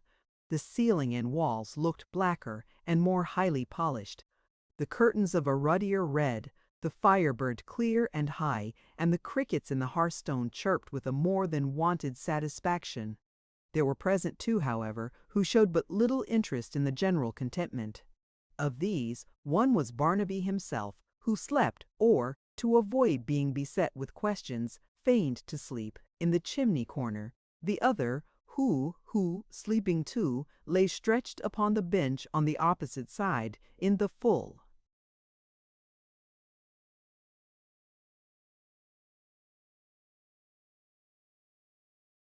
glare of the blazing fire. The light that fell upon this slumbering form showed it in all its muscular and handsome proportions.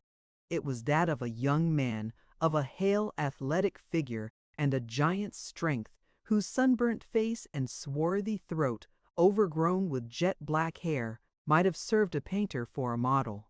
Loosely attired, in the coarsest and roughest garb, with scraps of straw and hay his usual bed clinging here and there, and mingling with his uncombed locks, he had fallen asleep in a posture as careless as his dress.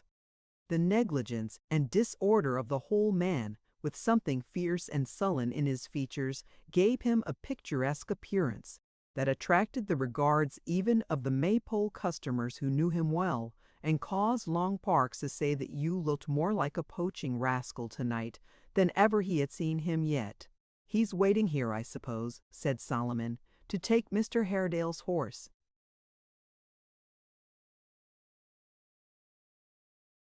"That's it, sir," replied John Willett. "He's not often in the house, you know. He's more at his ease among horses than men.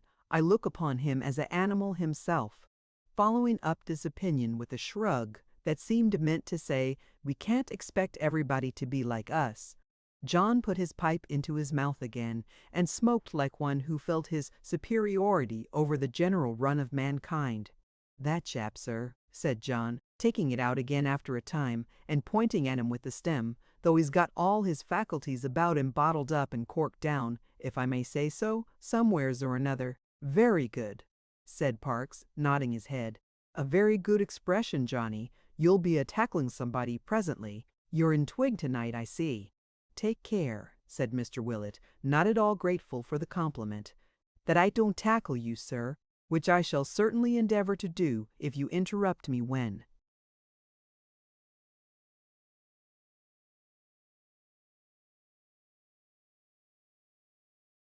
"I'm making observations.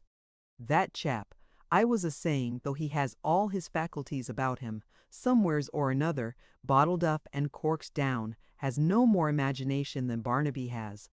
And why hasn't he?" The three friends shook their heads at each other, saying by that action, without the trouble of opening their lips, "Do you observe what a philosophical mind our friend has?" "Why hasn't he?" said John, gently striking the table with his open hand. "Because they was never drawed out of him when he was a boy. That's why. What would any of us have been, if our fathers hadn't drawed our faculties out of us? What would my boy Joe have been, if I hadn't drawed his faculties out of him?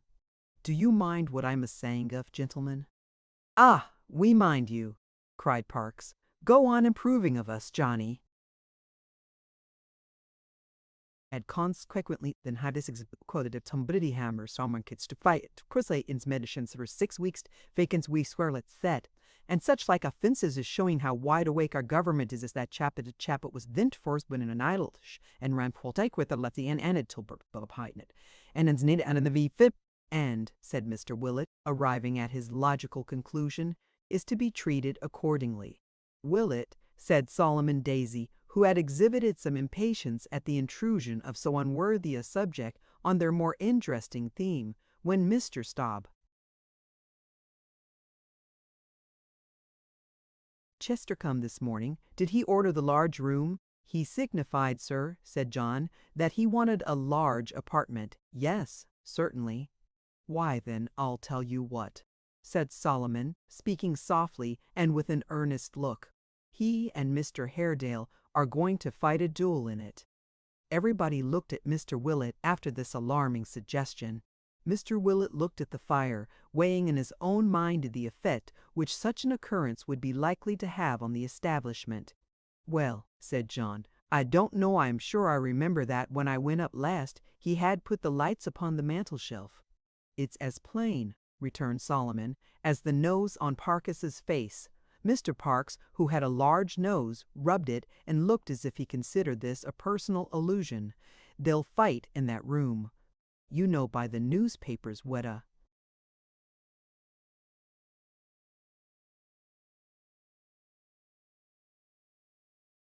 "Common thing it is for gentlemen to fight in coffee-houses without seconds. One of 'em will be wounded or perhaps killed in this house." "That was a challenge that Barnaby took then, eh?" said John. "Enclosing a slip of paper with the measure of his sword upon it, I'll bet a guinea," answered the little man. We know what sort of gentleman Mr. Haredale is. You have told us what Barnaby said about his looks when he came back. Depend upon it, I'm right. Now, mind." The flip had had no flavor till now. The tobacco had been of mere English growth, compared with its present taste. A duel in that great old rambling room upstairs, and the best bed ordered already for the wounded man. "Would it be swords or pistols now?" said John. "Heaven knows." "Perhaps both," returned Solomon. "The gentlemen wear swords."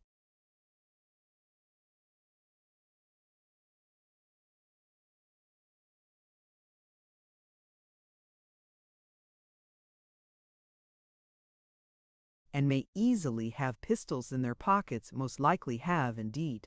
If they fire at each other without effect, then they'll draw, and go to work in earnest."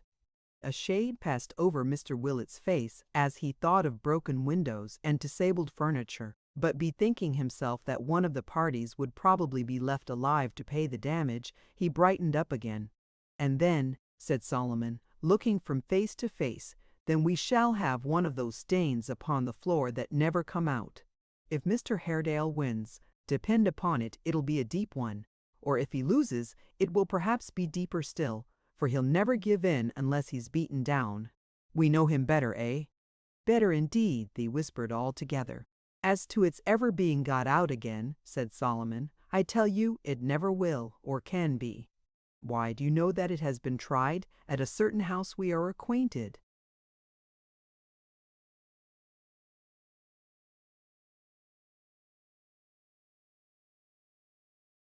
"With the Warren," cried John. "No, sure. Yes, sure yes. It's only known by very few. It has been whispered about though, for all that. They planed the board away, but there it was. They went deep, but it went deeper. They put new boards down, but there was one great spot that came through still and showed itself in the old place. And harkye, draw nearer. Mr. Geoffrey made that room his study, and sits there always with his foot as I have heard upon it, and he believes, through thinking of it long and very much, that it will never fade until he finds the man who did the deed." As this recital ended, and they all drew closer round the fire, the tramp of a horse was heard without.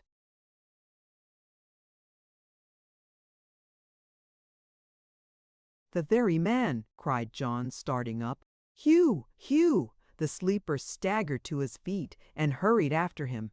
John quickly returned, ushering in with great attention and deference, for Mr. Haredale was his landlord, the long-expected visitor, who strode into the room clanking his heavy boots upon the floor, and looking keenly round upon the bowing group, raised his hat in acknowledgment of their profound respect.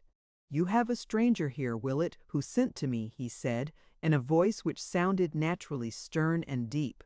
"Where is he?" "In the great room upstairs, sir," answered John.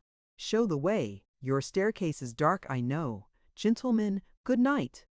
With that he signed to the landlord to go on before, and went clanking out and up the stairs, old John in his agitation ingeniously lighting everything but.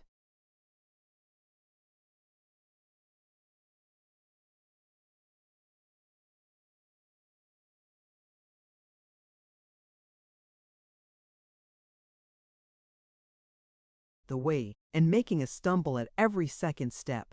"Stop," he said when they reached the landing. "I can announce myself. Don't wait." He laid his hand upon the door, entered, and shut it heavily. Mr. Willett was by no means disposed to stand there listening by himself, especially as the walls were very thick, so descended with much greater alacrity than he had come up, and joined his friends below.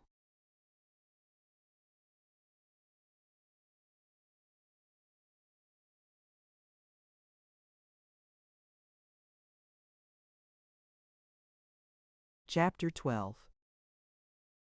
There was a brief pause in the state-room of the Maypole, as Mr. Haredale tried the lock to satisfy himself that he had shut the door securely, and striding up the dark chamber to where the screen enclosed a little patch of light and warmth, presented himself, abruptly and in silence, before the smiling guest.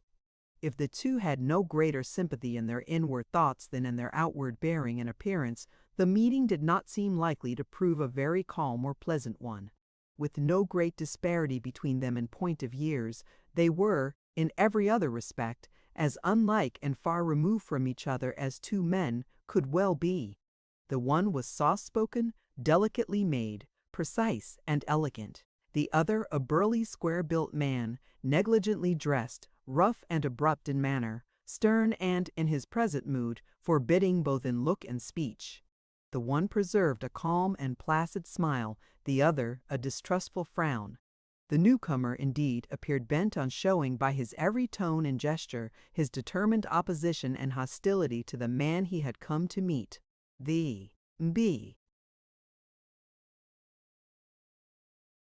guest who received him, on the other hand, seemed to feel that the contrast between them was all in his favor, and to derive a quiet exultation from it which put him more at his ease than ever.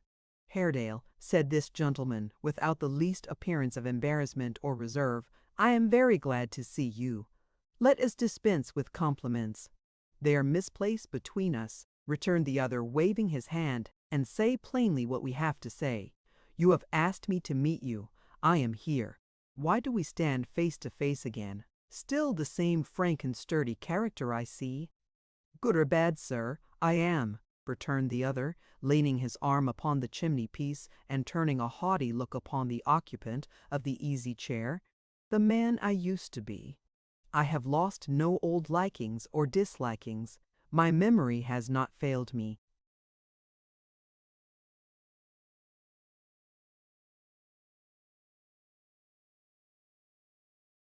By a hair's breadth. You ask me to give you a meeting. I say I am here." "Our meeting, Haredale," said Mr. Chester, tapping his snuff-box and following with a smile the impatient gesture he had made perhaps unconsciously towards his sword, "is one of conference and peace, I hope?" "I have come here," returned the other, "at your desire, holding myself bound to meet you when and where you would. I have not come to bandy pleasant speeches or hollow professions. You are a smooth man of the world, sir, and at such play have me at a disadvantage. The very last man on this earth with whom I would enter the lists to combat with gentle compliments and masked faces is Mr. Chester, I do assure you. I am not his match at such weapons, and have reason to believe that few men are." "You do me a great deal of honor, Haredale," returned the other, most composedly, "and I thank you. I will be frank with you.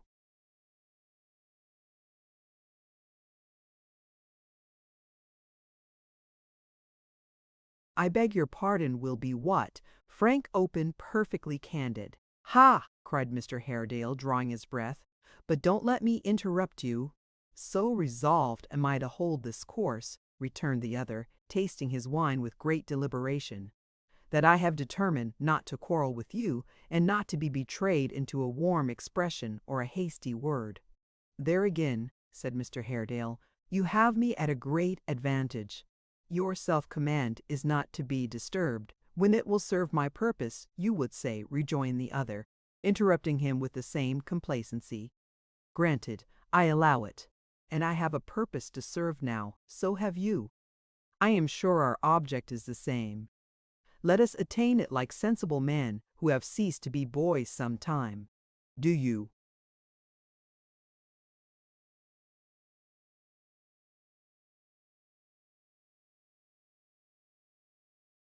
"Drink? With my friends," returned the other. "At least," said Mr. Chester, "you will be seated?" "I will stand," returned Mr. Haredale impatiently, "on this dismantled, beggared hearth, and not pollute it, fallen as it is, with mockeries. Go on." "You are wrong, Haredale," said the other, crossing his legs and smiling as he held his glass up in the bright glow of the fire. "You are really very wrong. The world is a lively place enough, in which we must accommodate ourselves to circumstances, sail with the stream as glibly as we can, be content to take froth for substance, the surface for the depth, the counterfeit for the real coin. I wonder no philosopher has ever established that our globe itself is hollow. It should be, if nature is consistent in her works.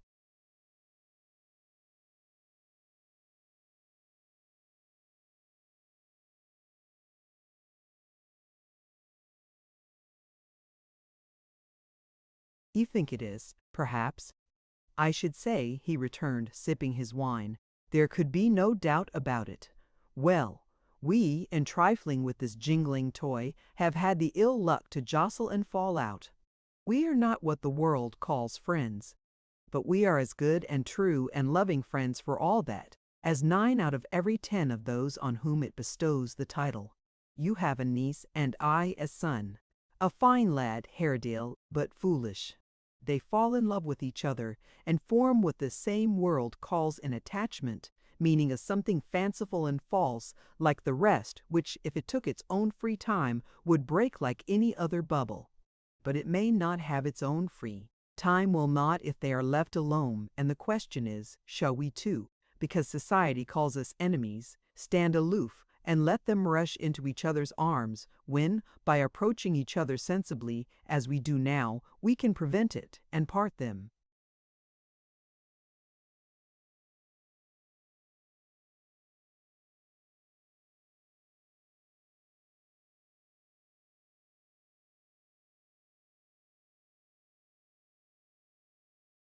I love my niece, said Mr. Haredale after a short silence.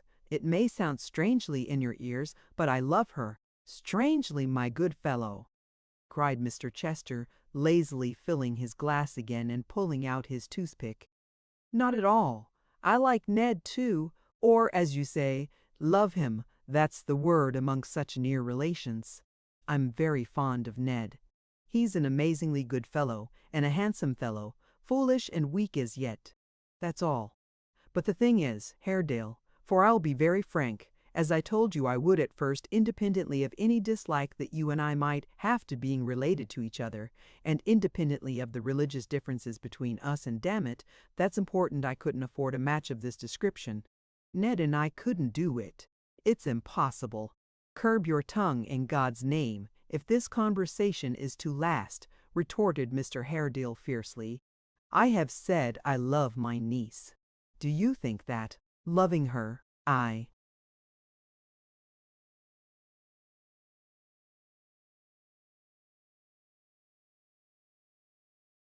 would have her fling her heart away on any man who had your blood in his veins? You see, said the other, not at all disturbed, the advantage of being so frank and open. Just what I was about to add, upon my honor. I am amazingly attached to Ned, quite dote upon him, indeed, and even if we could afford to throw ourselves away, that very objection would be quite insuperable.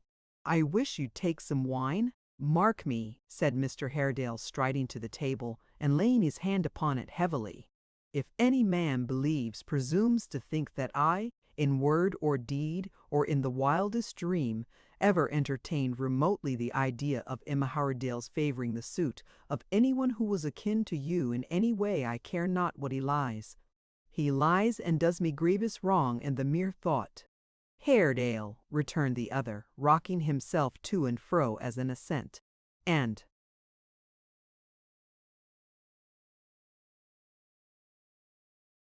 nodding at the fire, it's extremely manly and really very generous in you to meet me in this unreserved and handsome way. Upon my word, those are exactly my sentiments, only expressed with much more force and power than I could use.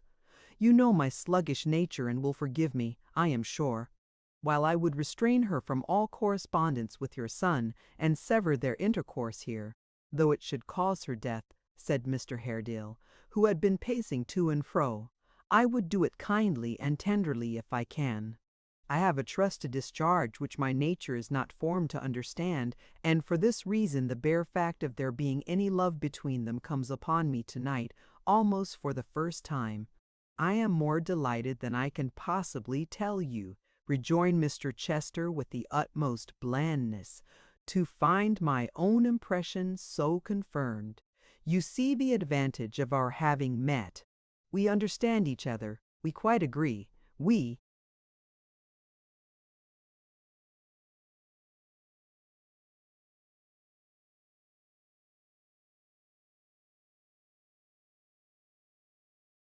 have a most complete and thorough explanation, and we know what course to take. Why don't you taste your tenant's wine? It's really very good. Pray who? said Mr. Haredale, have aided Emma or your son? Who are their go-betweens and agents do you know? All the good people hereabouts the neighborhood in general, I think, returned the other with his most affable smile. The messenger I sent to you today foremost among them all. The idiot? Barnaby? You are surprised? I am glad of that, for I was rather so myself. Yes, I wrung that from his mother, a very decent sort of woman, from whom indeed I chiefly learnt how serious the matter had become, and so determined to ride out here today and hold a parley with you on this neutral ground. You're stouter than you.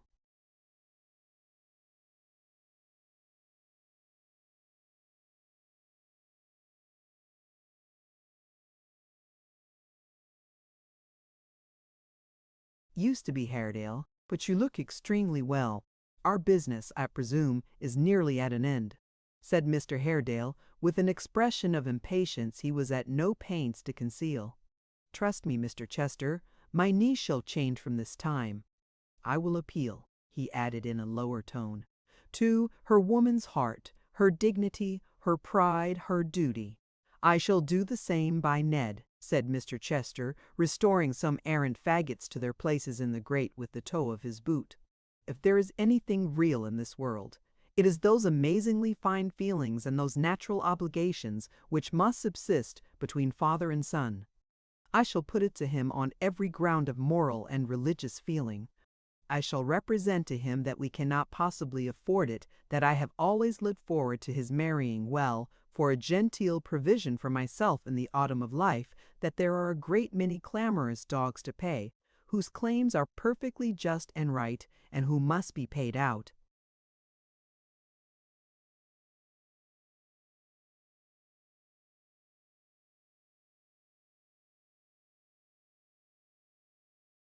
Of his wife's fortune. In short, that the very highest and most honorable feelings of our nature, with every consideration of filial duty and affection, and all that sort of thing, imperatively demand that he should run away with an heiress. And break her heart as speedily as possible, said Mr. Haredale, drawing on his glove. There Ned will act exactly as he pleases, returned the other, sipping his wine. That's entirely his affair. I wouldn't for the world interfere with my son Haredale beyond a certain point. The relationship between father and son, you know, is positively quite a holy kind of bond. Won't you let me persuade you to take one glass of wine? Well, as you please, he added, helping himself again. Chester, said Mr. Haredale after a short silence, during which he had eyed his smiling face from time to time intently, you have the head and heart of an evil.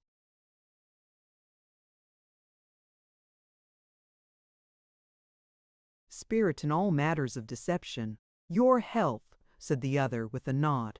But I have interrupted you if now, pursued Mr. Haredale, we should find it difficult to separate these young people, and break off their intercourse if, for instance, you find it difficult on your side, what course do you intend to take? Nothing plainer, my good fellow, nothing easier, returned the other, shrugging his shoulders and stretching himself more comfortably before the fire. I shall then exert those powers on which you flatter me so highly, though, upon my word, I don't deserve your compliments to their full extent, and resort to a few little trivial subterfuges for rousing jealousy and resentment. You see, in short, justifying the means by the end, we are, as a last resource for tearing them asunder, to resort to treachery and in lying, said Mr. Haredale.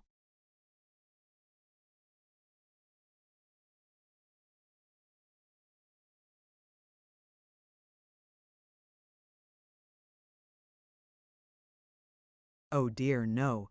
Fie, fie, returned the other, relishing a pinch of snuff extremely. Not lying, only a little management, a little diplomacy, a little intriguing, that's the word. I wish, said Mr. Haredale, moving to and fro, and stopping and moving on again, like one who was ill at ease, that this could have been foreseen or prevented. But as it has gone so far, and it is necessary for us to act, it is of no use shrinking or regretting. Well, I shall second your endeavors to the utmost of my power. there is one topic in the whole wide range of human thoughts on which we both agree. We shall act in concert, but apart. There will be no need, I hope, for us to meet again." "Are you going?" said Mr. Chester, rising with a graceful indolence. "Let me light you down the stairs." "Pray, keep your seat," returned the other dryly. "I know the way."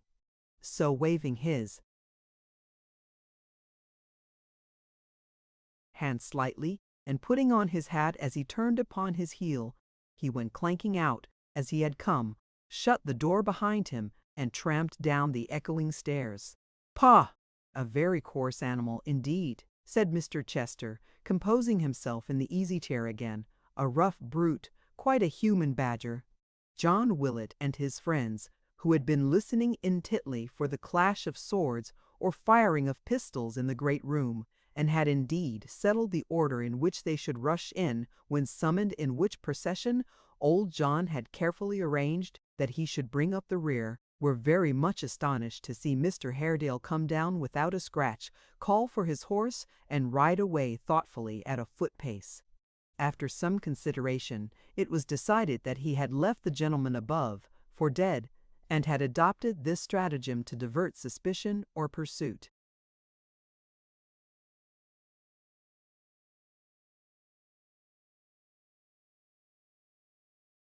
As this conclusion involved the necessity of their going upstairs forthwith, they were about to ascend in the order they had agreed upon, when a smart ringing at the guest's bell, as if he had pulled it vigorously, overthrew all their speculations and involved them in great uncertainty and doubt. At length Mr. Willett agreed to go upstairs himself, escorted by Hugh and Barnaby, as the strongest and stoutest fellows on the premises, who were to make their appearance under pretence of clearing away the glasses. Under this protection, the brave and broad-faced John boldly entered the room, half a foot in advance, and received an order for a boot-jack without trembling, but, when it was brought and he lent his sturdy shoulder to the guest, Mr. Willett was observed to look very hard into his boots as he pulled them off, and, by opening his eyes much wider than usual, to appear to express some surprise and disappointment at not finding them full of blood. He took occasion, too, to examine the gentleman as closely as he could, expecting to discover sundry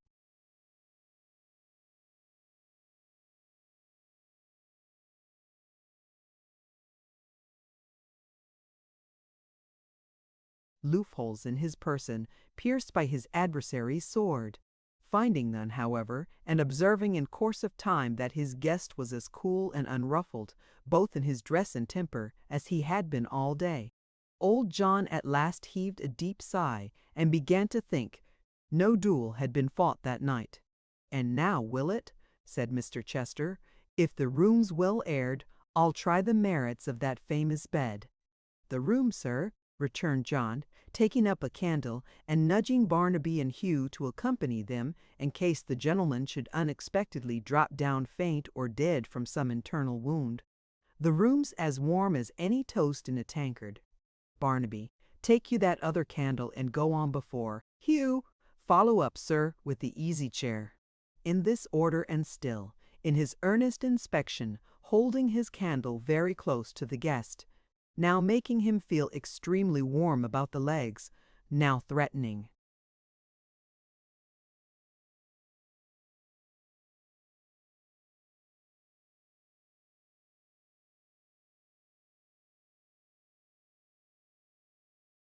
To set his wig on fire, and constantly begging his pardon with great awkwardness and embarrassment, John led the party to the best bedroom, which was nearly as large as the chamber from which they had come, and held, drawn out near the fire for warmth, a great old spectral bedstead, hung with faded brocade, and ornamented at the top of each carved post with a plume of feathers that had once been white, but with dust and age had now grown hearse-like in finial.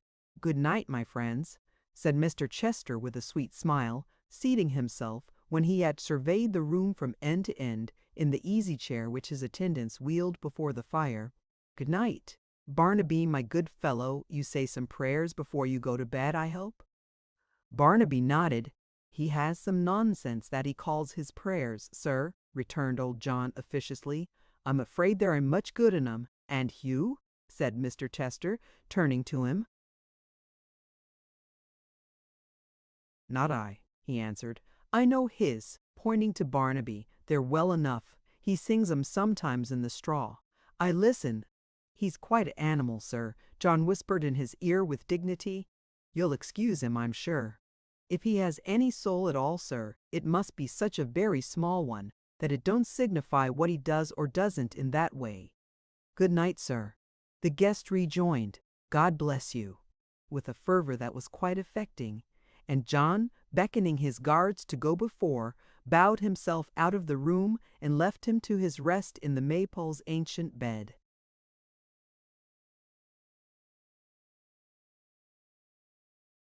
Chapter 13.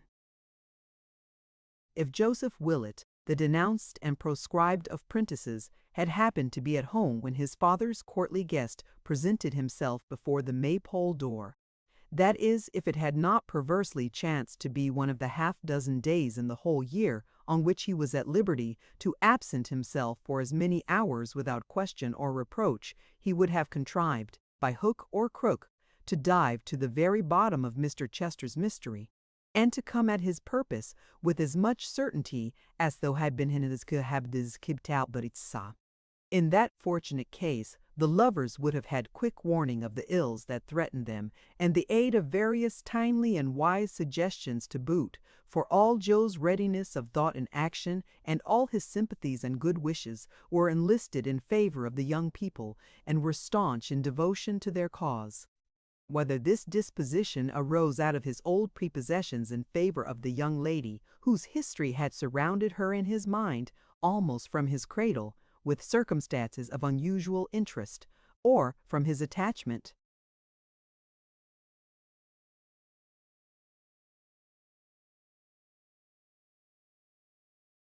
towards the young gentleman into whose confidence he had, to his shrewdness and alacrity and the rendering of sundry important services as a spy and messenger, almost imperceptibly glided, whether they had their origin in either of these sources, or in the habit natural to youth, or in the constant badgering and worrying of his venerable parent, or in any hidden little love affair of his own which gave him something of a fellow feeling in the matter, it is needless to inquire, especially as Joe was out of the way, and had no eye to precarious. It was, in fact, the 25th of March, which, as most people know to their cost, is, and has been time out of mind, one of those unpleasant epochs termed quarter days. On this 25th of March, it was John Willett's pride annually to settle, in hard cash, his account with a certain vintner and distiller in the city of London, to give into whose hands a canvas bag containing its exact amount,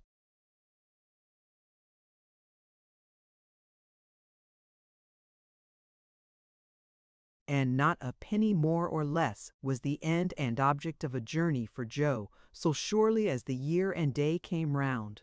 This journey was performed upon an old gray mare, concerning whom John had an indistinct set of ideas hovering about him, to the effect that she could win a plate or cup if she tried. She never had tried, and probably never would now, being some 14 or 15 years of age, short in wind, long in body, and rather the worse for wear in respect of her mane and tail. Notwithstanding these slight defects, John perfectly gloried in the animal, and when she was brought round to the door by Hugh, actually retired into the bar, and there in a secret grove of lemons laughed with pride. "There's a bit of horseflesh, Hugh," said John, when he had recovered enough self-command to appear at the door again. "There's a comely creature, there's high mettle, there's bone."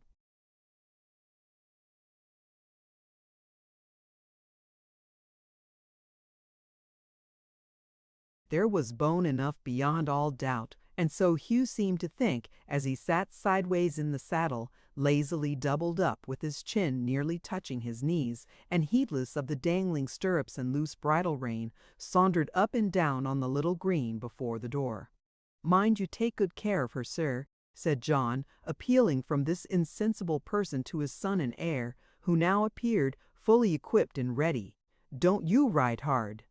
"I should be puzzled to do that, I think, father," Joe replied, casting a disconsolate look at the animal.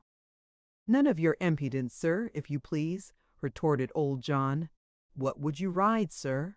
A wild ass or zebra would be too tame for you, wouldn't he? Eh, sir? You'd like to ride a roaring lion, wouldn't you, sir? Eh, sir? Hold your tongue, sir. When Mr. Willett, in his differences with his son, had exhausted all the questions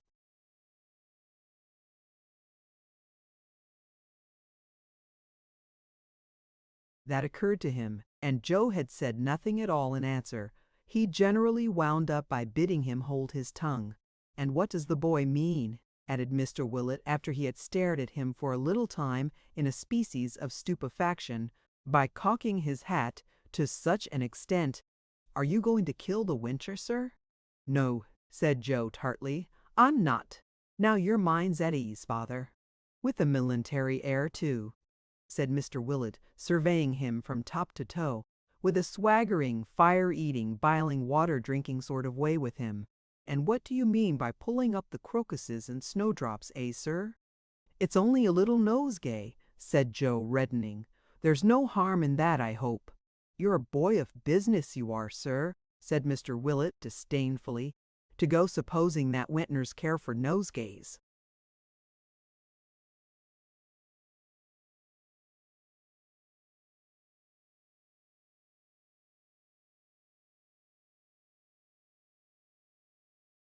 I don't suppose anything of the kind, returned Joe. Let them keep their red noses for bottles and tankards. These are going to Mr. Varden's house. And do you suppose H minds such things as crocuses? Demanded John.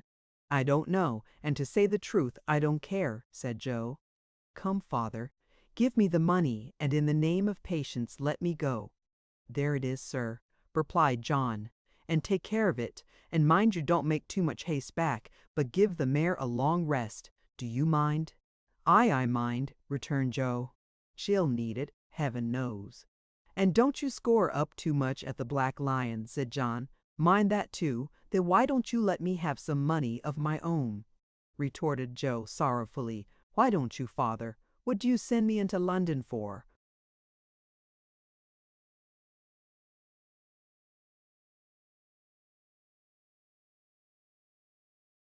Giving me only the right to call for my dinner at the Black Lion, which you're to pay for next time you go, as if I was not to be trusted with a few shillings?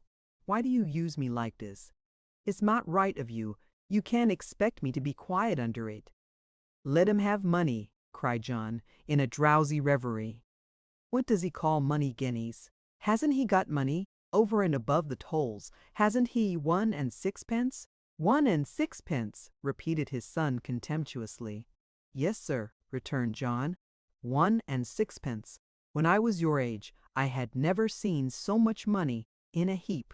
A shilling of it is in case of accidents, the mare casting a shoe or the like of that. The other 6pence is to spend in the diversions of London, and the diversion I recommend is going to the top of the Monument and sitting there. There's no temptation there, sir. No drink, no young.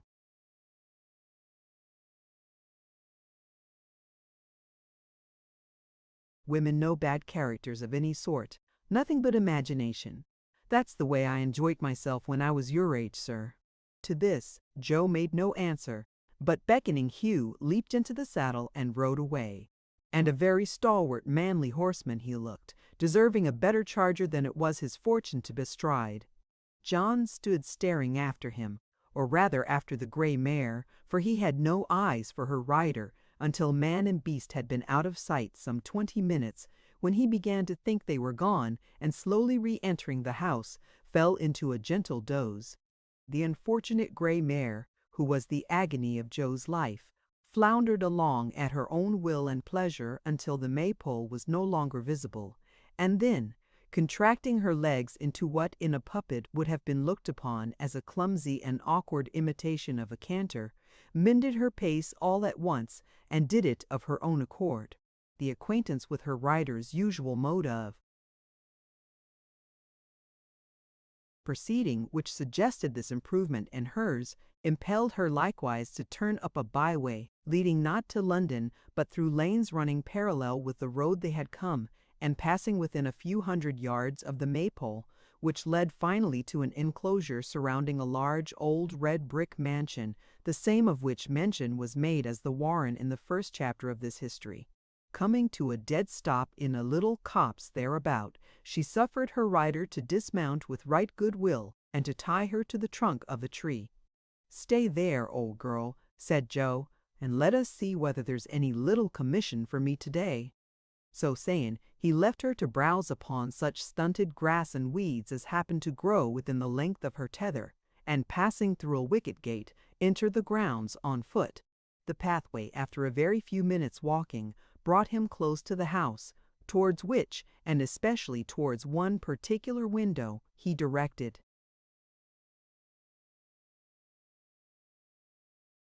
many covert glances. It was a dreary, silent building with echoing courtyards, desolated turret chambers, and whole suites of rooms shut up and mouldering to ruin. The terrace garden, dark with the shade of overhanging trees, had an air of melancholy that was quite oppressive. Great iron gates, disused for many years and red with rust, drooping on their hinges and overgrown with long rank grass, seemed as though they tried to sink into the ground and hide their fallen state among the friendly weeds. The fantastic monsters on the walls, green with age and damp, and covered here and there with moss, looked grim and desolate.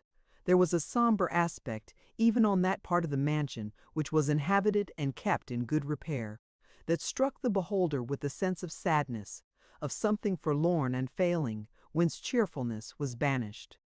It would have been difficult to imagine a bright fire blazing in the dull and darkened rooms, or to picture any gaiety of heart or revelry that the frowning walls shut in. It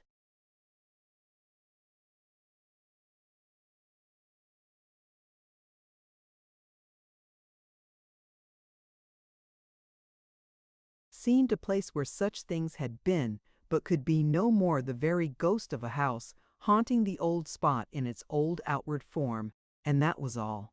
Much of this decayed and somber look was attributable, no doubt, to the death of its former master and the temper of its present occupant, but remembering the tale connected with the mansion, it seemed the very place for such a deed, and one that might have been its predestined theatre years upon years ago. Viewed with reference to this legend, the sheet of water where the steward's body had been found appeared to wear a black and sullen character, such as no other pool might own. The bell upon the roof that had told the tale of murder to the midnight wind became a very phantom whose voice would raise the listener's hair on end, and every leafless bough that nodded to another had its stealthy whispering of the crime. Joe paced up and down the path, sometimes stopping in affected contemplation.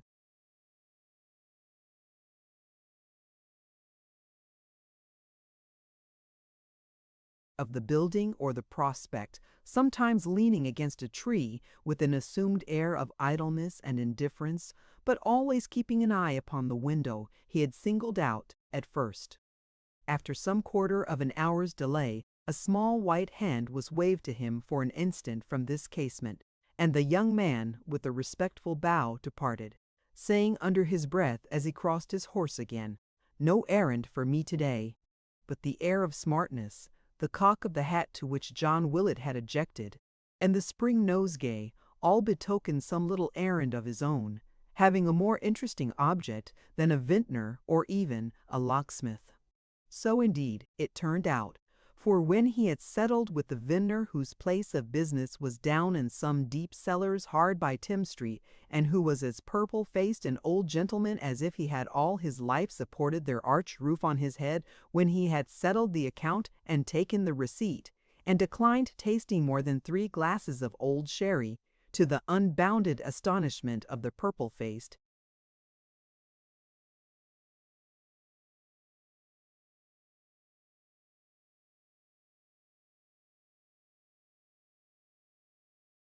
vintner who, gimlet in hand, had projected an attack upon at least a score of dusty casks, and who stood transfixed, or morally gimleted as it were, to his own wall when he had done all this, and disposed besides of a frugal dinner at the Black Lion in Whitechapel. Spurning the monument and John's advice, he turned his steps towards the locksmith's house, attracted by the eyes of blooming Dolly Varden. Joe was by no means a sheepish fellow, but, for all that, when he got to the corner of the street in which the locksmith lived, he could by no means make up his mind to walk straight to the house.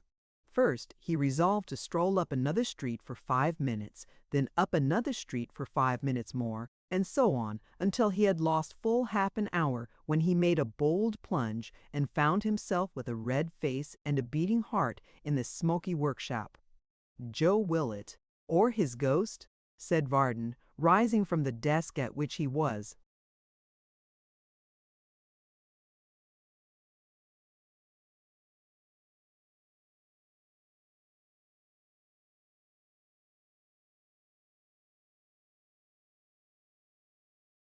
Busy with his books and looking at him under his spectacles. Which is it?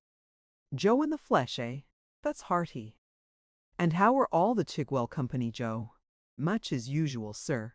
They and I agree as well as ever. Well, well, said the locksmith. We must be patient, Joe, and bear with old folks' foibles. How's the mare, Joe? Does she do the 4 miles an hour as easily as ever? Ha, ha, ha, ha! Does she, Joe? Eh? What have we there, Joe? Eh? What have we there, Joe, a nosegay? A very poor one, sir. I thought Miss Dolly— No, no, said Gabriel, dropping his voice and shaking his head. Not Dolly. Give 'em to her mother, Joe. A great deal better give 'em to her mother. Would you mind giving 'em to Mrs. Varden, Joe? Oh, no, sir, Joe replied, and endeavoring, but not with the greatest possible success, to hide his disappointment. I shall be very glad, I'm sure.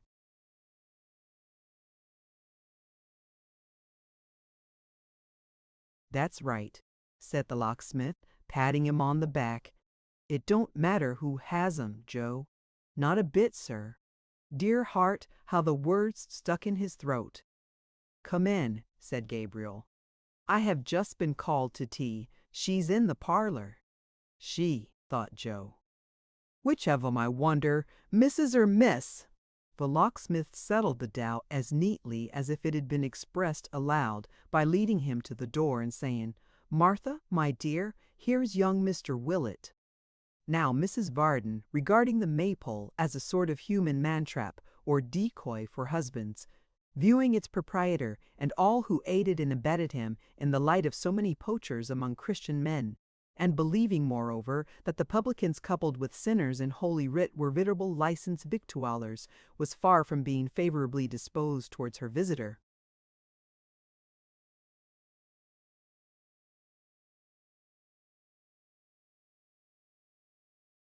Wherefore she was taken faint directly, and being duly presented with the crocuses and snowdrops, divined on further consideration that they were the occasion of the languor which had seized upon her spirits.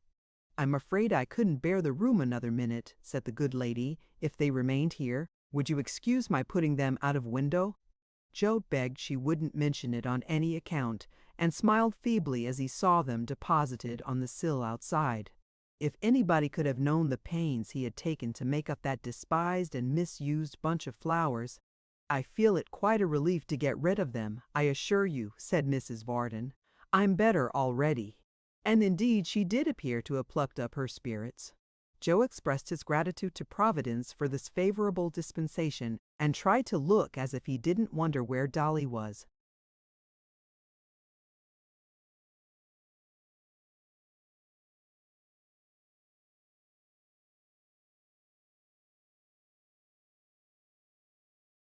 You're sad people at Chigwell, Mr. Joseph, said Mrs. V. I hope not, ma'am, returned Joe. You're the cruelest and most inconsiderate people in the world, said Mrs. Varden, bridling. I wonder old Mr. Willett, having been a married man himself, doesn't know better than to conduct himself as he does. His doing it for profit is no excuse. I would rather pay the money 20 times over, and have Varden come home like a respectable and sober tradesman. If there is one character, said Mrs. Varden with great emphasis, that offends and disgusts me more than another, it is a sot. "Come, Martha, my dear," said the locksmith cheerily, "let us have tea. And don't let us talk about sots. There are none here, and Joe don't want to hear about them, I dare say."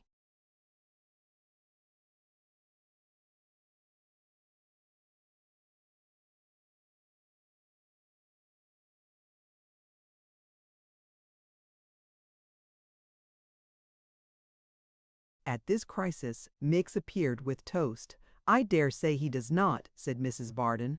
"And I dare say you do not, Varden. It's a very unpleasant subject, I have no doubt, though I won't say it's personal." Miggs coughed. Whatever I may be forced to think, Miggs sneezed expressively.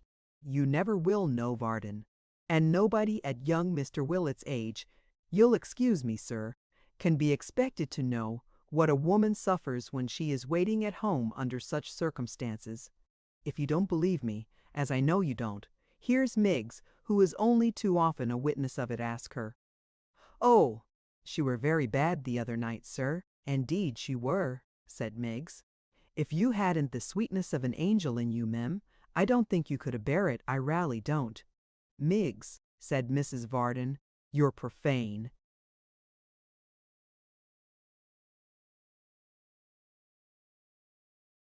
"Begging your pardon, mem," returned Miggs with shrill rapidity, "such was not my intentions, and such I hope is not my character, though I am but a servant." "Answering me, Miggs, and providing yourself," retorted her mistress, looking round with dignity, "is one and the same thing. How dare you speak of angels in connection with your sinful fellow beings?" said Mrs. Varden, glancing at herself in a neighboring mirror, and arranging the ribbon of her cap in a more becoming fashion. "Mere worms and grovellers as we are." "I did not intend, mim, if you please, to give offence," said Miggs, confident in the strength of her compliment, and developing strongly in the throat as usual, "and I did not expect it would be took as such. I hope I know my own unworthiness, and that I hate and despise myself and all my fellow creatures as every practicable Christian should." "You'll have the goodness, if you please," said Mrs. Varden loftily, "to step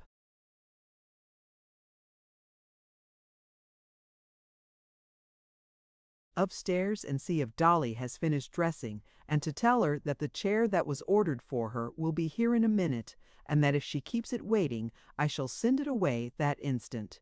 I'm sorry to see that you don't take your tea, Varden, and that you don't take yours, Mr. Joseph, though of course it would be foolish of me to expect that anything that can be had at home and in the company of females would please you."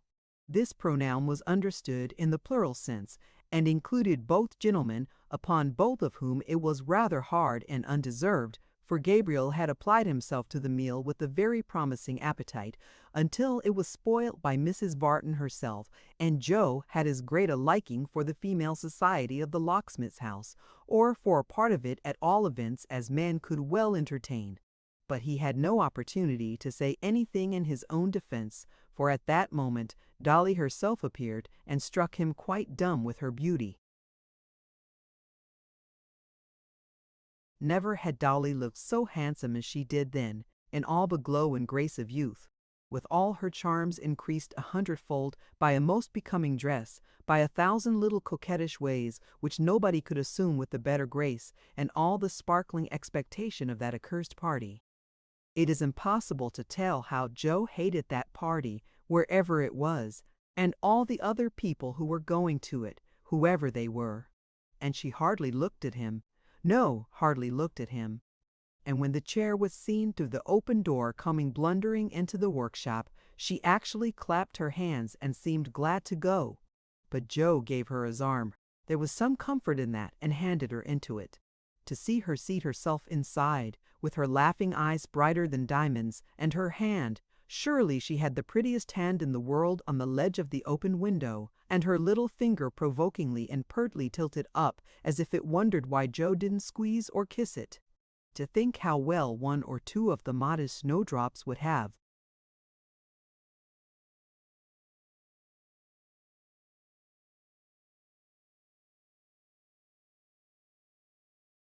become that delicate bodice, and how they were lying neglected outside the parlor window.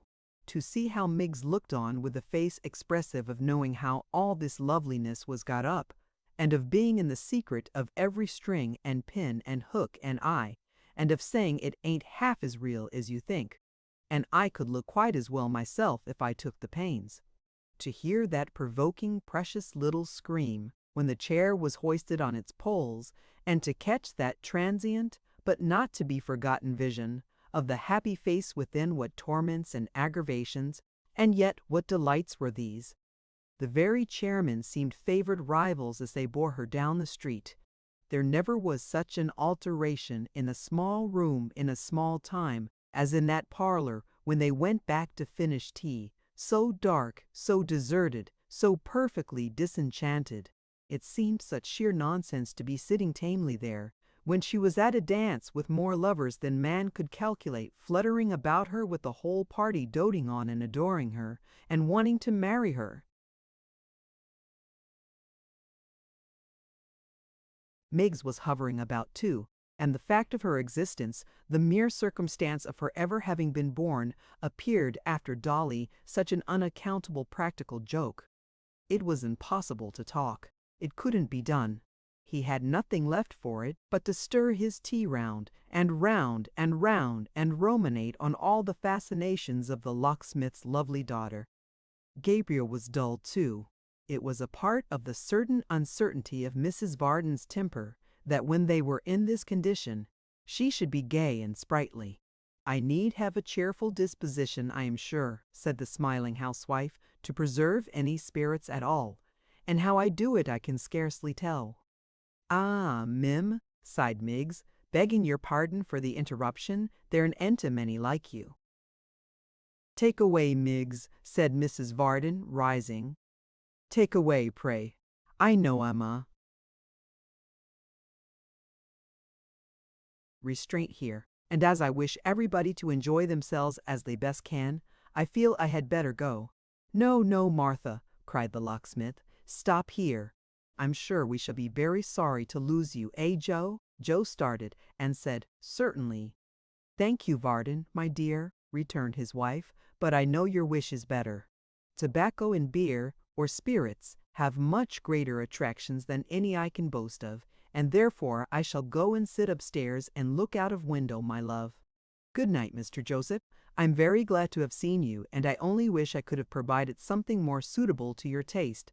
Remember me very kindly, if you please, to old Mr. Willett, and tell him that whenever he comes here I have a crow to pluck with him. Good night." Having uttered these words with great sweetness of manner, the good lady dropped a curtsy remarkable for its condescension, and serenely withdrew.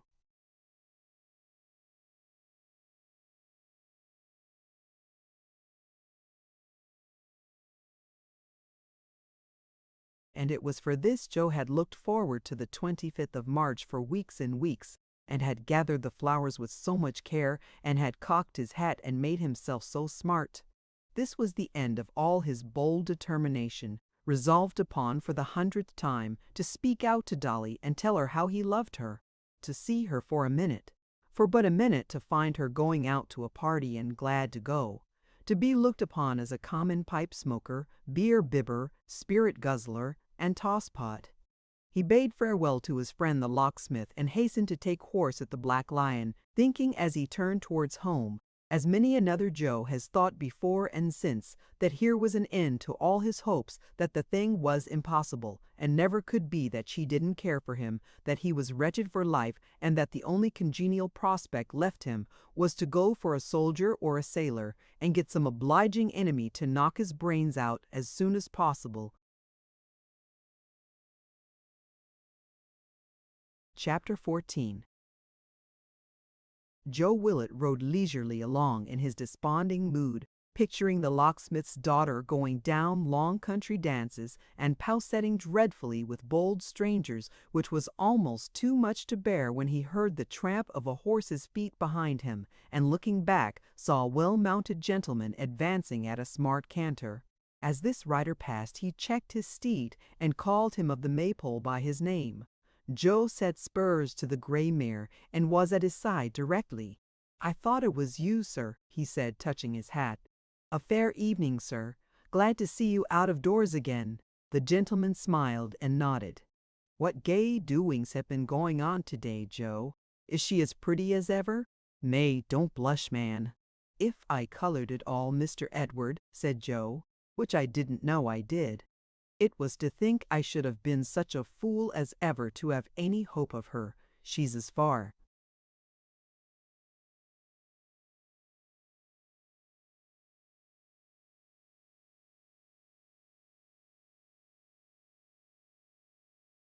out of my reach as heaven is. Well, Joe, I hope that's not altogether beyond it, said Edward good-humoredly. Eh, ah, sighed Joe. It's all very fine talking, sir. Proverbs are easily made in cold blood. But it can't be helped. Are you bound for our house, sir? Yes. As I am not quite strong yet, I shall stay there tonight and ride home coolly in the morning. If you're in no particular hurry, said Joe after a short silence, and will bear with the pace of this poor jade, I shall be glad to ride on with you to the warren, sir, and hold your horse when you dismount. It'll save you having to walk from the Maypole, there and back again. I can spare the time well, sir, for I am too soon.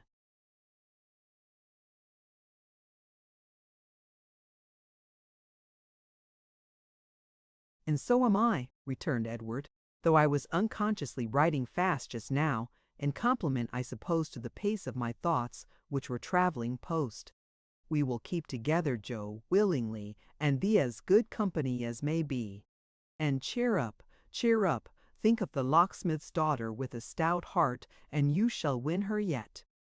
Joe shook his head, but there was something so cheery in the buoyant, hopeful manner of the speech that his spirits rose under its influence, and communicated as it would seem some new impulse even to the gray mare, who, breaking from her sober amble into a gentle trot, emulated the pace of Edward Chester's horse, and appeared to flatter herself that he was doing his very best. It was a fine, dry night, and the light of a young moon, which was then just rising, shed around that peace and tranquillity which gives to evening time its most delicious charm. The lengthened shadows of the trees softened as if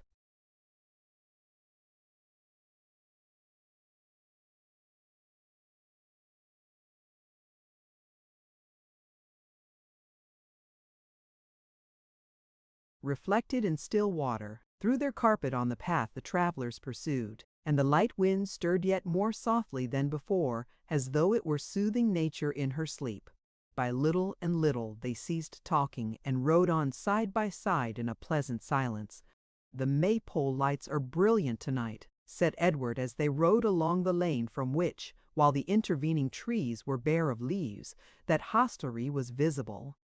Brilliant indeed, sir, returned Joe, rising in his stirrups to get a better view. Lights in the large room, and a fire glimmering in the best bedchamber. Why, what company can this be for, I wonder? Some benighted horseman wending towards London, and deterred from going on tonight by the marvellous tales of my friend the highwayman, I suppose, said Edward.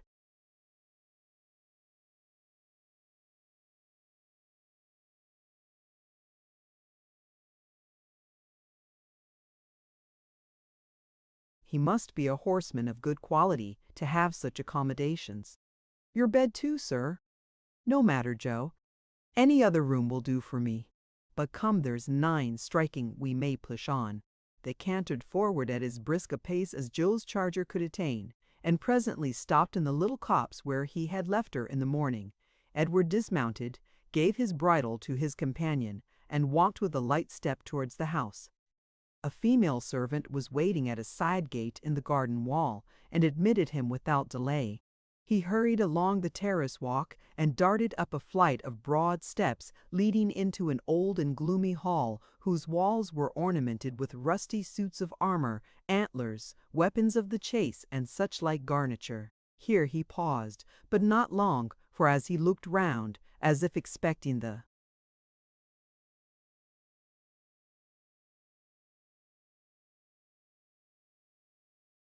attendant to have followed, and wondering she had not done so, a lovely girl appeared, whose dark hair next moment rested on his breast. Almost at the same instant a heavy hand was laid upon her arm, Edward felt himself thrust away, and Mr. Haredale stood between them. He regarded the young man sternly without removing his hat. With one hand clasped his niece, and with the other, in which he held his riding whip, motioned him towards the door. The young man drew himself up and returned his gaze. "This is well done of you, sir, to corrupt my servants, and enter my house unbidden and in secret, like a thief," said Mr. Haredale. "Leave it, sir, and return no more." "Miss Haredale's presence," returned the young man, "and your relationship to her give you a license, which, if you are a brave man, you will not abuse.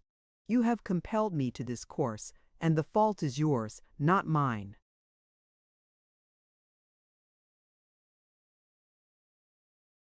"It is neither generous nor honorable nor the act of a true man, sir," retorted the other, "to tamper with the affections of a weak, trusting girl, while you shrink, in your unworthiness, from her guardian and protector, and dare not meet the light of day. More than this I will not say to you, save that I forbid you this house, and require you to be gone." "It is neither generous nor honorable nor the act of a true man to play the spy," said Edward. "Your words imply dishonor, and I reject them with the scorn they merit." "You will find," said Mr. Haredale calmly, "your trusty go-between in waiting at the gate by which you entered. I have played no spy's part, sir. I chanced to see you pass the gate and followed. You might have heard me knocking for admission had you been less swift of foot or lingered in the garden. Please to withdraw. Your presence here is offensive to me and distressful to my niece, as—"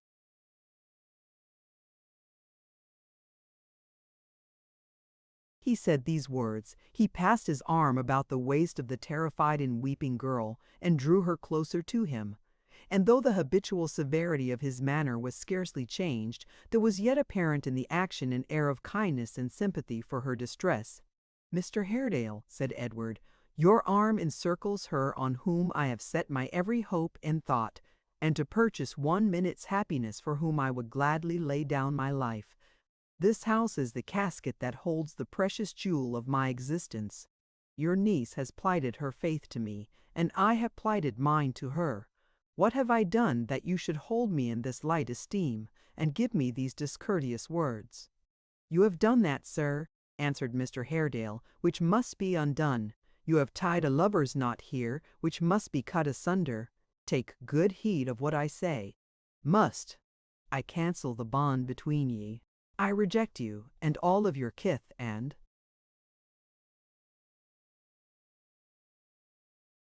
"Can all the false, hollow heart the stock?" "High words, sir," said Edward scornfully.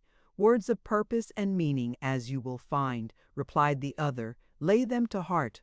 "Lay you then, these," said Edward.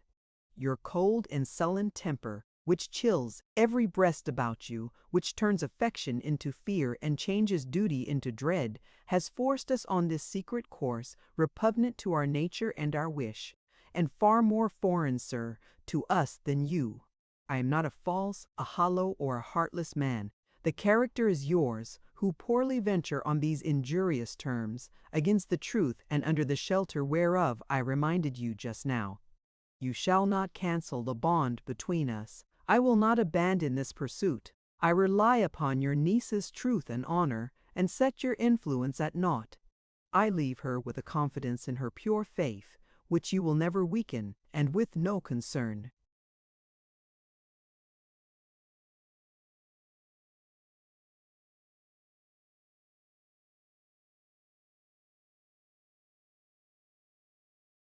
"But that I do not leave her in some gentler care." With that he pressed her cold hand to his lips, and once more encountering and returning Mr. Haredale's steady look, withdrew.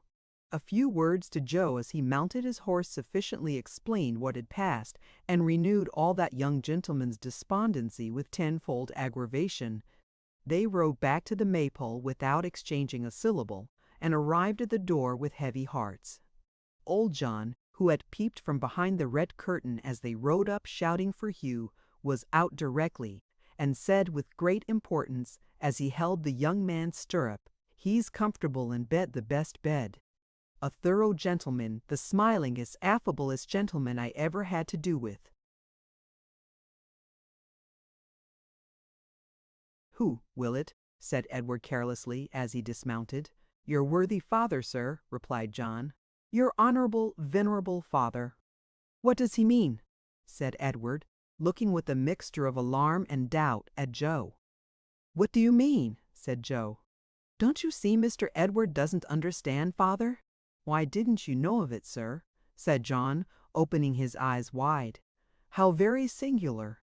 Bless you, he's been here ever since noon today, and Mr. Haredale has been having a long talk with him, and hasn't been gone an hour. My father Willett." "Yes, sir, he told me so. A handsome, slim, upright gentleman in green and gold."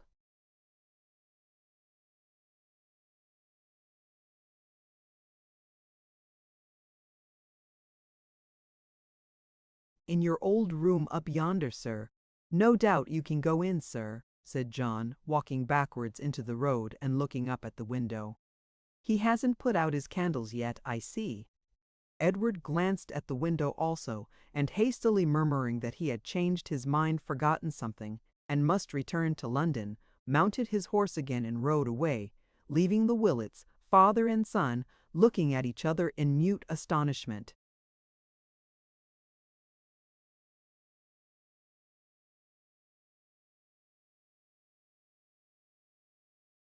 Chapter 15.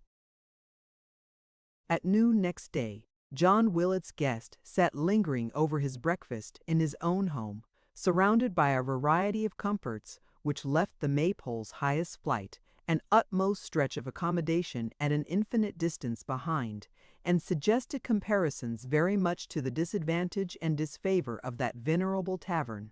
In the broad, old-fashioned window-seat, as capacious as many modern sofas, and cushioned to serve the purpose of a luxurious settee, in the broad, old-fashioned window-seat of a roomy chamber, Mr. Chester lounged, very much at his ease, over a well-furnished breakfast-table.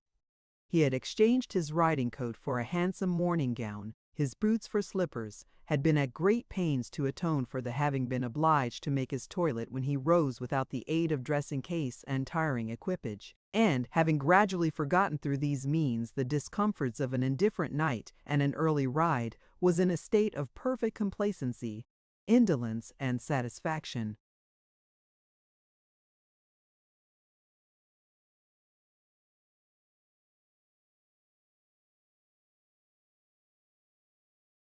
The situation in which he found himself, indeed, was particularly favorable to the growth of these feelings, for, not to mention the lazy influence of a late and lonely breakfast, with the additional sedative of a newspaper, there was an air of repose about his place of residence peculiar to itself, and which hangs about it even in these times, when it is more bustling and busy than it was in days of yore. There are still worse places than the Temple on a sultry day for basking in the sun or resting idly in the shade. There is yet a drowsiness in its courts, and a dreamy dullness in its trees and gardens. Those who pace its lanes and squares may yet hear the echoes of their footsteps on the sounding stones, and read upon its gates, in passing from the tumult of the Strand or Fleet Street. Who enters here leaves noise behind.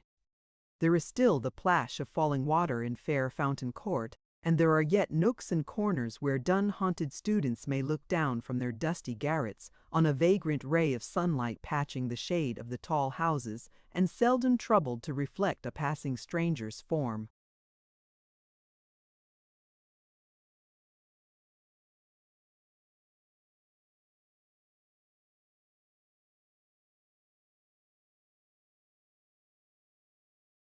There is yet in the Temple something of a clerkly monkish atmosphere which public offices of law have not disturbed, and even legal firms have failed to scare away. In summertime its pumps suggest to thirsty idlers springs cooler and more sparkling and deeper than other wells, and as they trace the spillings of full pitchers on the heated ground, they snuff the freshness, and, sighing, cast sad looks towards the Thames, and think of baths and boats, and saunter on, despondent.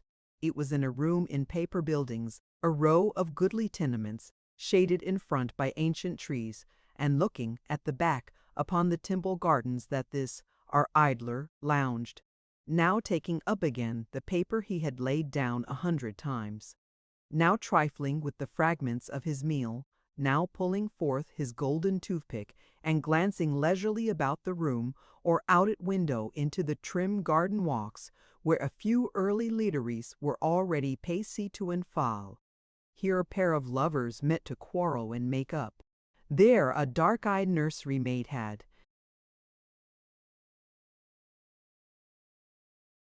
better eyes for Templars than her charge. On this hand an ancient spinster, with her lapdog in a string, regarded both enormities with scornful sidelong looks. On that a weazen old gentleman, ogling the nursery maid, looked with like scorn upon the spinster, and wondered she didn't know she was no longer young.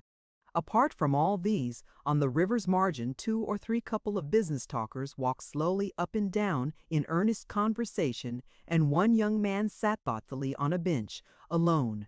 "Ned is amazingly patient," said Mr. Chester, glancing at this last-named person as he set down his teacup and plied the golden toothpick. "Immensely patient. He was sitting yonder when I began to dress, and has scarcely changed his posture since. A most eccentric dog." As he spoke, the figure rose and came towards him with a rapid pace. "Really, as if he had heard me," said the father, resuming his newspaper with a yawn. "Dear Ned." Presently the room door opened and the young man entered, to whom his father gently waved his hand and smiled. "Are you at leisure for a little conversation, sir?" said Edward. "Surely, Ned, I am always at leisure. You know my constitution. Have you breakfasted? 3 hours ago." "What a very early dog!" cried his father, contemplating him from behind the toothpick with a languid smile. "The truth is," said Edward, bringing a chair forward and seating himself near the table, "that I slept but ill last night and was glad to rise. The cause of my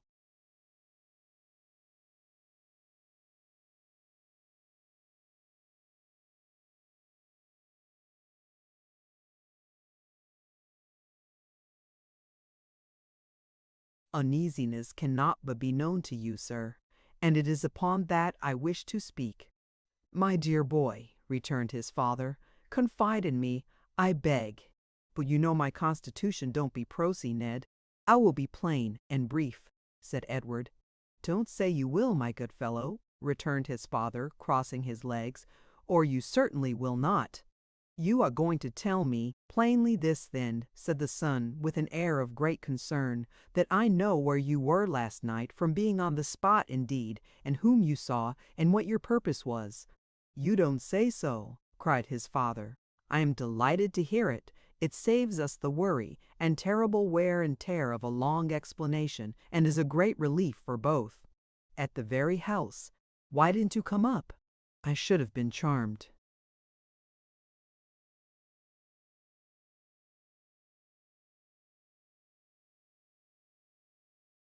"To see you. I knew that what I had to say would be better said after a night's reflection, when both of us were cool," returned the son. "'Forgad, Ned," rejoined the father, "I was cool enough last night. That detestable maypole, by some infernal contrivance of the builder, it holds the wind and keeps it fresh.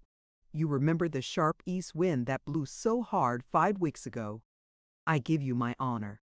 It was rampant in that old house last night, though out of doors there was a dead calm. But you were saying, I was about to say, Heaven knows how seriously and earnestly, that you have made me wretched, sir. Will you hear me gravely for a moment?" "My dear Ned," said his father, "I will hear you with the patience of an anchorite. Oblige me with the milk." "I saw Miss Haredale last night," Edward resumed, when he had complied with this request. "Her uncle, in her presence immediately after your interview, and as of course I know, in consequence of it, forbade me the house, and, with circumstances of indignity which are of your creation, I am sure, commanded me to leave it on the instant. For his manner of doing so, I give you my honor, Ned, I am not accountable," said his father, "that you must excuse. He is a mere boor, a log, a brute with no address in life. Positively, a fly in the jug. The first I have seen this year." Edward rose and paced the room. His imperturbable parent sipped his tea.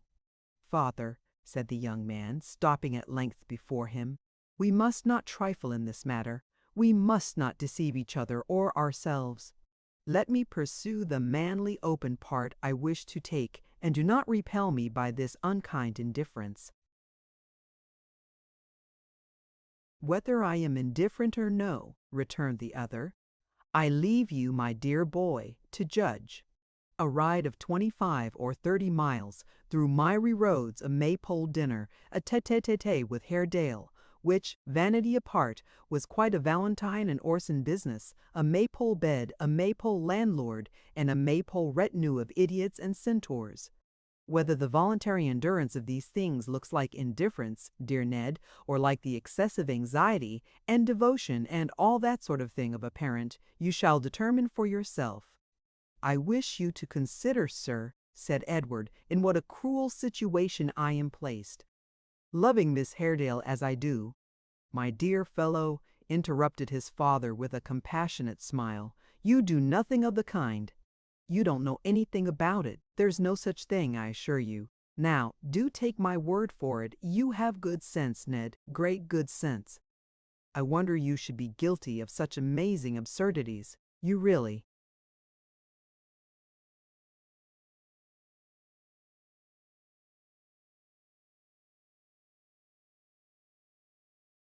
"Surprise me. I repeat," said his son firmly, "that I love her. You have interposed to part us, and have, to the extent I have just now told you of, succeeded. May I induce you, sir, in time, to think more favorably of our attachment? Or is it your intention and your fixed design to hold us asunder if you can?" "My dear Ned," returned his father, taking a pinch of snuff and pushing his box towards him, "that is my purpose most undoubtedly." "The time that has elapsed," rejoined his son, "since I began to know her worth has flown in such a dream that until now I have hardly once paused to reflect upon my true position. What is it? From my childhood I have been accustomed to luxury and idleness, and have been bred as though my fortune were large and my expectations almost without a limit. The idea of wealth has been familiarized to me from my cradle. I have been taught to look upon those means, by which men raise themselves to riches and distinction, as being beyond my heeding, and beneath my care. I have been, as the phrase is, liberally educated, and am fit for nothing. I find myself at last wholly dependent upon you, with no resource but in your favor. In this momentous question of my life, we do not, and it would seem we never can, agree. I have shrunk instinctively alike from those to whom you have urged me to pay court, and from the motives of interest and gain which have rendered them in your eyes visible objects for my suit. If there never has been thus much plain speaking between us before, sir, the fault has not been mine indeed. If I seem to speak too plainly now, it is, believe me, father, in the hope that there may be a franker spirit, a worthier reliance, and a kinder confidence between us in time to come." "My good fellow," said his smiling father, "you quite affect me. Go on, my dear Edward, I beg, but remember your promise." "There is great earnestness, vast candor, a manifest sincerity in all you say, but I fear I observe the faintest."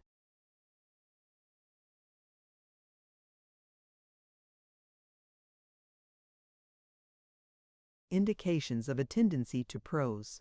"I am very sorry, sir. I am very sorry too, Ned, but you know that I cannot fix my mind for any long period upon one subject. If you'll come to the point at once, I'll imagine all that ought to go before and conclude it said. Oblige me with the milk again. Listening invariably makes me feverish." "What I would say then tends to this," said Edward. "I cannot bear this absolute dependence, sir, even upon you. Time has been lost and opportunity thrown away, but I am yet a young man and may retrieve it. Will you give me the means of devoting such abilities and energies as I possess to some worthy pursuit? Will you let me try to make for myself an honorable path in life? For any term you please to name, say for 5 years if you will, I will pledge myself to move no further in the matter of our difference without your full concurrence. During that period I will endeavor earnestly and patiently, if ever man did, to open some prospect for myself and free you from the burden you fear I should become if I married one whose worth and beauty are her chief endowments. Will you do this, sir? At the expiration of the term we agree upon, let us discuss this subject again.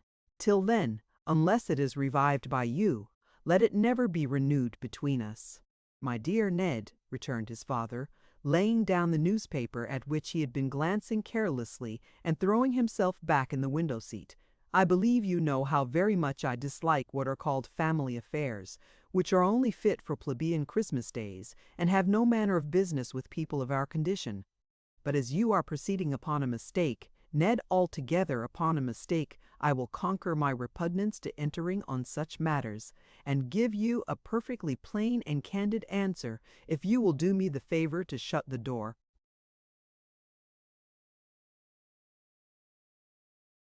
Edward having obeyed him, he took an elegant little knife from his pocket, and paring his nails, continued, You have to thank me, Ned, for being of good family, for your mother, charming person as she was, and almost broken-hearted, and so forth, as she left me, when she was prematurely compelled to become immortal, had nothing to boast of in that respect. Her father was at least an eminent lawyer, sir, said Edward. Quite right, Ned. Perfectly so. He stood high at the bar, had a great name and great wealth, but having risen from nothing, I have always closed my eyes to the circumstance and steadily resisted its contemplation. But I fear his father dealt in pork, and that his business did once involve cow heel and sausages. He wished to marry his daughter into a good family. He had his heart's desire, Ned. I was a younger son's younger son, and I married her. We each had our object, and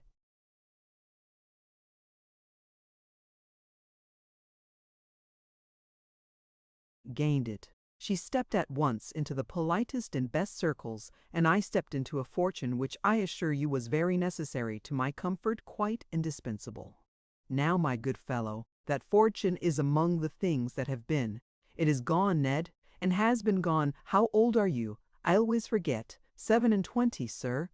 Are you indeed? Cried his father, raising his eyelids in a languishing surprise.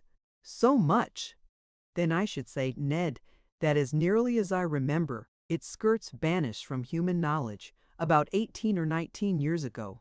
It was about that time when I came to live in these chambers, once your grandfather's, and bequeathed by that extremely respectable person to me, and commenced to live upon an inconsiderable annuity and my past reputation. You are jesting with me, sir, said Edward.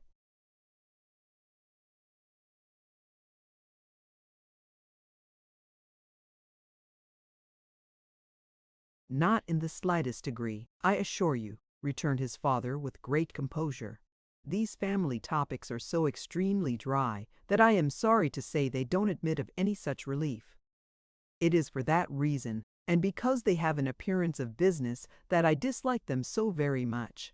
Well, you know the rest. A son, Ned, unless he is old enough to be a companion, that is to say, unless he is some 2 or 3, and 20 is not the kind of thing to have about one. He is a restraint upon his father is a restraint upon him, and they make each other mutually uncomfortable. Therefore, until within the last 4 years or so, I have a poor memory for dates, and if I mistake, you will correct me in your own mind. You pursued your studies at a distance and picked up a great variety of accomplishments. Occasionally, we passed a week or 2 together here, and disconcerted each other as only such near relations can. At last you came home. I candidly tell you, my dear boy, that if you had been awkward and overgrown, I should have exported you to some distant part of the world.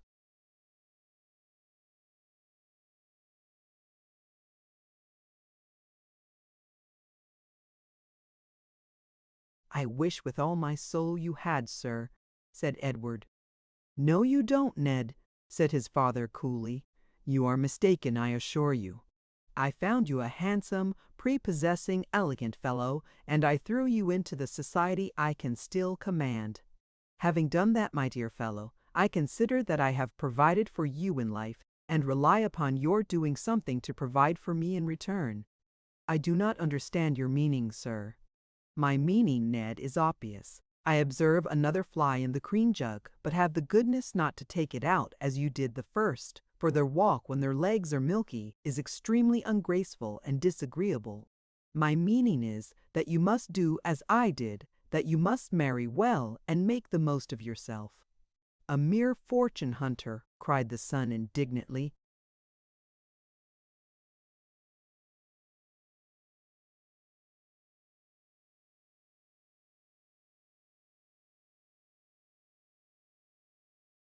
What in the devil's name, Ned, would you be? Returned the father.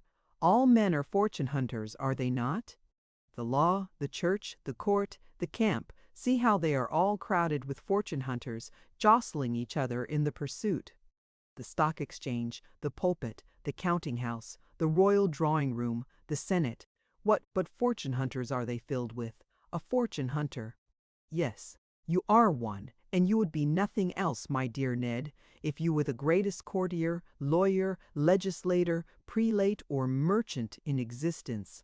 If you are squeamish and moral, Ned, console yourself with the reflection that at the very worst your fortune hunting can make but one person miserable or unhappy. How many people do you suppose these other kinds of huntsmen crush in following their sport hundreds at a step? Or thousands? The young man leant his head upon his hand and made no answer. I am quite charmed, said the father, rising, and walking slowly to and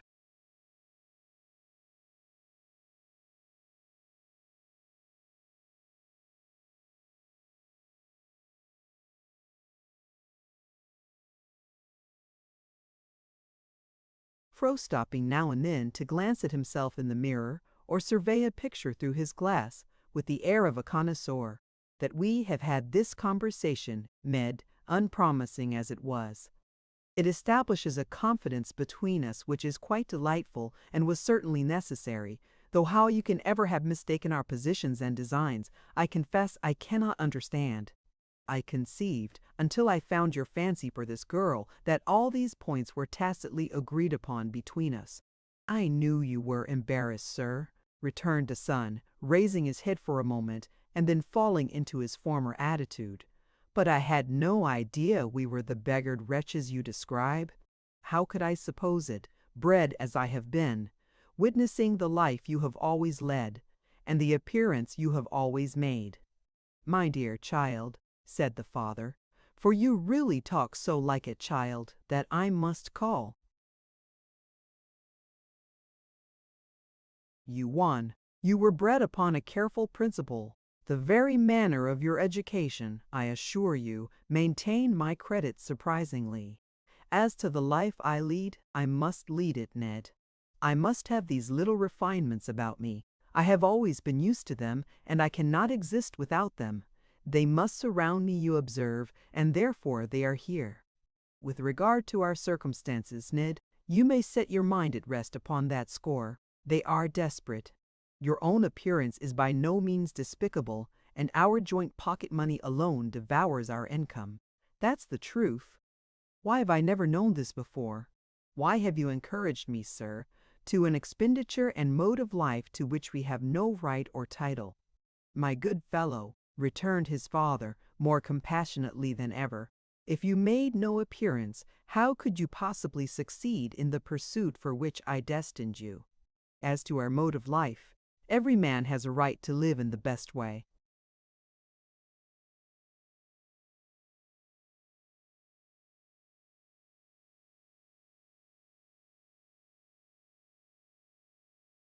He can, and to make himself as comfortable as he can, or he is an unnatural scoundrel.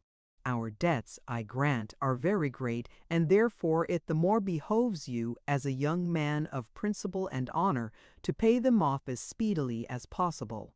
The villain's part, muttered Edward, that I have unconsciously played, I to win the heart of Emma Haredale. I would for her sake I had died first. "I'm glad you see, Ned," returned his father, "how perfectly self-evident it is that nothing can be done in that quarter. But apart from this and the necessity of your speedily bestowing yourself on another as you know you could tomorrow, if you chose, I wish you'd look upon it pleasantly. In a religious point of view alone, how could you ever think of uniting yourself to a Catholic unless she was amazingly rich? You ought to be so very Protestant coming of such a Protestant family as you do. Let us be moral, Ned, or we are nothing, even if one could set that objection aside, which is impossible, we come to another which is quite conclusive. The very idea of marrying a girl whose father was killed, like meat. Good God, Ned, how disagreeable! Consider the impossibility of having any respect for your father-in-law under such unpleasant circumstances. Think of his having been viewed by jurors and sat upon by coroners, and of his very doubtful position in the family ever afterwards. It seems to me such an indelicate sort of thing that I really think the girl ought to have been put to death by the state to prevent its happening. But I tease you, perhaps. You would rather be alone? My dear Ned, most willingly. God bless you. I shall be going out presently, but we shall meet tonight, or if not tonight, certainly tomorrow. Take care of yourself in the meantime for both our sakes. You are a person of great consequence to me, Ned, of vast consequence indeed. God bless you."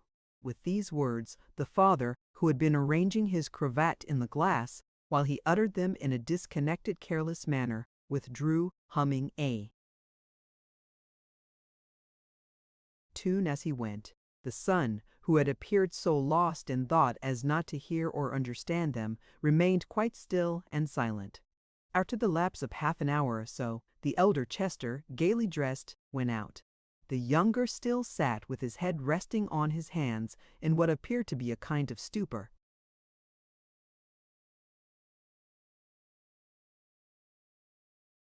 Chapter 16. A series of pictures representing the streets of London in the night, even at the comparatively recent date of this tale, would present to the eye something so very different in character from the reality which is witnessed in these times, that it would be difficult for the beholder to recognize his most familiar walks in the altered aspect of little more than half a century ago. They were, one and all, from the broadest and best to the narrowest and least frequented, very dark. The oil and cotton lamps, though regularly trimmed twice or thrice in the long winter nights, burned feebly at the best, and at a late hour when they were unassisted by the lamps and candles in the shops, cast but a narrow track of doubtful light upon the footway, leaving the projecting doors and house fronts in the deepest gloom.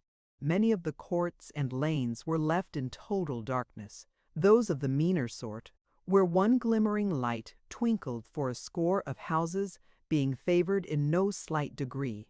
Even in these places, the inhabitants had often good reason for extinguishing their lamp as soon as it was lighted, and the watch being utterly inefficient and powerless to prevent them, they did so at their pleasure.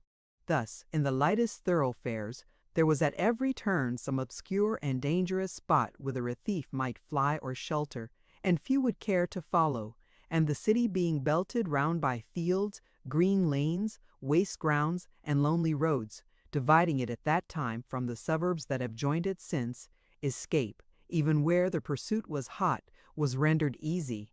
It is no wonder that with these favoring circumstances in full and constant operation, street robberies, often accompanied by cruel wounds, and not unfrequently by loss of life, should have been of nightly occurrence in the very heart of London, or that quiet folks should have had great dread of traversing its streets after the shops were closed.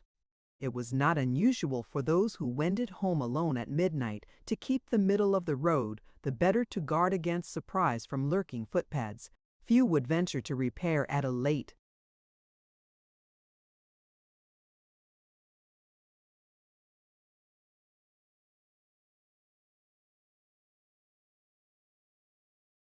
hour to Kentish Town or Hampstead, or even to Kensington or Chelsea, unarmed and unattended.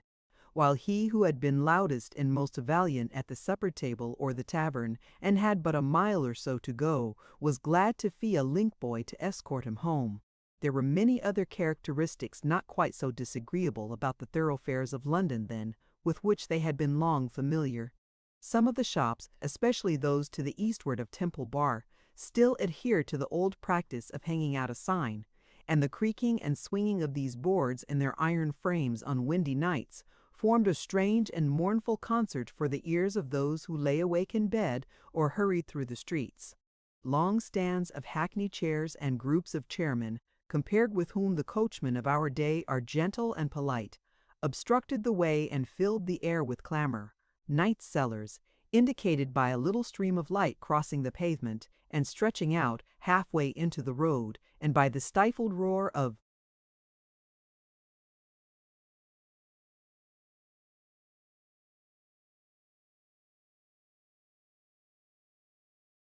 voices from below, yawned for the reception and entertainment of the most abandoned of both sexes.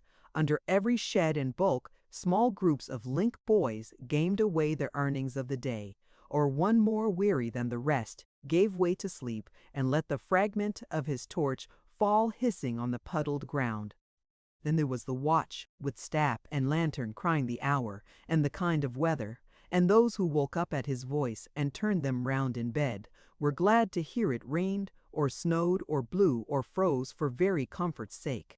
The solitary passenger was startled by the chairman's cry of "By your leave there," as two came trotting past him with their empty vehicle carried backwards to show its being disengaged, and hurried to the nearest stand. Many a private chair, too, enclosing some fine lady, monstrously hooped and furbelowed, and preceded by running footmen bearing flambeaux for which extinguishers are yet suspended before the doors of a few houses of the better sort, made the way gay and light as it danced along, and darker and more dismal when it had passed. It was not unusual for these running gentry, who carried it with a very high hand, to quarrel in the servants' hall while waiting for their masters and mistresses, and, falling to blows either there or in the street without, to strew the place of skirmish with hair-powder, fragments of bag-wigs, and scattered nosegays. Gaming, the vice which ran so high among all classes, the fashion being of course set by the upper, was generally the cause of these disputes, for cards and dice were as openly used, and worked as much mischief, and yielded as much excitement below stairs as above. While incidents like these, arising out of drums and masquerades and parties at quadrille, were passing at the west end of the town, heavy stage-coaches and scarce heavier wagons were lumbering slowly towards the city, the coachman, guard, and passengers armed to the teeth, and the coach a day or so perhaps behind its time. But that was nothing despoiled by highwaymen, who made no scruple to attack, alone and single-handed, a whole caravan of goods and men, and sometimes shot a passenger or two.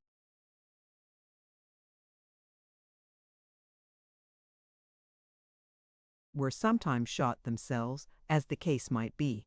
On the morrow, rumors of this new act of daring on the road yielded matter for a few hours' conversation through the town, and a public progress of some fine gentlemen, half drunk to Tyburn, dressed in the newest fashion, and damning the ordinary with unspeakable gallantry and grace, furnished to the populace at once a pleasant excitement and a wholesome and profound example. Among all the dangerous characters who, in such a state of society, prowled and skulked in the metropolis at night, there was one man from whom many as uncouth and fierce as he shrunk with an involuntary dread. Who he was, or whence he came, was a question often asked, but which none could answer. His name was unknown. He had never been seen until within about 8 days or thereabouts, and was equally a stranger to the old ruffians, upon whose haunts he ventured fearlessly, as to the young. He could be no spy, for he never removed his slouched hat to look about him, entered into conversation with no man.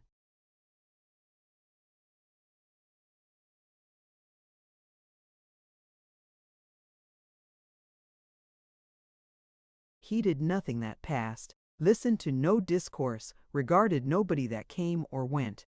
But so surely as the dead of night set in, so surely this man was in the midst of the loose concourse in the night cellar, where outcasts of every grade resorted, and there he sat till morning. He was not only a spectre at their licentious feasts, a something in the midst of their revelry and riot that chilled and haunted them, but out of doors he was the same. Directly it was dark, he was abroad, never in company with anyone, but always alone, never lingering or loitering, but always walking swiftly, and looking, so they said, who had seen him over his shoulder from time to time, and as he did so quickening his pace. In the fields, the lanes, the roads, in all quarters of the town, east, north, and south, that man was seen gliding on like a shadow. He was always hurrying away. Those who encountered him saw him steal past, caught sight of the backward glance, and so lost him in the darkness.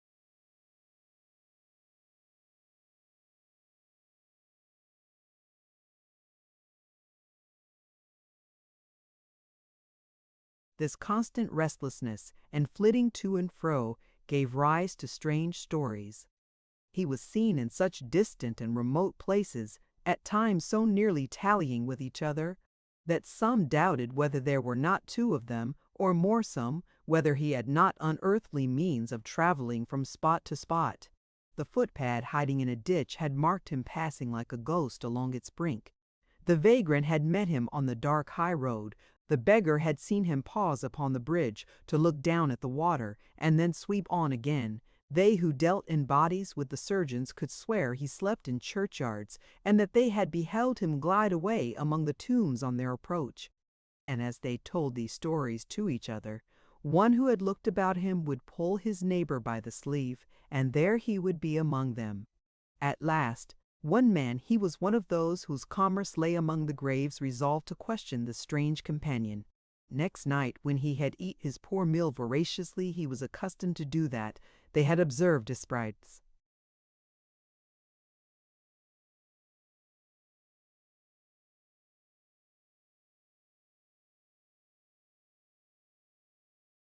Though he had no other in the day, this fellow sat down at his elbow. A black night, master. It is a black night, blacker than last, though that was pitchy too.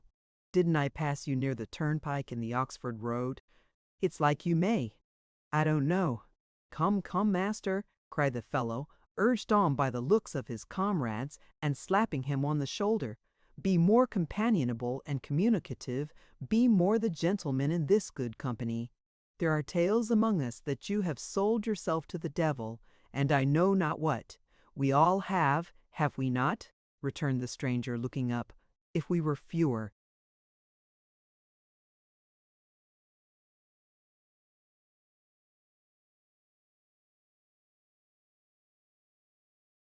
In number, perhaps he would give better wages. It goes rather hard with you indeed, said the fellow, as the stranger disclosed his haggard, unwashed face and torn clothes. What of that? Be merry, master. A stave of a roaring song now sing you, if you desire to hear one, replied the other, shaking him roughly off. And don't touch me if you are a prudent man. I carry arms which go off easily, they have done so, before now, and make it dangerous for strangers who don't know the trick of them to lay hands upon me. Do you threaten? Said the fellow. Yes, returned the other, rising and turning upon him, and looking fiercely round as if in apprehension of a general attack. His voice and look and bearing all expressive of the wildest recklessness and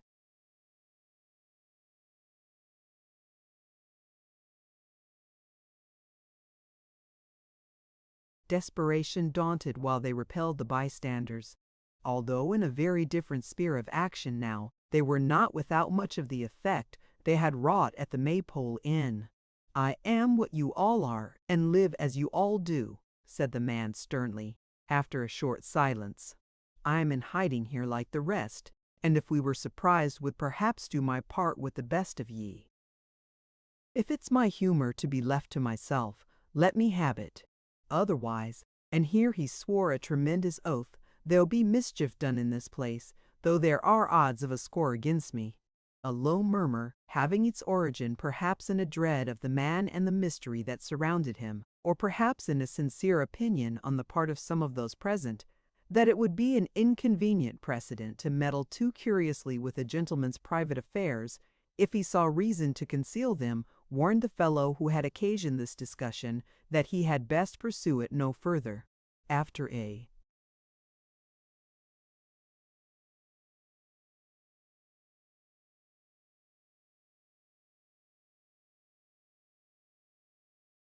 short time, the strange man lay down upon a bench to sleep, and when they thought of him again, they found he was gone. Next night, as soon as it was dark, he was abroad again and traversing the streets. He was before the locksmith's house more than once, but the family were out, and it was close shut. This night he crossed London Bridge and passed into Southwark. As he glided down a by-street, a woman, with a little basket on her arm, turned into it at the other end. Directly he observed her, he sought the shelter of an archway and stood aside until she had passed. Then he emerged cautiously from his hiding-place and followed. She went into several shops to purchase various kinds of household necessaries, and round every place at which she stopped, he hovered like her evil spirit, following her when she reappeared. It was nigh 11 o'clock, and the passengers in the streets were thinning fast, when she turned, doubtless to go home. Phantom still followed her. She turned into the same by-street in which he had seen her first, which, being free from shops and narrow, was extremely dark. She quickened her pace here, as though distrustful of being stopped, and robbed of such trifling property as she carried with her. He crept along on the other side of the road. Had she been gifted with the speed of wind, it seemed as if his terrible shadow would have tracked her down.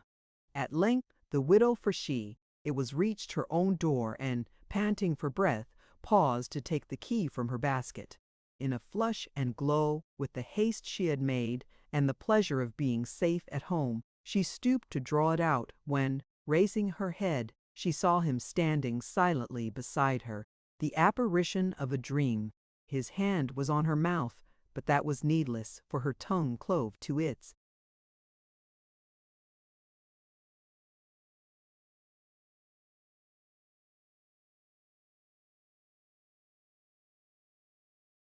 Roof, and her power of utterance was gone. I have been looking for you many nights. Is the house empty? Answer me. Is any one inside? She could only answer by a rattle in her throat. Make me a sign. She seemed to indicate that there was no one there. He took the key, unlocked the door, carried her in, and secured it carefully behind them. Chapter 17. It was a chilly night, and the fire in the widow's parlor had burnt low. Her strange companion placed her in a chair, and stooping down before the half-extinguished ashes, raked them together and fanned them with his hat.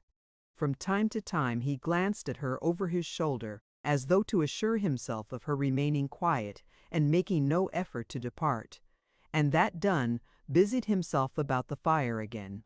It was not without reason that he took these pains, for his dress was dank and drenched with wet, his jaws rattled with cold, and he shivered from head to foot. It had rained hard during the previous night and for some hours in the morning, but since noon it had been fine.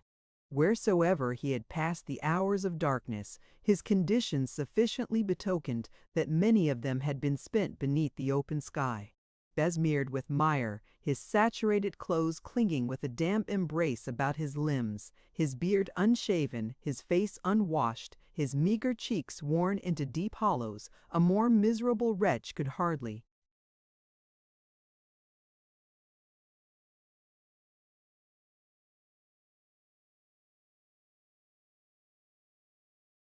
be than this man who now cowered down upon the widow's hearth and watched the struggling flame with bloodshot eyes.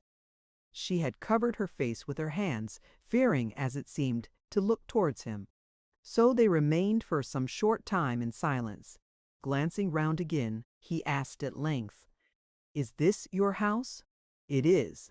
"Why in the name of heaven do you darken it?" "Give me meat and drink," he answered sullenly, "or I dare do more than that.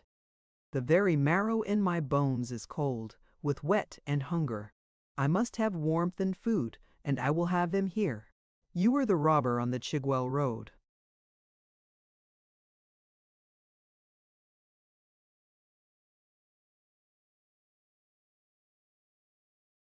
I was, and nearly a murderer then. The will was not wanting. There was one came upon me and raised the hue and cry that it would have gone hard with but for his nimbleness. I made a thrust at him. You thrust your sword at him, cried the widow, looking upwards. You hear this man, you hear and saw. He looked at her as, with her head thrown back and her hands tight clenched together, she uttered these words in an agony of appeal. Then, starting to his feet as she had done, he advanced towards her. Beware, she cried in a suppressed voice, whose firmness stopped him midway. Do not so much as touch me with a finger, or you are lost. Body and soul, you are.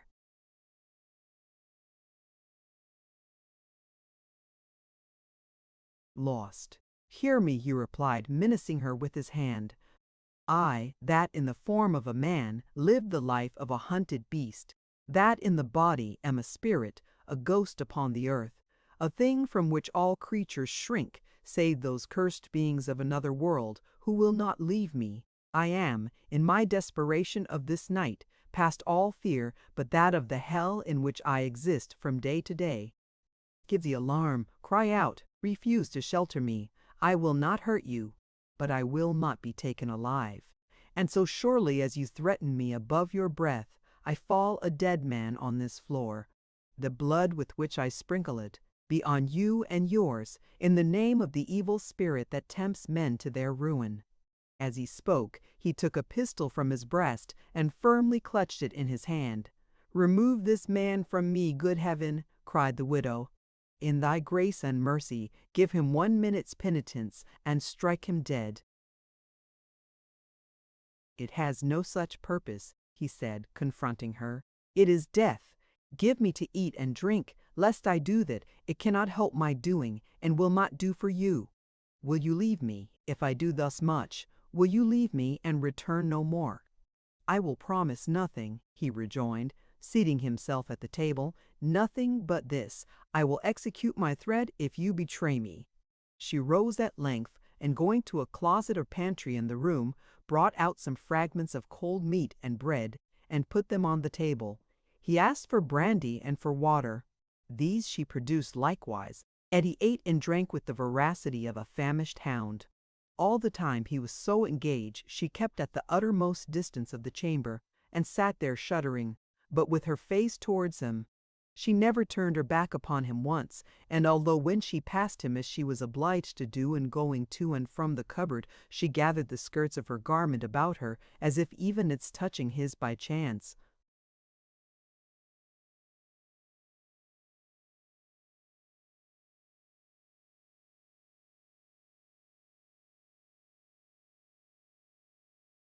were horrible to think of still. In the midst of all this dread and terror, she kept her face towards his own, and watched his every movement. His repast ended, if that can be called one, which was a mere ravenous satisfying of the calls of hunger, he moved his chair towards the fire again, and warming himself before the blaze, which had now sprung brightly up, accosted her once more. I'm an outcast, to whom a roof above his head is often an uncommon luxury, and the food a beggar would reject is delicate fare. You live here at your ease. Do you live alone? I do not, she made answer with an effort. Who dwells here besides? One, it is no matter who. You had best begone, or he may find you here. Why?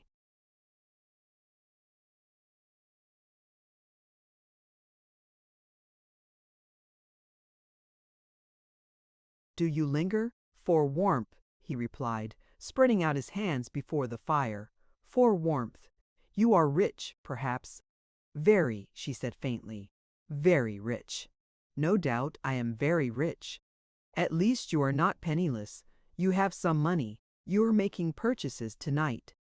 I have a little left. It is but a few shillings. Give me your purse. You had it in your hand at the door. Give it to me. She stepped to the table and laid it down. He reached across, took it up, and told the contents into his hand. As he was counting them, she listened for a moment and sprung towards him.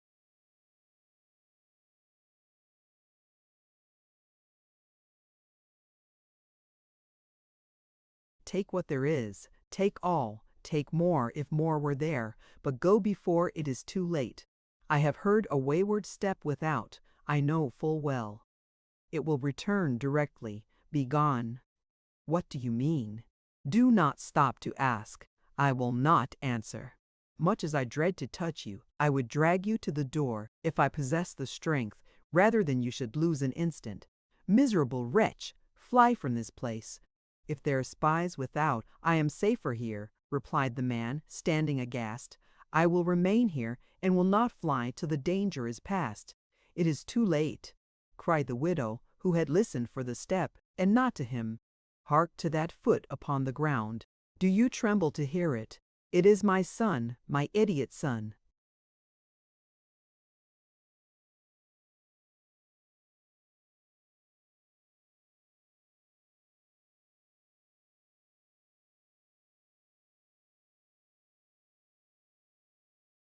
As she said this wildly, there came a heavy knocking at the door.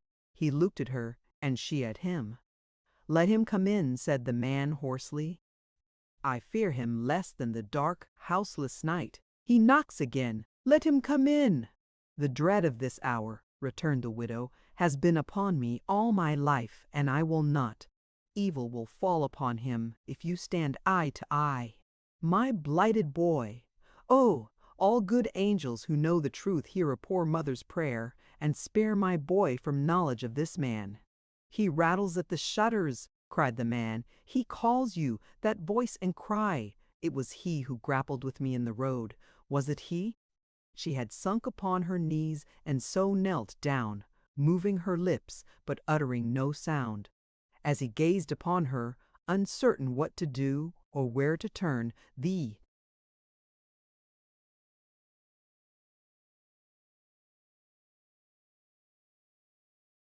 shutters flew open. He had barely time to catch a knife from the table, sheath it in the loose sleeve of his coat, hide in the closet, and do all with the lightning's speed, when Barnaby tapped at the bare glass and raised the sash exultingly. Why, who can keep out Grip and me? He cried, thrusting in his head and staring round the room. Are you there, mother? How long you keep us from the fire and light.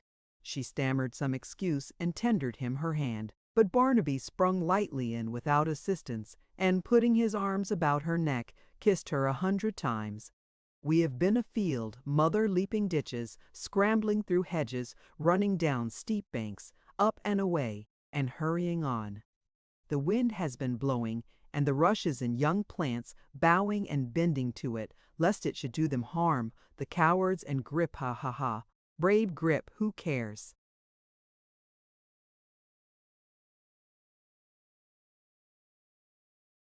For nothing, and when the wind rolls him over in the dust, turns manfully to bite it. Grip, bold Grip, has quarreled with every little bowling twig, thinking, he told me, that it mocked him, and has worried it like a bulldog. Ha ha ha! The raven in his little basket at his master's back, hearing this frequent mention of his name in a tone of exultation, expressed his sympathy by crowing like a cock, and afterwards running over his various phrases of speech with such rapidity and in so many varieties of hoarseness that they sounded like the murmurs of a crowd of people. He takes such care of me besides, said Barnaby. Such care, mother. He watches all the time I sleep, and when I shut my eyes and make believe to slumber, he practices new learning softly, but he keeps his eye on me the while, and if he sees me laugh, though never so little, stops directly. He won't surprise me till he's perfect.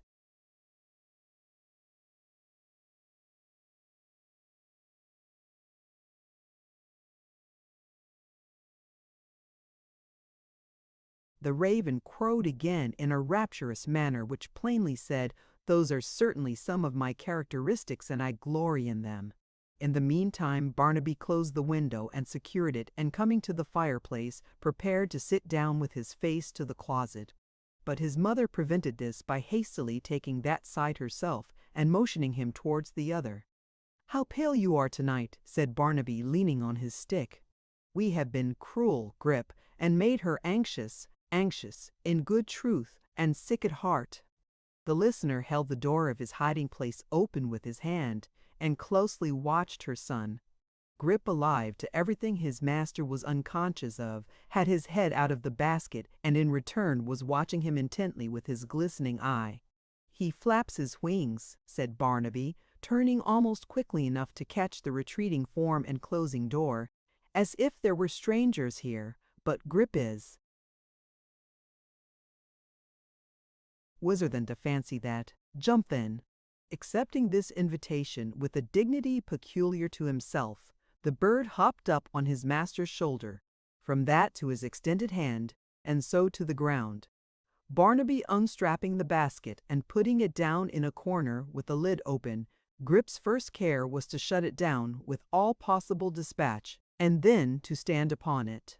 Believing, no doubt, that he had now rendered it utterly impossible, and beyond the power of mortal man, to shut him up in it any more, he drew a great many corks in triumph, and uttered a corresponding number of hurrahs. "Mother," said Barnaby, laying aside his hat and stick, and returning to the chair from which he had risen, "I'll tell you where we have been today, and what we have been doing, shall I?" She took his hand in hers, and holding it, nodded the word she could not speak.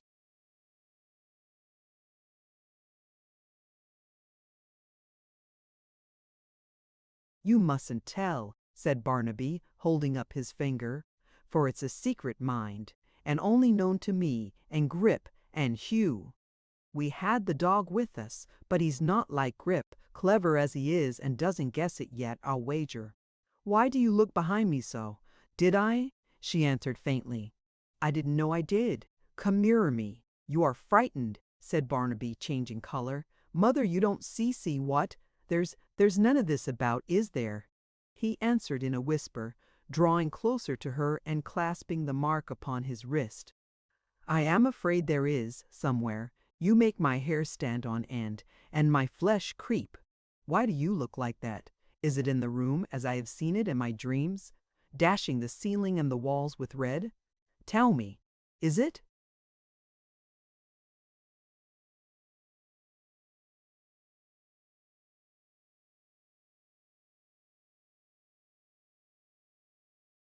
He fell into a shivering fit as he put the question, and shutting out the light with his hands, sat shaking in every limb until it had passed away.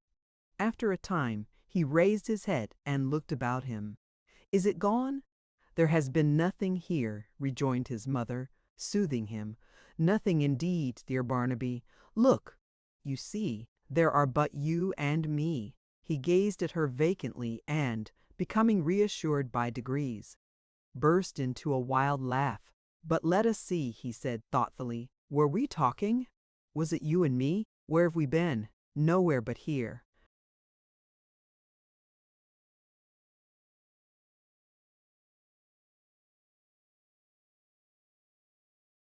"Aye, but Hugh and I," said Barnaby. "That's it. Maypole Hugh and I, you know, and Grip we have been lying in the forest and among the trees by the roadside, with a dark lantern after night came on, and the dog in a noose ready to slip him when the man came by." "What man?" "The robber, him that the stars winked at. We have waited for him after dark these many nights, and we shall have him. I'd know him in 1,000. Mother, see here. This is the man. Look." He twisted his handkerchief round his head, pulled his hat upon his brow, wrapped his coat about him, and stood up before her. So like the original, he counterfeited, that the dark figure peering out behind him might have passed for his own shadow. "Ha ha ha! We shall have him!" he cried, ridding himself of the semblance as hastily as he had assumed it. "You shall see him, mother, bound hand and foot, and brought to London at a saddle girth, and you shall hear of him at Tyburn Tree if we have luck. So Hugh says." "You're pale again, and trembling, And why do you look behind me so?" "It is nothing," she answered. "I am not quite well. Go you to bed, dear, and leave me here." "To bed," he answered. "I don't like bed. I like to lie before the fire, watching the prospects in the burning coals, the rivers, hills, and dells, in the deep red sunset, and the wild faces. I am hungry too, and Grip has eaten nothing since broad noon. Let us to supper." "Grip, to supper, lad!" The raven flapped his wings and, croaking his satisfaction, hopped to the feet of his master, and there held his bill open, ready for snapping up such lumps of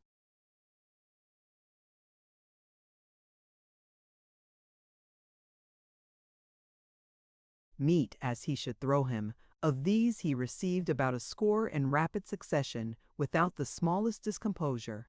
"That's all," said Barnaby. "More," cried Grip, "more."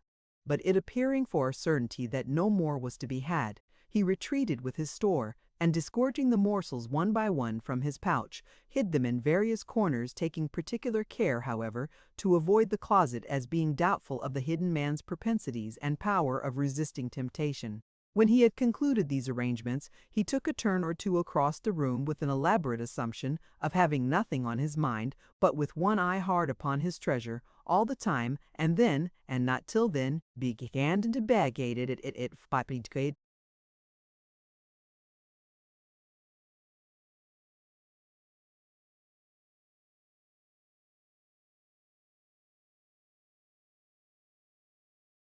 Barnaby, for his part, having pressed his mother to eat in vain, made a hearty supper too.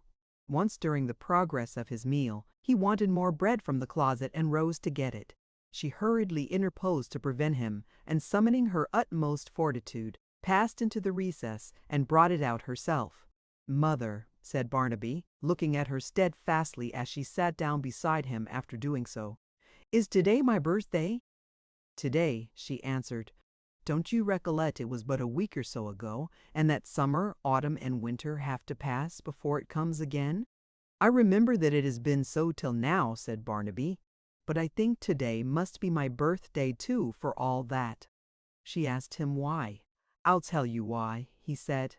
"I have always seen you. I didn't."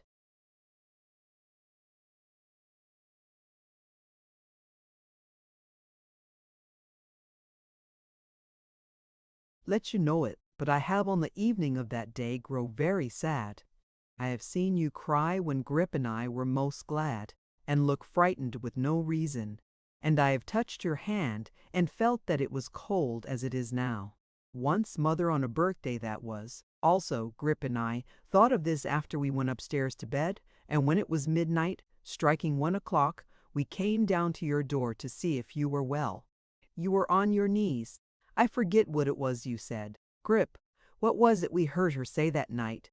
"I'm a devil," rejoined the raven promptly. "No, no," said Barnaby, "but you said something in a prayer, and when you rose and walked about, you looked as you have done ever since, mother, towards night on my birthday, just as you do now. I have found that out, you see, though I'm silly. So I say you're wrong, and this must be my birthday, Grip."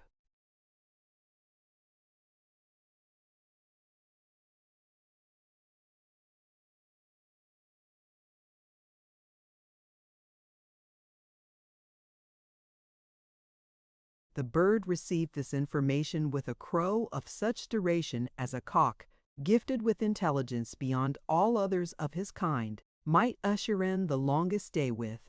Then, as if he had well considered the sentiment and regarded it as apposite to birthdays, he cried, "Never say die," a great many times, and flapped his wings for emphasis. The widow tried to make light of Barnaby's remark, and endeavored to divert his attention to some new subject, too easy a task at all times, as she knew. His supper done, Barnaby, regardless of her entreaties, stretched himself on the mat before the fire. Grip perched upon his leg, and divided his time between dozing in the grateful warmth and endeavoring, as it presently appeared, to recall a new accomplishment he had been studying all day. A long and profound silence ensued, broken only by some change of position on the part of Barnaby, whose eyes were still wide open and intently fixed upon the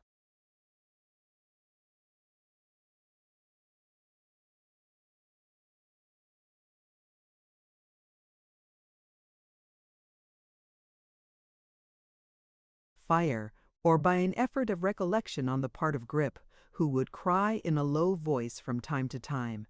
Polly put the ket, and there stopped short, forgetting the remainder and go off in a doze again.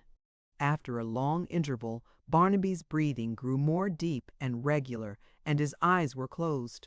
But even then the unquiet spirit of the raven interposed. Polly put the keet, cried Grip, and his master was broad awake again. At length Barnaby slept soundly, and the bird with his bill sunk upon his breast itself puffed out into a comfortable alderman-like form, and his bright eye growing smaller and smaller, really seemed to be subsiding into a state of repose. Now and then he muttered in a sepulchral voice. Polly put the ket, but very drowsily, and more like a drunken man than a reflecting raven. The widow, scarcely venturing to breathe, rose from her seat. The man glided from the closet and extinguished the candle.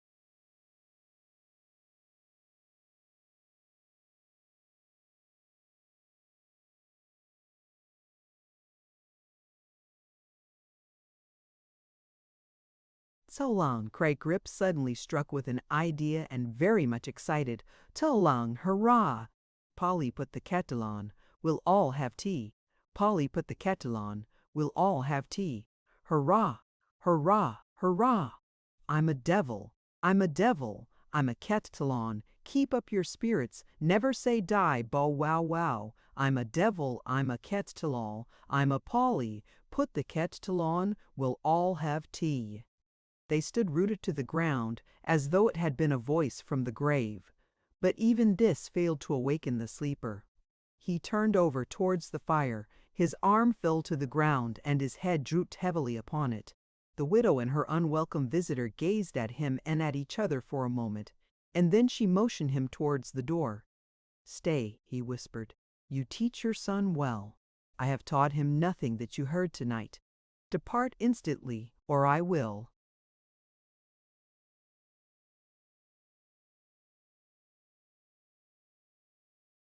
"Rouse him. You are free to do so. Shall I rouse him? You dare not do that. I dare do anything I have told you. He knows me well, it seems. At least I will know him." "Would you kill him in his sleep?" cried the widow, throwing herself between them.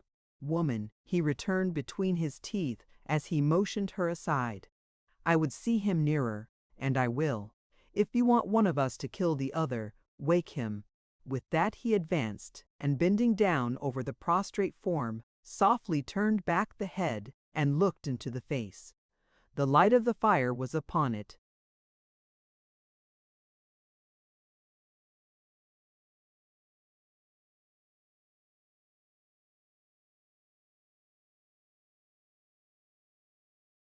And its every lineament was revealed distinctly. He contemplated it for a brief space and hastily uprose. "Observe," he whispered in the widow's ear, "and him, of whose existence I was ignorant until tonight, I have you in my power. Be careful how you use me. Be careful how you use me. I am destitute and starving and a wanderer upon the earth. I may take ashore and slow revenge. There is some dreadful meaning in your words. I do not fathom it. There is a meaning in them, and I see you fathom it to its very depth. You have anticipated it for years. You have told me as much. I leave you to digest it. Do not forget my warning." He pointed, as he left her, to the slumbering form and stealthily withdrawing, made his way into the street. She fell on her knees beside the sleeper and,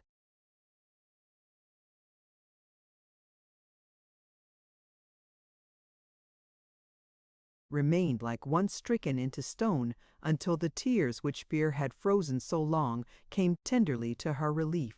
"O thou," she cried, "who hast taught me such deep love for this one remnant of the promise of a happy life, out of whose affliction even perhaps the comfort springs that he is ever a relying, loving child to me, never growing old or cold at heart, but needing my care and duty in his manly strength, as in his cradle time help him, in his darkened walk through this sad world, or he is doomed, and my poor heart is broken. Chapter 18. Gliding along the silent streets and holding his course where they were darkest and most gloomy, the man who had left the widow's house crossed London Bridge, and arriving in the city, plunged into the backways, lanes, and courts between Cornhill and Smithfield, with no more fixedness of purpose than to lose himself among their windings and baffle pursuit, if anyone were dogging his steps. It was the dead time of the night, and all was quiet. Now and then a drowsy watchman's footsteps sounded on the pavement, or the lamplighter on his rounds went flashing past, leaving behind a little track of smoke mingled with glowing morsels of his hot red link.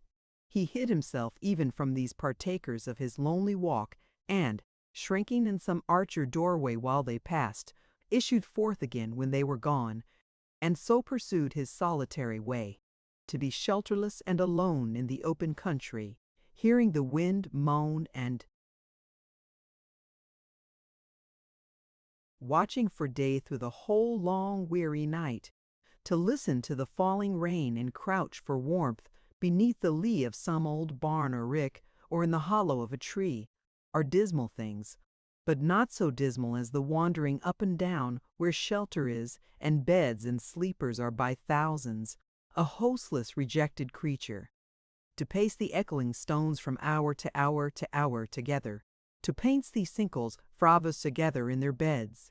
Here youth, here age, here poverty, here wealth, all equal in their sleep and all at rest, to have nothing in common with the slumbering world around, not even sleep, heaven's gift to all its creatures, and be a comb stone or at rest.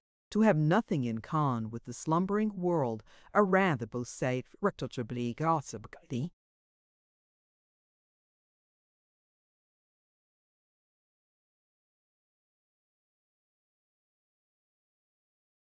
The miserable man paced up and down the streets so long, so wearisome, so like each other, and often cast a wistful look towards the east, hoping to see the first faint streaks of day. But obdurate night had yet possession of the sky, and his disturbed and restless walk found no relief. One house in a back street was bright with the cheerful glare of lights. There was the sound of music in it too, and the tread of dancers, and there were cheerful voices, and many a burst of laughter. To this place to be near something that was awake and glad he returned again and again, and more than one of those who left it when the merriment was at its height felt it a check upon their mirthful mood to see him flitting to and fro like an uneasy ghost. At last the guests departed, one and all, and then the house was close shut up, and became as dull and silent as the rest. His wanderings brought him at one time to the city jail. Instead of hastening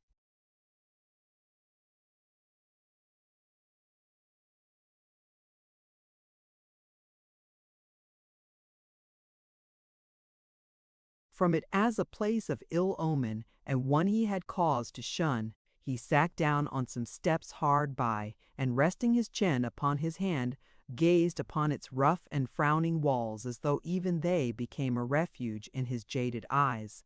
He paced it round and round, came back to the same spot, and sat down again. He did this often, and once, with a hasty movement, crossed where some men were watching in the prison lodge, and had his foot upon the steps as though determined to accost them. But looking round, he saw that the day began to break, and failing in his purpose, turned and fled. He was soon in the quarter he had lately traversed, and pacing to and fro again as he had done before. He was passing down a mean street, when from an alley close at hand some shouts of revelry arose, and there came straggling forth a dozen madcaps, whooping and calling to each other, who, parting noisily, took different ways and dispersed in smaller groups.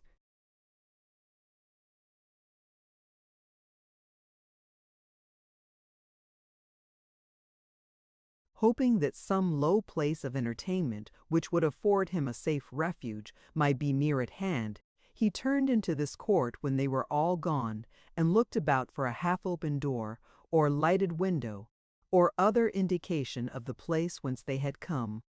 It was so profoundly dark, however, and so ill-favored, that he concluded they had but turned up there, missing their way, and were pouring out again when he observed them.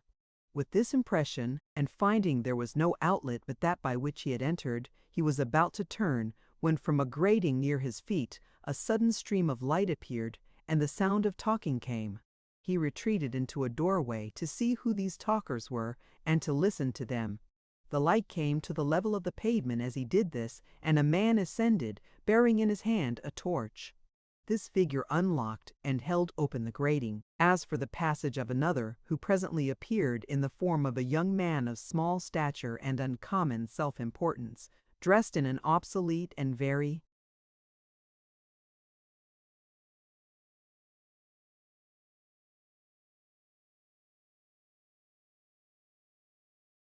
gaudy fashion. "Good night, noble captain," said he with the torch. "Farewell, commander. Good luck, illustrious general." In return to these compliments, the other bade him hold his tongue and keep his noise to himself, and laid upon him many similar injunctions, with great fluency of speech and sternness of manner. "Commend me, captain, to the stricken Meigs," returned the torchbearer in a lower voice. "My captain flies at higher game than Meigs's." "Ah, aha! My captain is an eagle, both as respects his eye and soaring wings. My captain breaketh hearts as other bachelors break eggs at breakfast." "What a fool you are, Stagg," said Mr. Tappertit, stepping on the pavement of the court, and brushing from his legs the dust he had contracted in his passage.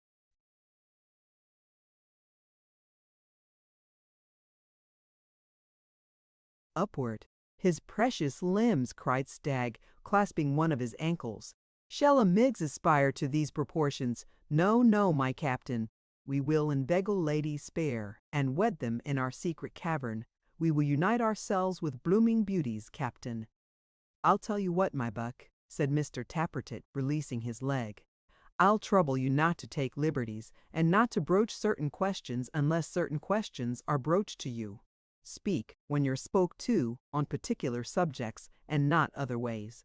Hold the torch up till I've got to the end of the court, and then kennel yourself. Do you hear?" "I hear you, noble captain." "Obey then," said Mr. Tappertit haughtily. "Gentlemen, lead on!" With which word of command, addressed to an imaginary staff or retinue, he folded his arms and walked with surpassing dignity down the court.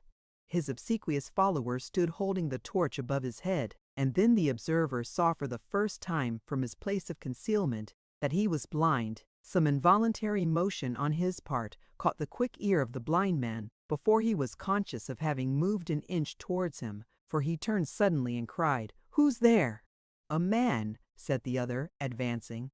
"A friend, a stranger," rejoined the blind man. "Strangers are not my friends. What do you do there?" "I saw your company come out, and waited here till they were gone. I want a lodging."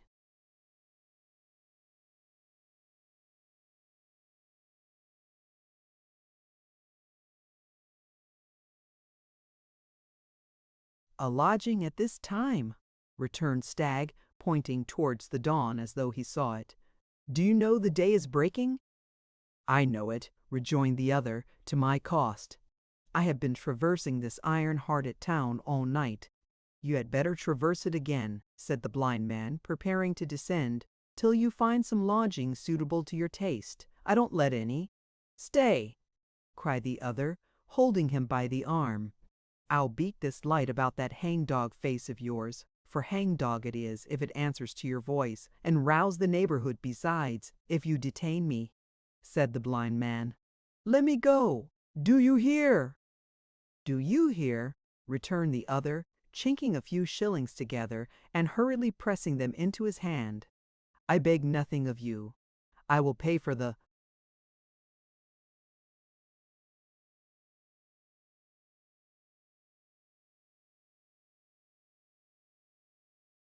shelter you give me, death, Is it much to ask of such as you? I have come from the country, and desire to rest where there are none to question me. I am faint, exhausted, worn out, almost dead. Let me lie down, like a dog, before your fire. I ask no more than that. If you would be rid of me, I will depart tomorrow." "If a gentleman has been unfortunate on the road," muttered Stagg, yielding to the other who, pressing on him, had already gained a footing on the steps, "and can pay for his accommodation, I will pay you with all I have. I am just now past the want of food, God knows, and wish but to purchase shelter. What companion have you below?" "None." "Then fasten your grate there, and show me the way. Quick." The blind man complied after a moment's hesitation, and they descended.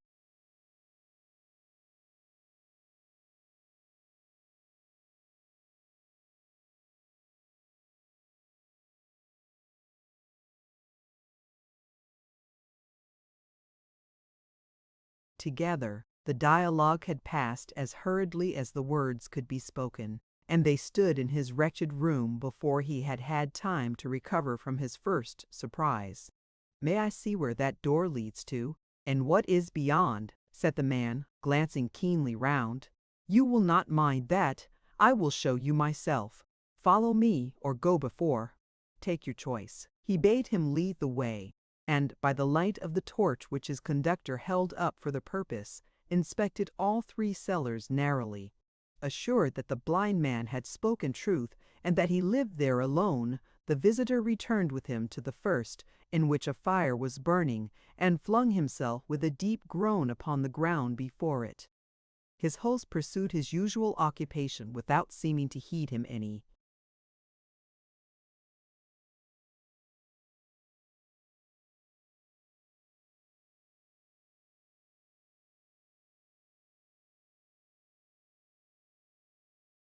Further. But directly he fell asleep, and he noted his falling into a slumber as readily as the keenest-sighted man could have done.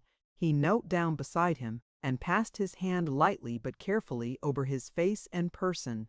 His sleep was checkered with starts and moans, and sometimes with a muttered word or two.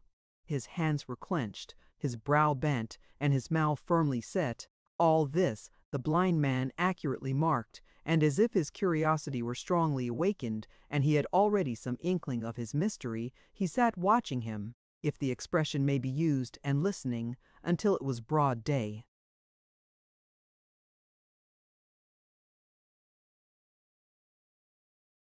Chapter 19. Edifices exact as full been marching list that who plurate of yin and her scut. Same being the invention, in a sentimental mood, of the chaste and modest Miggs, who, beholding him from the doorstep she was then cleaning, did in her maiden meditation give utterance to the simile.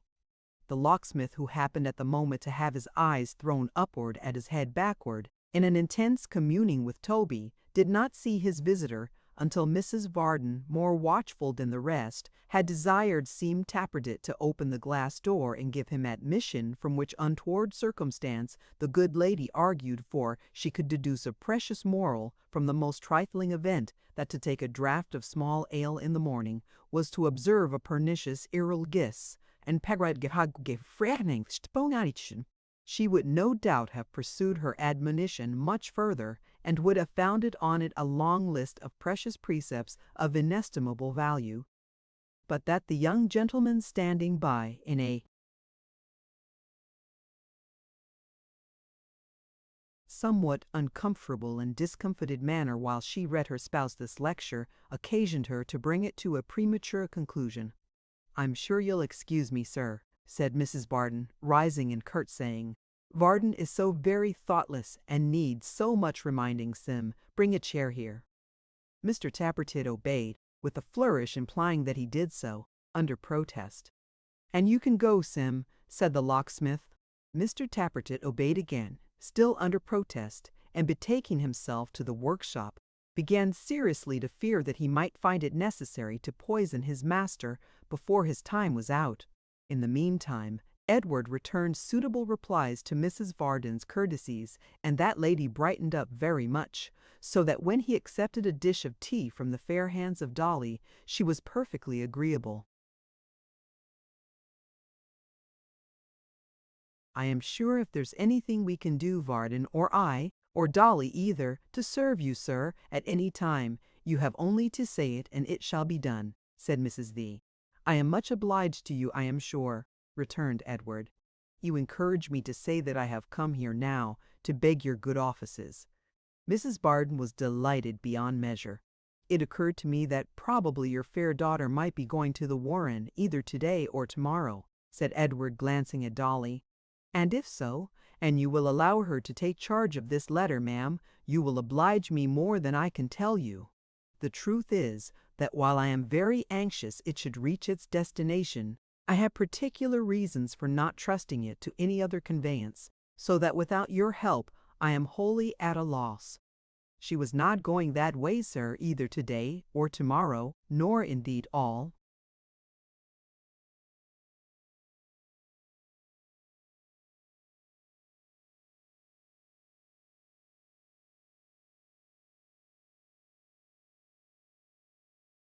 Next week, the lady graciously rejoined, but we shall be very glad to put ourselves out of the way on your account, and if you wish it, you may depend upon its going today. You might suppose, said Mrs. Varden, frowning at her husband, from Varden sitting there so glum and silent, that he objected to this arrangement, but you must not mind that, sir, if you please. It's his way at home. Out of doors, he can be cheerful and talkative enough. Now the fact was that the unfortunate locksmith, blessing his stars to find his helpmate in such good humor, had been sitting with a beaming face, hearing this discourse with a joy past all expression.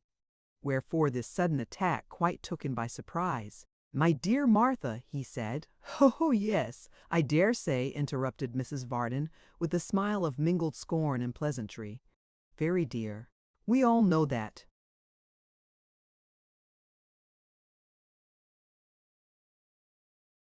"No, but my good soul," said Gabriel, "you are quite mistaken. You are indeed. I was delighted to find you so kind and ready. I waited, my dear, anxiously, I assure you, to hear what you would say." "You waited anxiously," repeated Mrs. B. "Yes, thank you, Varden. You waited, as you always do, that I might bear the blame if any came of it. But I am used to it," said the lady with a kind of solemn titter, "and that's my comfort." "I give you my word, Martha," said Gabriel. "Let me give you my word, my dear," interposed his wife with a Christian smile, "that such discussions as these between married people are much better left alone. Therefore, if you please, Varden, we'll drop the subject. I have no wish to pursue it. I might say a great deal, but I would rather not. Pray don't say any more."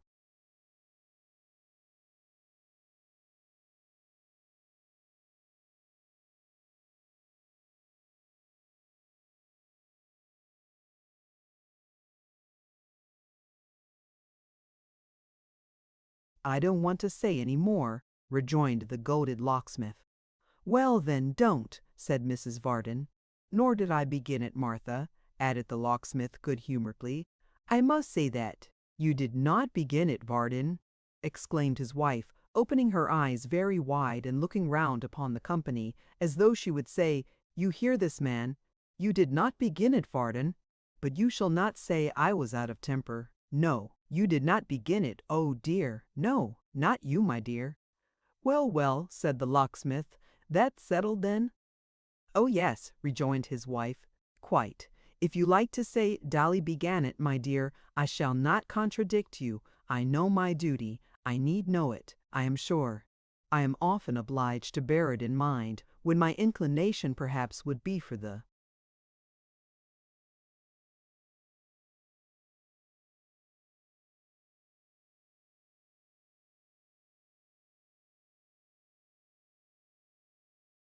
moment to forget it. Thank you, Varden." And so, with a mighty show of humility and forgiveness, she folded her hands and looked round again, with a smile which plainly said, If you desire to see the first and foremost among female martyrs, here she is, on view." This little incident, illustrative though it was of Mrs. Varden's extraordinary sweetness and amiability, had so strong a tendency to check the conversation and to disconcert all parties but that excellent lady, that only a few monosyllables were uttered until Edward withdrew, which he presently did, thanking the lady of the house a great many times for her condescension, and whispering in Dolly's ear that he would call on the morrow in case there should happen to be an answer to the note which in Mabe he shanty. She much to me you did it should be good way. Gabriel, who had attended Edward to the door, came back with his hands in his pockets, and, after fidgeting about the room in a very uneasy manner, and casting a great many sidelong looks at Mrs. Varden, who with the calmest countenance in the world was 5 fathoms deep in the Protestant manual, inquired of Dolly how she meant to go. Dolly supposed by the stagecoach, and looked at her lady mother, who, finding herself silently appealed to, dived down at least another fathom into the manual, and became unconscious of all earthly things. "Martha," said the locksmith. "I hear you, Varden," said his wife, without rising to the surface. "I am sorry, my dear, you have such an objection to the Maypole and old John, for otherways, as it's a very fine morning, and Saturday's not a busy day with us, we might have all 3 gone to Chigwell in the chaise, and had quite a happy day of it."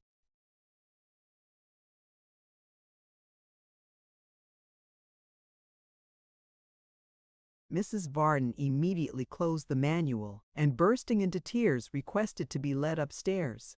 "What is the matter now, Martha?" inquired the locksmith.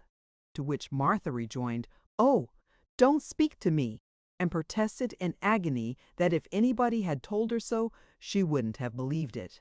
"But Martha," said Gabriel, putting himself in the way as she was moving off with the aid of Dolly's shoulder, "wouldn't have believed what? Tell me what's wrong now. Do tell me." "Upon my soul, I don't know." "Do you know, child?" "Damn!" cried the locksmith, plucking at his wig in a kind of frenzy. "Nobody does know, I'd verily believe, but Miggs." "Miggs," said Mrs. Varden faintly, and with symptoms of approaching incoherence, "is attached to me, and that is sufficient to draw down hatred upon."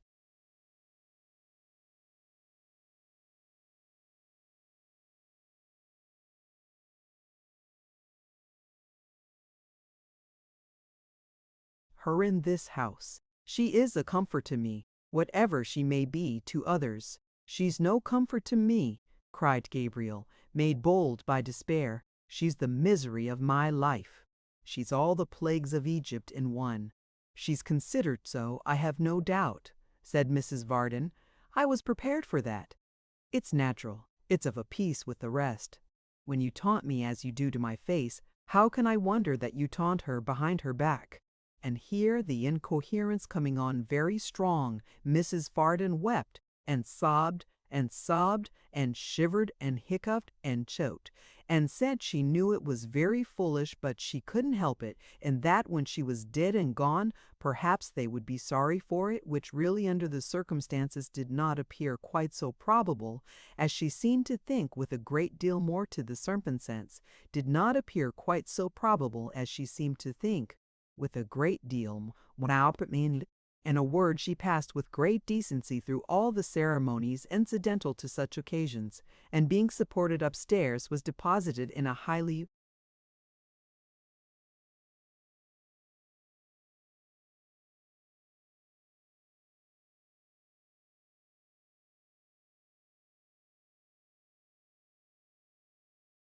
spasmodic state on her own bed, where Miss Miggs shortly afterwards flung herself upon the body. The philosophy of all this was, that Mrs. Varden wanted to go to Chigwell, that she did not want to make any concession or explanation, that she would only go on being implored and entreated so to do, and that she would accept no other terms. Accordingly, after a vast amount of moaning and crying upstairs, and much damping of foreheads perturations from Miggs, assisted by warm brandy and water not over weak, and divers other cordials, also of a stimulating quality, administered at first in teaspoonfuls and afterwards in increasing doses, and of which Miss Miggs herself partook as a preventive measure for fainting, is infectious. After all these remedies, and many more too numerous to men to take, had been applied, and medovalade of the fraud,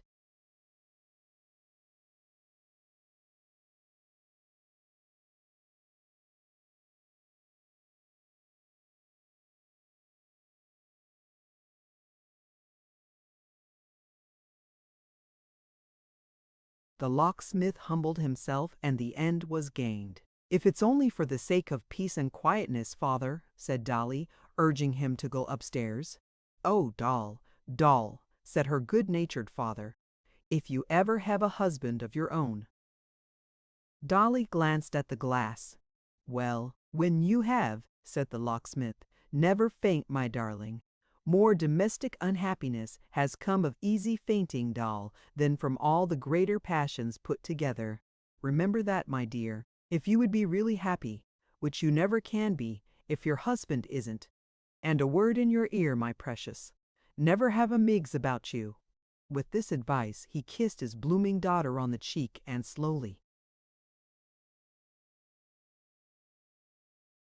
repaired to Mrs. Barden's room, where that lady, lying all pale and languid on her couch, was refreshing herself with the sight of her last new bonnet, which Miggs, as a means of calming her scattered spirits, displayed to the best advantage at her bedside. "Here's Master, Mim," said Miggs. "Oh, what a happiness it is when man and wife come round again! Oh, gracious, to think that him and her should ever have a word together!" In the energy of these sentiments, which were uttered as an apostrophe to the heavens in general, Miss Miggs perched the bonnet on the top of her own head, and folding her hands, turned on her tears. "I can't help it," cried Miggs. "I couldn't if I was to be drownded in 'em. She has such a forgiving spirit. She'll forget all that has passed and go along with you, sir. Oh, if it was to the world's end, she'd go along with you." Mrs. Varden, with a faint smile, gently reproved her attendant for this enthusiasm, and reminded her at the same time that she was far too unwell to venture out that day. "Oh, no, you're not. Meem, indeed you're not," said Miggs. "I repeal to master. Master knows you're not meem. The hair and motion of the shay will do you good, Mim, and you must not give way. You must not rally. She must keep up, mustn't she, sir, for all our sakes?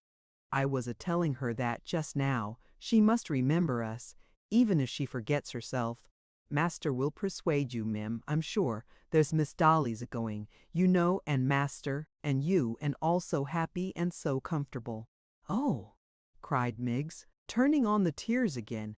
"Previous to quitting the room in great emotion, I never see such a blessed one as she is for the forgiveness of her spirit. I never, never, never did.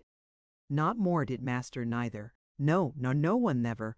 For 5 minutes or thereabouts, Mrs. Varden remained mildly opposed to all her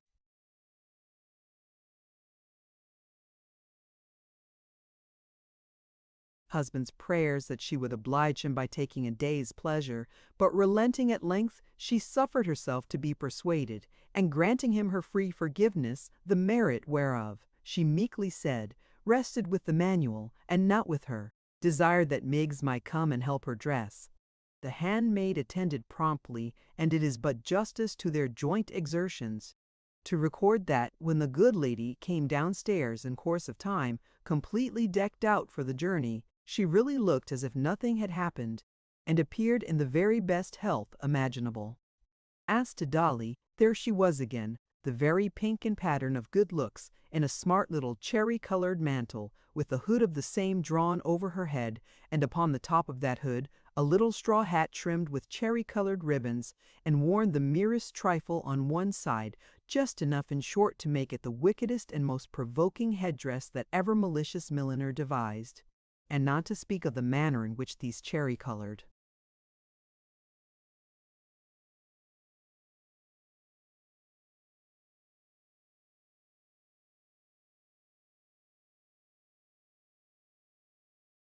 or by aggravations vians of Slavkais. Sabay womis der tapatetra trimets of het wanted jinkets and detent the hirdig quiscits Sabadon uneasy tapelmatage coed of attend, for certain uneasy tap out opposed to skein and a queerlizer that kent, but that would refer he head of upon in front of the book heading.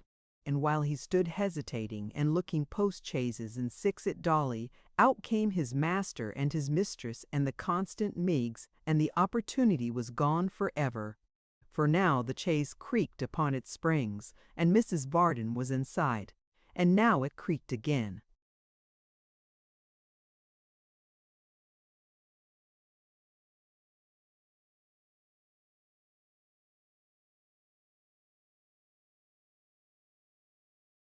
And more than ever, and the locksmith was inside.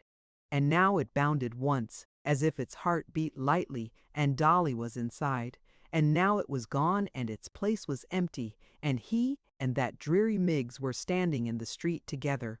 The hearty locksmith was in as good a humor as if nothing had occurred for the last 12 months to put him out of his way. Dolly was all smiles and graces, and Mrs. Varden was agreeable beyond all precedent.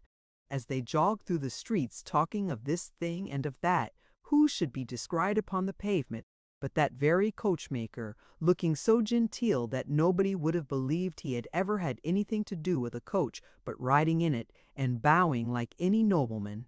To be sure Dolly was confused when she bowed again, and to be sure the cherry-colored ribbons trembled a little when she met his mournful eye, which seemed to say, "I have kept my word, I have begun, the business is going to the devil, and you're the cause of it." There he stood, rooted to the ground, as Dolly said, like a statue, and as Mrs. Varden said, like a pump, till they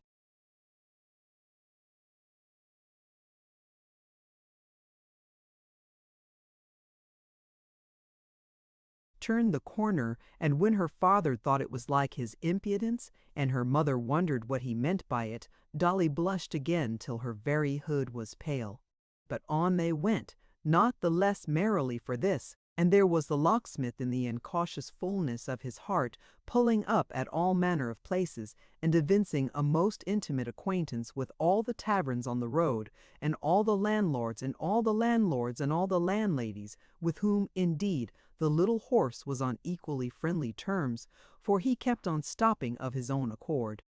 Never were people so glad to see other people as these landlords and landladies were to behold Mr. Varden and Mrs. Varden and Miss Varden. And wouldn't they get out, said one, and they really must walk upstairs, said another, and she would take it ill, and be quite certain they were proud if they wouldn't have a little taste of something, said a third. And so on, that it was really quite a progress rather than a ride, and one continued scene of hospitality from beginning to end. It was pleasant enough to be held in such esteem, not to mention the refreshments, so Mrs. Varden said nothing at the time, and was all affability and delight, but such a body of evidence as she collected against the unfortunate locksmith that day, to be used thereafter as occasion might require, never was got together for matrimonial purposes.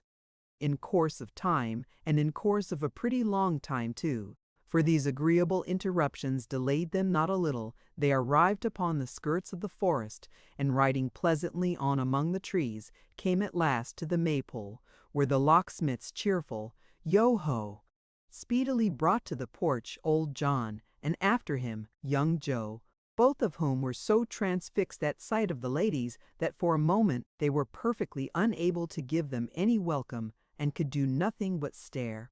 It was only for a moment, however, that Joe forgot himself, for speedily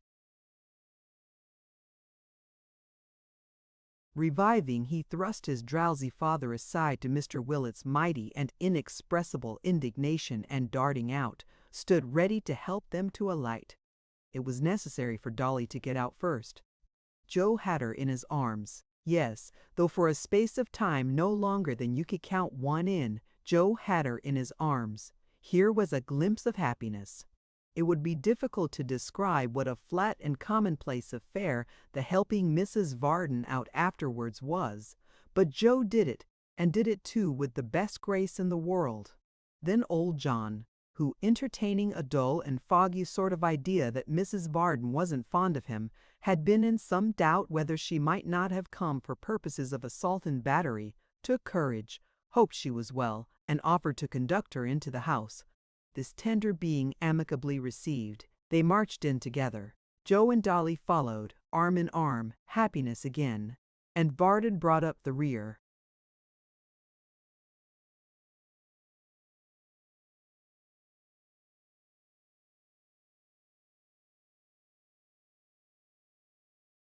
Old John would have it that they must sit in the bar, and nobody objecting, into the bar they went. All bars are snug places, but the Maypole's was the very snuggest, coziest, and completest bar that ever the wit of man devised.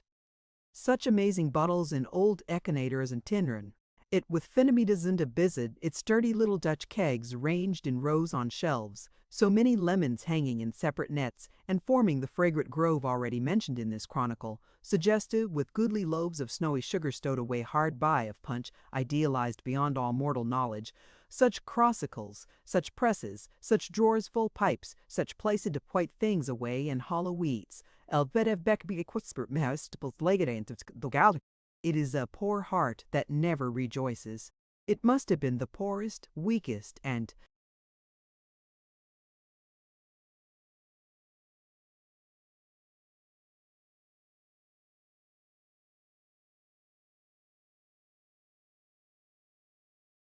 most watery heart that ever beat, which would not have warmed towards the Maypole bar. Mrs. Barden's did directly. She could no more have reproached John Willett among those household gods, the kegs and bottles, lemons, pipes, and cheese, than she could have stabbed him with his own bright carving knife. The order for dinner, too, it might have soothed a savage. "A bit of fish," said John to the cook, "and some lamb chops breaded, with plenty of ketchup, and a good salad, and a roast spring chicken, with a dish of sausages and mashed potatoes, or something of that sort." Something of that sort, the resources of these inns. To talk carelessly about dishes, which in themselves were a first-rate holiday kind of dinner, suitable to one's wedding day, as something of that sort, meaning if you can't get a spring chicken, any other trifle in the way of poultry will do, such as a peacock perhaps. The kitchen, too, with its great broad cavernous chimney. The kitchen, where nothing in the way of cookery seemed impossible, where you could believe in anything to eat they chose to tell you of. Mrs. Barden returned.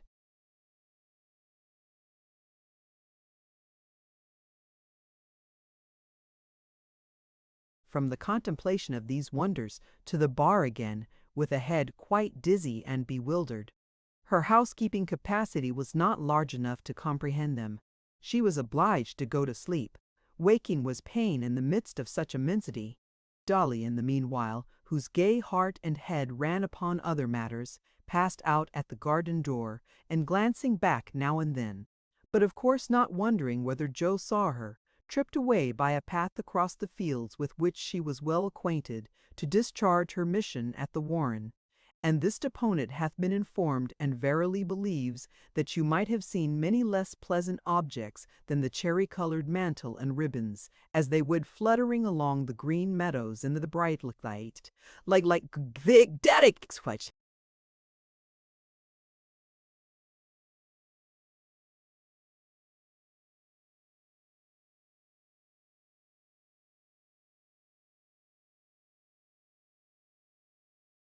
Chapter 20. The proud consciousness of her trust and the great importance she derived from it might have advertised it to all the house if she had had to run the gauntlet of its inhabitants. But as Dolly had played in every dull room and passage, many and many a time, when a child, and had ever since been the humble friend of Miss Haredale, whose foster sister she was as free of the building as the young lady herself. So, using no greater precaution than holding her breath and walking on tiptoe as she passed the library door, she went straight to Emma's room as a privileged visitor. It was the liveliest room in the building. The chamber was somber like the rest for the matter of that, but the presence of youth and beauty would make a prison cheerful, saving, alas, that confinement withers them, and lend some charms of their own to the gloomiest scene. Birds, flowers, books, drawing, music, and 100 such graceful tokens of feminine loves and cares filled it with more of life and human sympathy than the whole house besides seemed made to hold.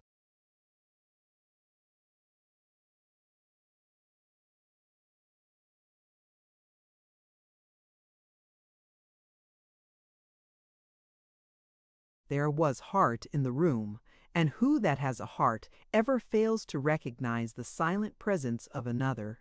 Dolly had one undoubtedly, and it was not a tough one either, though there was a little mist of coquettishness about it, such as sometimes surrounds that sun of life in its morning, and slightly dims its luster. Thus, when Emma rose to greet her and, kissing her affectionately on the cheek, told her, in her quiet way, that she had been very unhappy, the tears stood in Dolly's eyes, and she felt more sorry than she could tell. But next moment she happened to raise them to the glass, and really there was something there so exceedingly agreeable that as she sighed, she smiled and felt surprisingly consoled. "I have heard about it, miss," said Dolly, "and it's very sad indeed. But when things are at the worst they are sure to mend." "But are you sure they are at the worst?" asked Emma with a smile.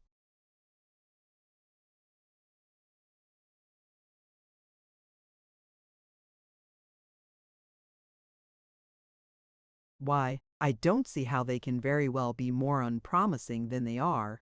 "I really don't," said Dolly, "and I bring something to begin with." "Not from Edward?" Dolly nodded and smiled, and feeling in her pockets there were pockets in those days, with an affectation of not being able to find what she wanted, which greatly enhanced her importance, at length produced the letter.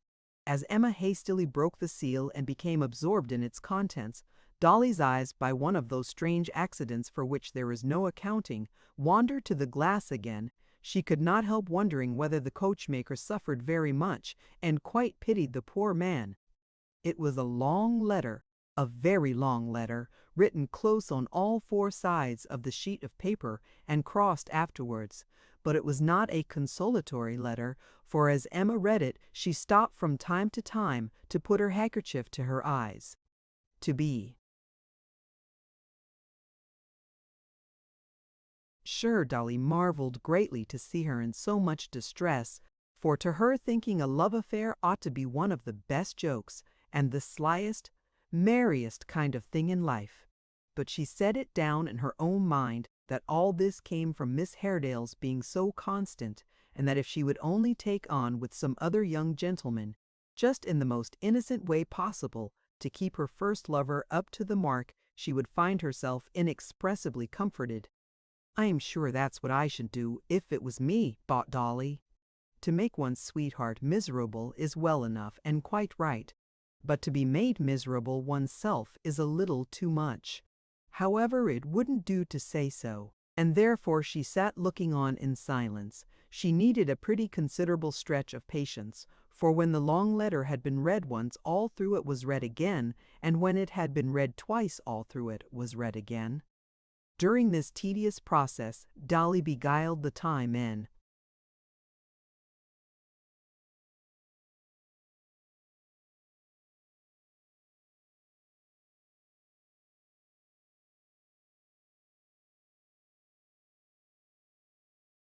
the most improving manner that occurred to her by curling her hair on her fingers with the aid of the looking-glass before mentioned and giving it some killing twists. Everything has an end. Even young ladies in love cannot read their letters forever. In course of time the packet was folded up, and it only remained to write the answer. But as this promised to be a work of time likewise, Emma said she would put it off until after dinner, and that Dolly must dine with her. As Dolly had made up her mind to do so beforehand, she required very little pressing, and when they had settled this point, they went to walk in the garden. They strolled up and down the terrace walks, talking incessantly at least.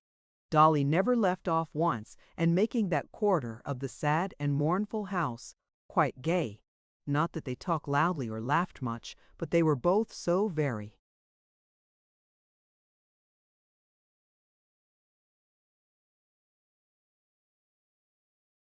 handsome, And it was such a breezy day, and their light dresses and dark curls appeared so free and joyous in their abandonment, and Emma was so fair, and Dolly so rosy, and Emma so delicately shaped, and Dolly so plump. And in short, there are no flowers for any garden like such flowers, let horticulturists say what they may, and both house and garden seemed to know it, and to brighten up sensibly. After this came the dinner and the letter writing, and some more talking, in the course of which Miss Haredale took occasion to charge upon Dolly certain flirtish and inconstant propensities, which accusations Dolly seemed to think very complimentary indeed, and to be mightily amused with. Finding her quite incorrigible in this respect, Emma suffered her to depart, but not before she had confided to her that important, and never sufficiently to be taken care of, answer, and endowed her moreover with a pretty little bracelet as a keepsake, having clasped it on her arm, and again advised her half in jest and half in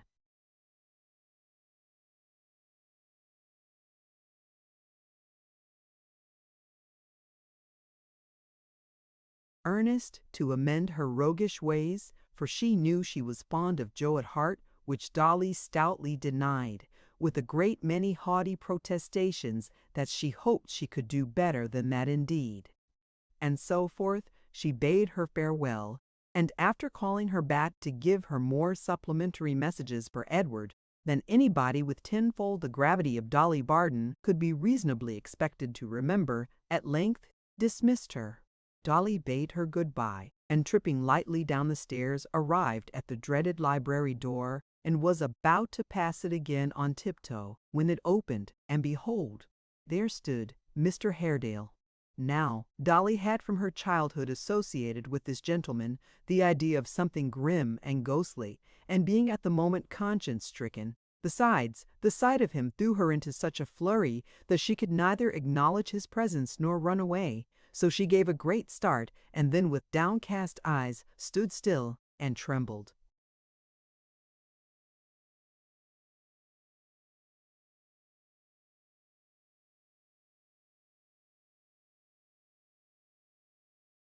"Come here, girl," said Mr. Haredale, taking her by the hand. "I want to speak to you."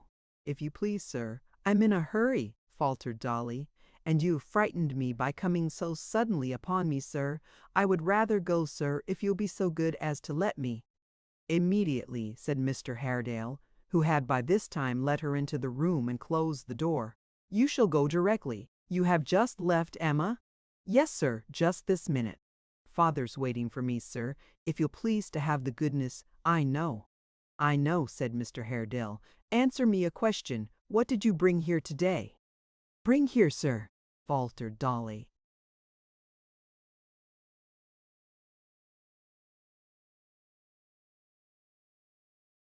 "You will tell me the truth, I am sure." "Yes." Dolly hesitated for a little while, and somewhat emboldened by his manner, said at last, "Well then, sir, it was a letter." "From Mr. Edward Chester, of course. And you are the bearer of the answer?" Dolly hesitated again, and not being able to decide upon any other course of action, burst into tears. "You alarm yourself without cause," said Mr. Haredale. "Why are you so foolish? Surely you can answer me." "You know that I have but to put the question to Emma and learn the truth directly. Have you the answer with you?" Dolly had what is popularly called a spirit of her own, and being now fairly at bay, made the best of it.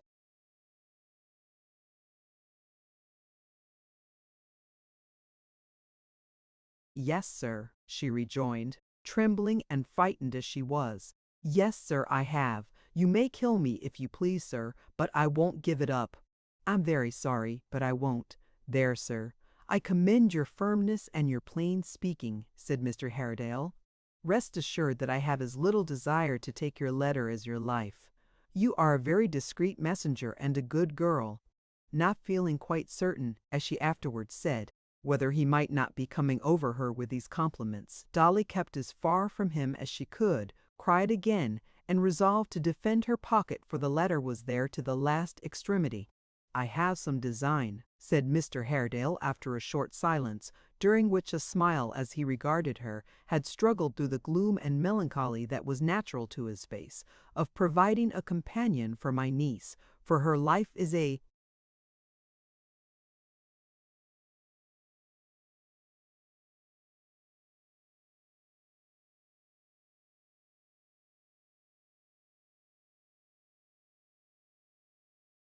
very lonely one. Would you like the office? You are the oldest friend she has, and the best entitled to it." "I don't know, sir," answered Dolly. "Not sure, but he was bantering her. I can't say. I don't know what they might wish at home. I couldn't give an opinion, sir." "If your friends had no objection, would you have any?" said Mr. Haredale. "Come, there's a plain question, and easy to answer." "None at all that I know of, sir," replied Dolly. "I should be very glad to be near Miss Emma, of course, and always am." "That's well," said Mr. Haredale. "That is all I had to say. You are anxious to go, don't let me detain you." Dolly didn't let him, nor did she wait for him to try, for the words had no sooner passed his lips than she was out of the room, out of the house, and in the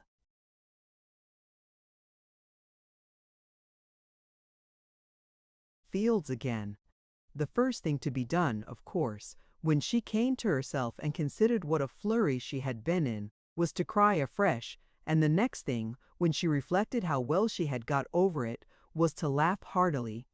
The tears once banished gave place to the smiles, and at last Dolly laughed so much that she was fain to lean against a tree and give vent to her exultation. When she could laugh no longer and was quite tired, she put her head-dress to rights, dried her eyes, looked back very merrily and triumphantly at the Warren chimneys, which were just visible, and resumed her walk. The twilight had come on, and it was quickly growing dusk, but the path was so familiar to her from frequent traversing that she hardly thought of this, and certainly felt no uneasiness at being left alone. Moreover, there was the bracelet to admire, and when she had given it a good rub and held it out at arm's length, it sparkled and glittered so beautifully on her wrist that to look at it in every point of view and with every possible turn of the arm was quite an absorbing business. There was the letter too, and it looked so mysterious and knowing when she took it out of her pocket, and it held, as she knew, so much inside, that to turn it over and think about it and wonder how it began and how it ended and what it said, all through, was another matter of constant occupation. Between the bracelet and the letter, there was quite enough to do without thinking of anything else, and admiring each by turns, Dolly went on gaily. As she passed through a wicket gate to where the path was narrow and lay between two hedges garnished here and there with trees, she heard a rustling close at hand, which brought her to a sudden stop. She listened. All was very quiet, and she went on again, not absolutely frightened, but a little quicker than before perhaps, and possibly not quite so much at her ease for a check of that kind is startling. She had no sooner moved on again than she was conscious of the same sound, which was like that of a person tramping stealthily among bushes and brushwood. Looking towards the spot whence it appeared to come, she almost fancied she could make out a crouching figure. She stopped again. All was quiet as before. On she went once more, decidedly faster now, and tried to sing softly to herself. It must be the wind.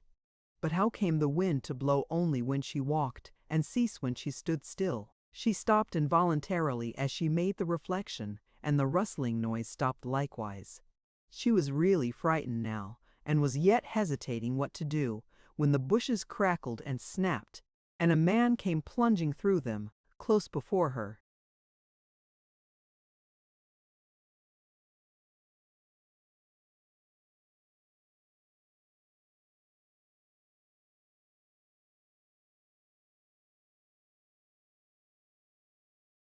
The end. Thank you for listening to this story. I hope you enjoyed the journey, the characters, and the world they carried with them. If you enjoyed this audiobook, please subscribe to the channel and leave a comment below. Your support helps keep these stories alive and allows more timeless books to be shared with listeners around the world. Until next time, thank you for listening.